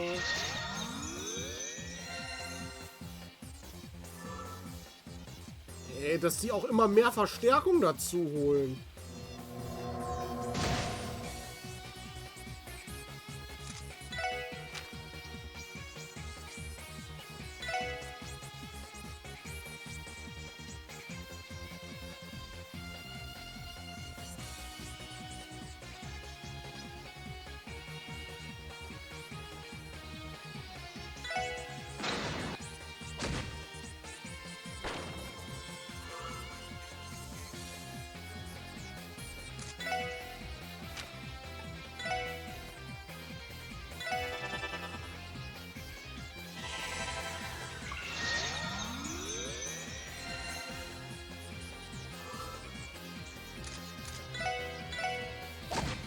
Aber der ist weg. Einer von den zwei Großen ist schon mal weg. Auch wenn das der nervigere von beiden ist.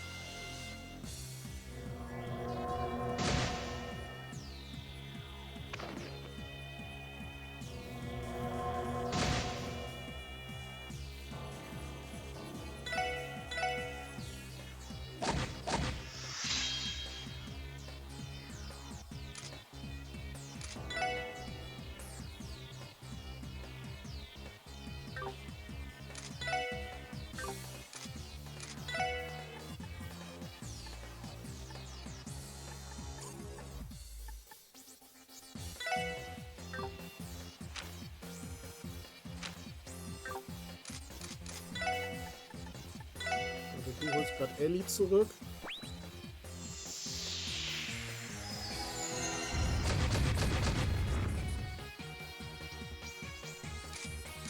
Tio, ich will, dass du den mal analysierst.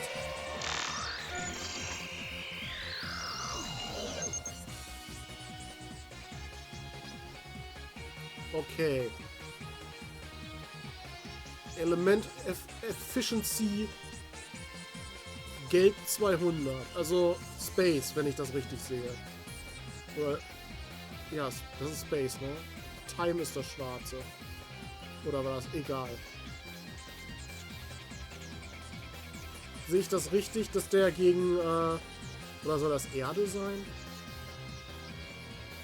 Erde, ne?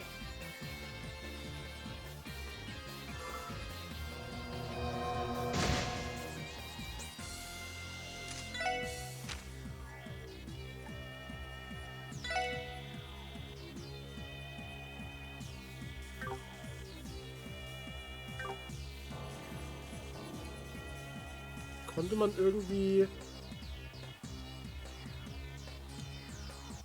Charaktere auch im Battle austauschen?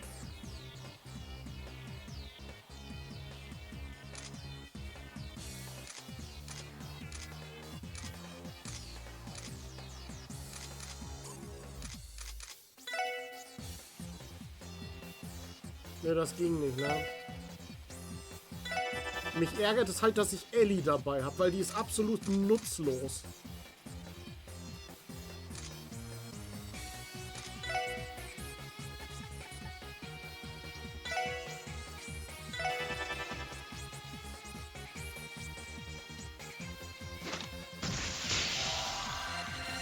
Oh, danke, Noel. Noel ist so viel besser eigentlich als Ellie.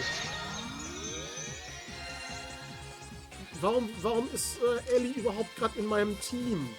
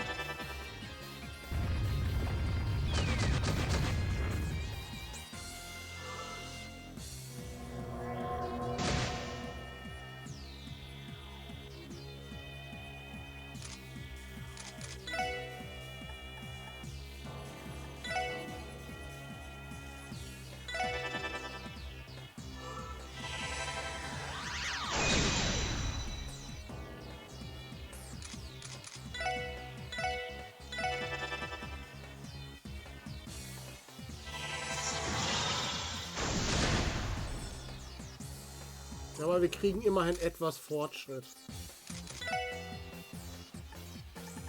Kannst du überhaupt Erde? Nee.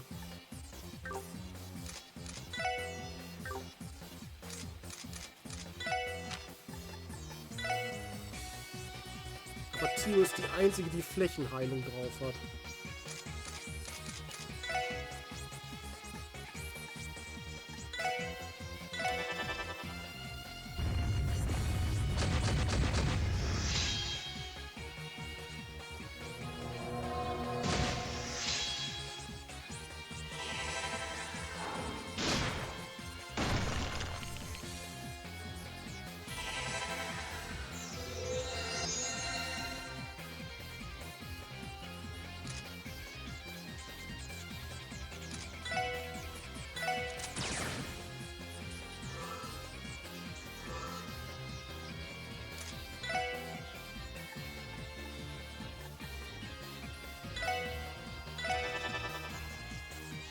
Der Photonenschuss bringt eigentlich auch was viel, ne?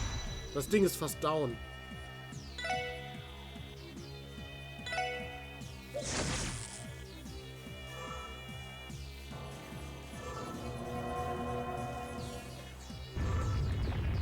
Was war das? Oh mein Gott, es hat einen 20% Heal-Bonus, 50% Heal-Bonus gekriegt. Willst du mich verarschen?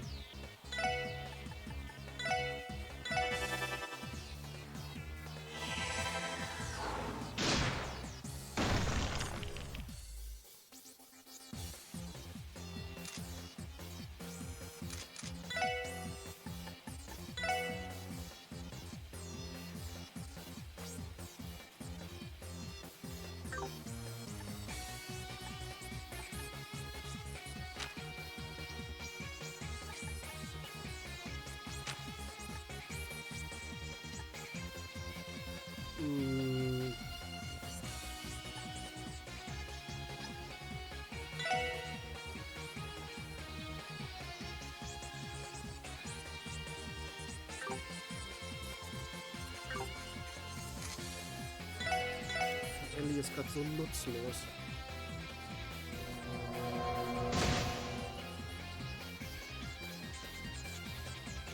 Ellie war halt ursprünglich mal meine Haupthealerin, aber seit ich Tio wieder habe, ist Tio meine Haupthealerin.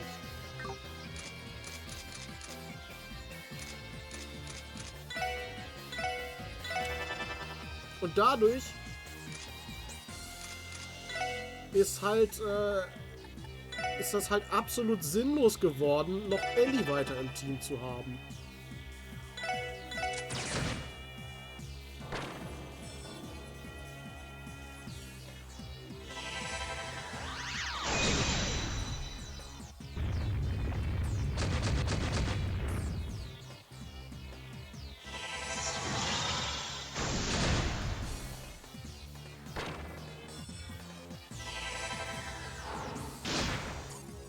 Aber das war's.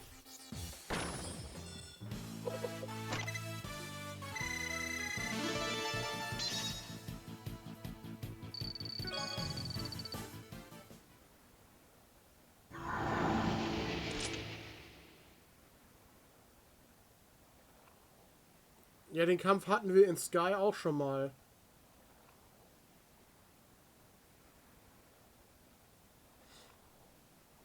Das weiß ich. Dass wir so einen ähnlichen Kampf schon mal hatten. The hell was that about? I couldn't tell you, but they were very formidable. Yeah. How long are you going to keep hiding? Show yourself already. What? Car?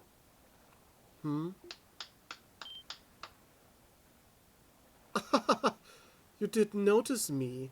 Was that just your intuition? What the car? A boy? I couldn't feel his presence at all. Bastard, who are you? Kommt wieder die coole Ouroboros-Musik.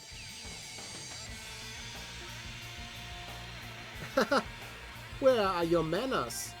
We've already crossed paths once before. I hope you haven't forgotten me. Ladies and gentlemen of the special support section.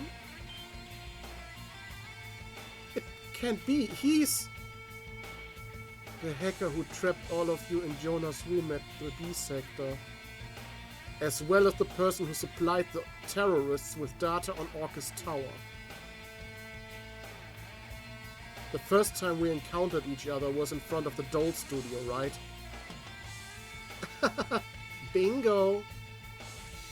I am Enforcer number 0, Campanella the Fool. A pleasure to finally meet you. He's from the secret society that threw Libel into chaos. I figured something was up when you mentioned seeing them at the studio. To make matters worse, he's been colluding with the terrorists. Those unlucky terrorists met with quite a terrible fate, didn't they?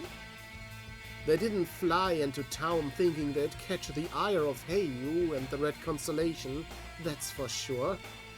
But the Calvadians got off easy. Oh, those poor boys from the Empire. Such a shame. How can you just mock them like that? Car? You were on the same team, weren't you? They were your comrades, Car! They were pawns. More like completely and utterly disposable. I figured they would be interesting enough to shake things up, so I gave them a hand. I couldn't care less about their goals or ideologies. Car? Well, aren't you a piece of work? He resembles you, Wazy, but with a trashy suit and zero tact. Enough beating around the bush. Why have you come to Crossbow? What are you trying to achieve? And more importantly, what have you done with Kia? Tell us or we'll force it out of you. Oh, I like you. You're just full of vigor, aren't ya? There's no need to raise your voice, though. I haven't touched one hair on your pretty little princess head. All I know is that she walked straight through here in a dazed stupor just a while ago. What? Stop playing dumb, you little freak! But I'm not, it's the truth. You can believe whatever you want. The fact of the matter is, I only came by this evening for one reason. To greet you. Das heißt, hatte mit Kia nichts zu tun. Huh? What's happening, Car?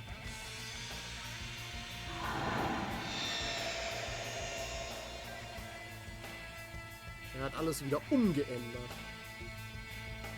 It's back to normal. Isn't it a little too grand to be a simple parlor trick? Was it some kind of illusion?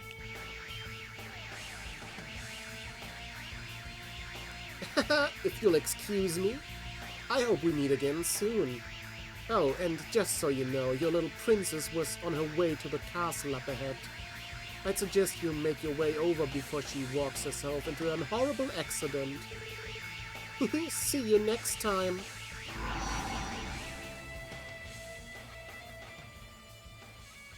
Give me a break. Is that what Ouroboros is like? Pretty much, yeah. We heard a lot about them from Estelle, Joshua, and Ren. On top of that information, we can safely say that they are more than proficient at hacking. What? Like we don't have enough maniacs in Crossbow to worry about?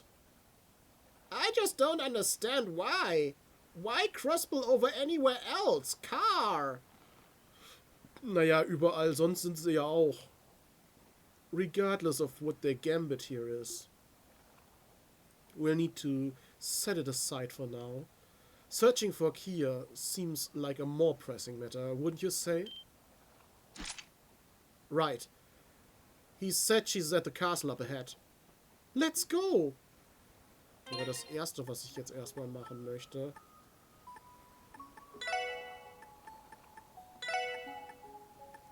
ist Ellie aus dem Team zu schmeißen.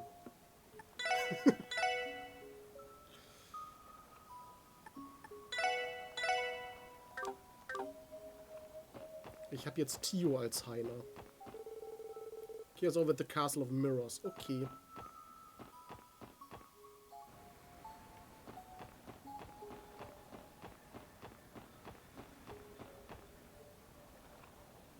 Und sie leuchtet offenbar. There she is. We made it in time.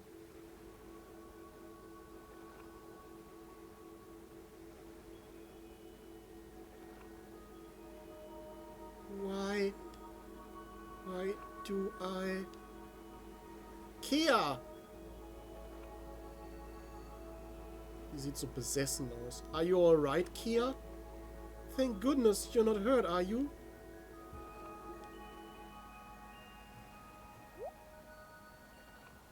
Huh? What's up, guys? Is something wrong? Yeah. Don't you what's up, guys, me? What are you doing here, Kia? Why did you wander out of bed by yourself? Huh? Are we at the castle in the park? What am I doing here? Well, that's just dandy. She doesn't recall a single thing that's happened.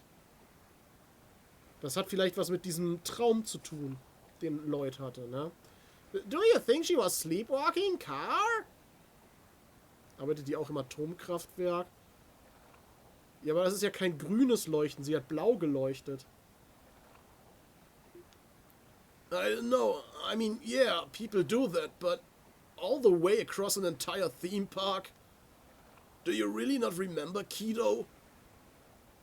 I remember hearing a voice in my dream that was calling out to me. Or maybe it was like I was calling out to it. Huh?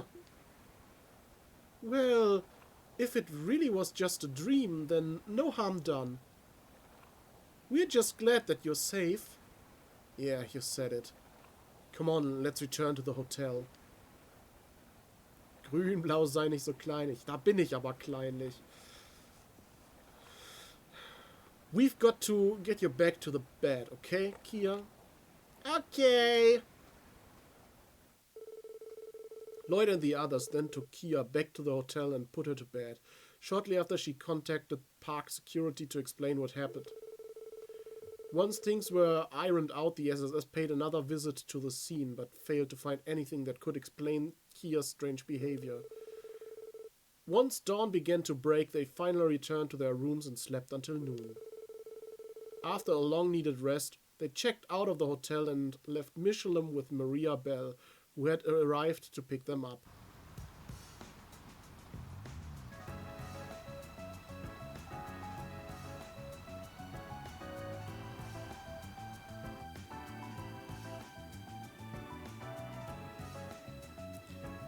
Das war's dann wahrscheinlich mit diesem Kapitel, ne?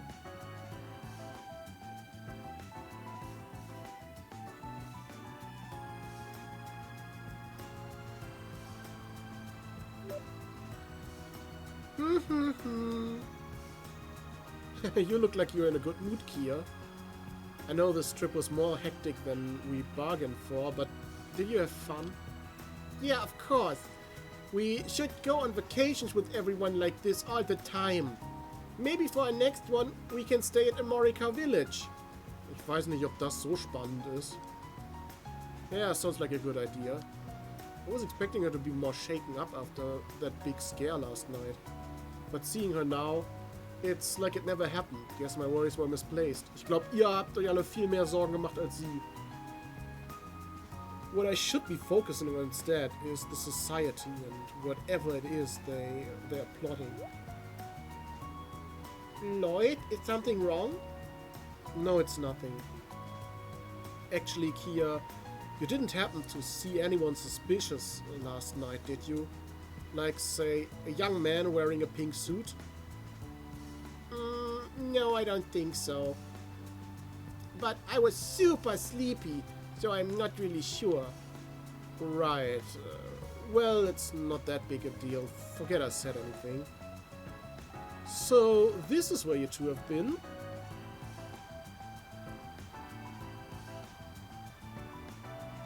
Hi, Belle. Hey, Maria Belle. Thank you again for inviting us. Not at all. You earned the break, didn't you? And even then, you still had to work during this trip thanks to that so-called society. A gaggle of clowns, the lot of them. One of them had the gall to lay their hands on my darling little dolls too. Stimmt ja, Bleu Blanc hatte ihre Puppen geklaut. The nerve of some people. The security department had best prepare themselves for a thorough restructuring in the near future. Best of luck to them. I hate to break it to you, Maria Bell, but I doubt regular security guards could have handled someone like that anyway. But hopefully we can. We're going to have to be careful from here on out. Well, corporate efficiency?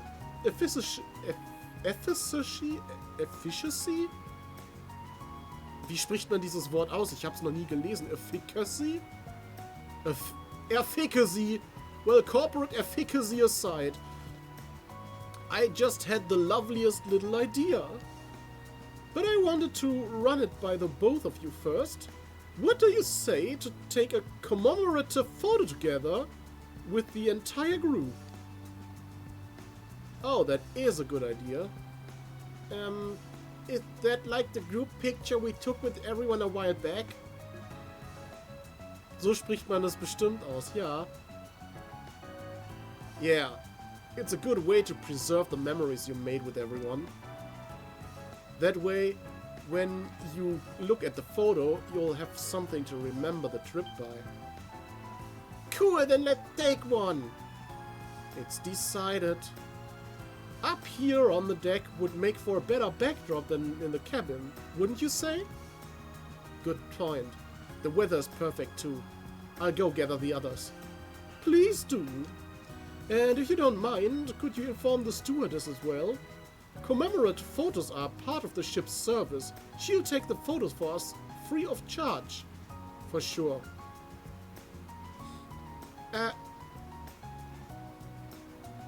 Wollte Kia noch was sagen? I know you'd never want to cause your loved ones any concern. Being a strong girl can be difficult, can't it? Something is troubling you deep down, isn't it? I'd be happy to help if you allow me. Okay. Suspicious. Aber hier endet das Kapitel.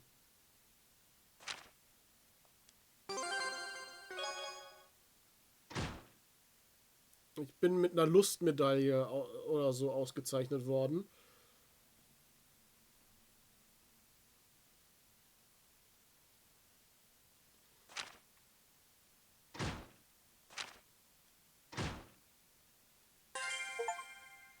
Rest and Revolution. So. Und an der Stelle machen wir beim nächsten Mal weiter. Beziehungsweise nicht beim nächsten Mal. Erst kommt noch nächste Woche mit Zero zusammen Alte Macht. Weil wir da ja ein Spiel noch angefangen hatten, was wir erstmal zu Ende bringen sollten. Ja, und dann weiß ich nicht, wie bald es halt mit Tahu dann, der jetzt auch schon schlafen ist, mit Dings weitergeht, mit Danganronpa. Ne? Das wollten wir uns ja auch endlich mal machen. Ich möchte gerne nächste Woche bereits die Videos zumindest. Wir haben ja schon aufgenommen, das Spiel. Und wir haben nicht das ganze Spiel aufgenommen, sondern erstmal nur den Anfang. Und das Material, das werde ich auch erstmal noch hochladen. Ne? Also guckt euch das am besten an, weil sonst versteht ihr nicht, warum wir mittendrin anfangen, wenn wir das dann streamen. Ja. Erstmal, das wird kommen. Und ich weiß noch nicht, ob ich das im Moment, ich habe ja im Moment so diesen Rhythmus, dass ich jede Woche ein Highlight-Video hochlade. Ich weiß nicht, ob ich das aufrechterhalten kann, weil es ist diese Woche schon wirklich richtig knapp geworden, weil nebenbei gucke ich ja auch immer noch andere Highlights durch, ne? Alte Highlights. So, während ich die Highlight-Videos schneide, muss ich ja auch immer noch Highlights durchgucken. Ich habe auch Majora's Mask noch nicht komplett durchgeguckt. Es fehlt nur noch der letzte Stream jetzt, aber... Und das durchzugucken und zu schneiden und arbeiten zu gehen und noch andere Sachen zu machen. Ich weiß gar nicht, ob ich das überhaupt alles so schaffe, wie ich das gerne schaffen würde. Deswegen überlege ich, ob ich vielleicht statt einem Highlight-Video nächste Woche dann Danganronpa 2 den ersten Part hochlade. So dass mir das ein bisschen mehr Puffer gibt, dass ich mich um das Highlight-Video von Majora's Mask kümmern kann, dass ich da halt mehr Zeit für habe. Ne? Richtig, es eilt ja nicht. Und ihr hättet dann halt trotzdem, dadurch, dass das ja eine Aufzeichnung ist, die ihr noch nie zu Gesicht bekommen habt, hättet ihr mit Danganronpa 2 ja dann trotzdem neuen Content. Ne? So. Das ist dann halt wieder wie so ein richtig oldschool Let's Play.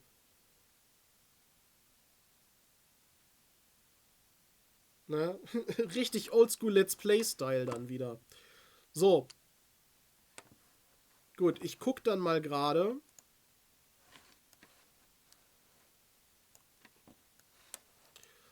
Ob wir noch zu irgendwem rüber raiden können. Einfach nur so.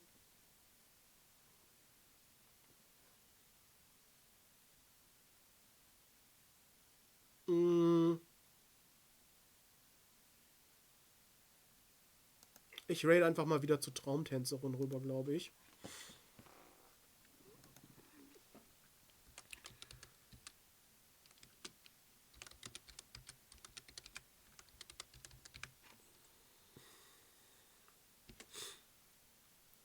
Und dann hoffe ich, dass wir uns beim nächsten Stream wiedersehen. Dann mit Zero zusammen. Ich habe das mit ihm schon abgesprochen. Ne? Wir haben schon einen Termin. Und wenn sich daran nichts ändert, dann wird nächsten Donnerstag um 18 Uhr der nächste Stream sein. Habt auch noch einen schönen Abend und gute Nacht. Ne? Gute Nacht und tschüss, sage ich dann jetzt.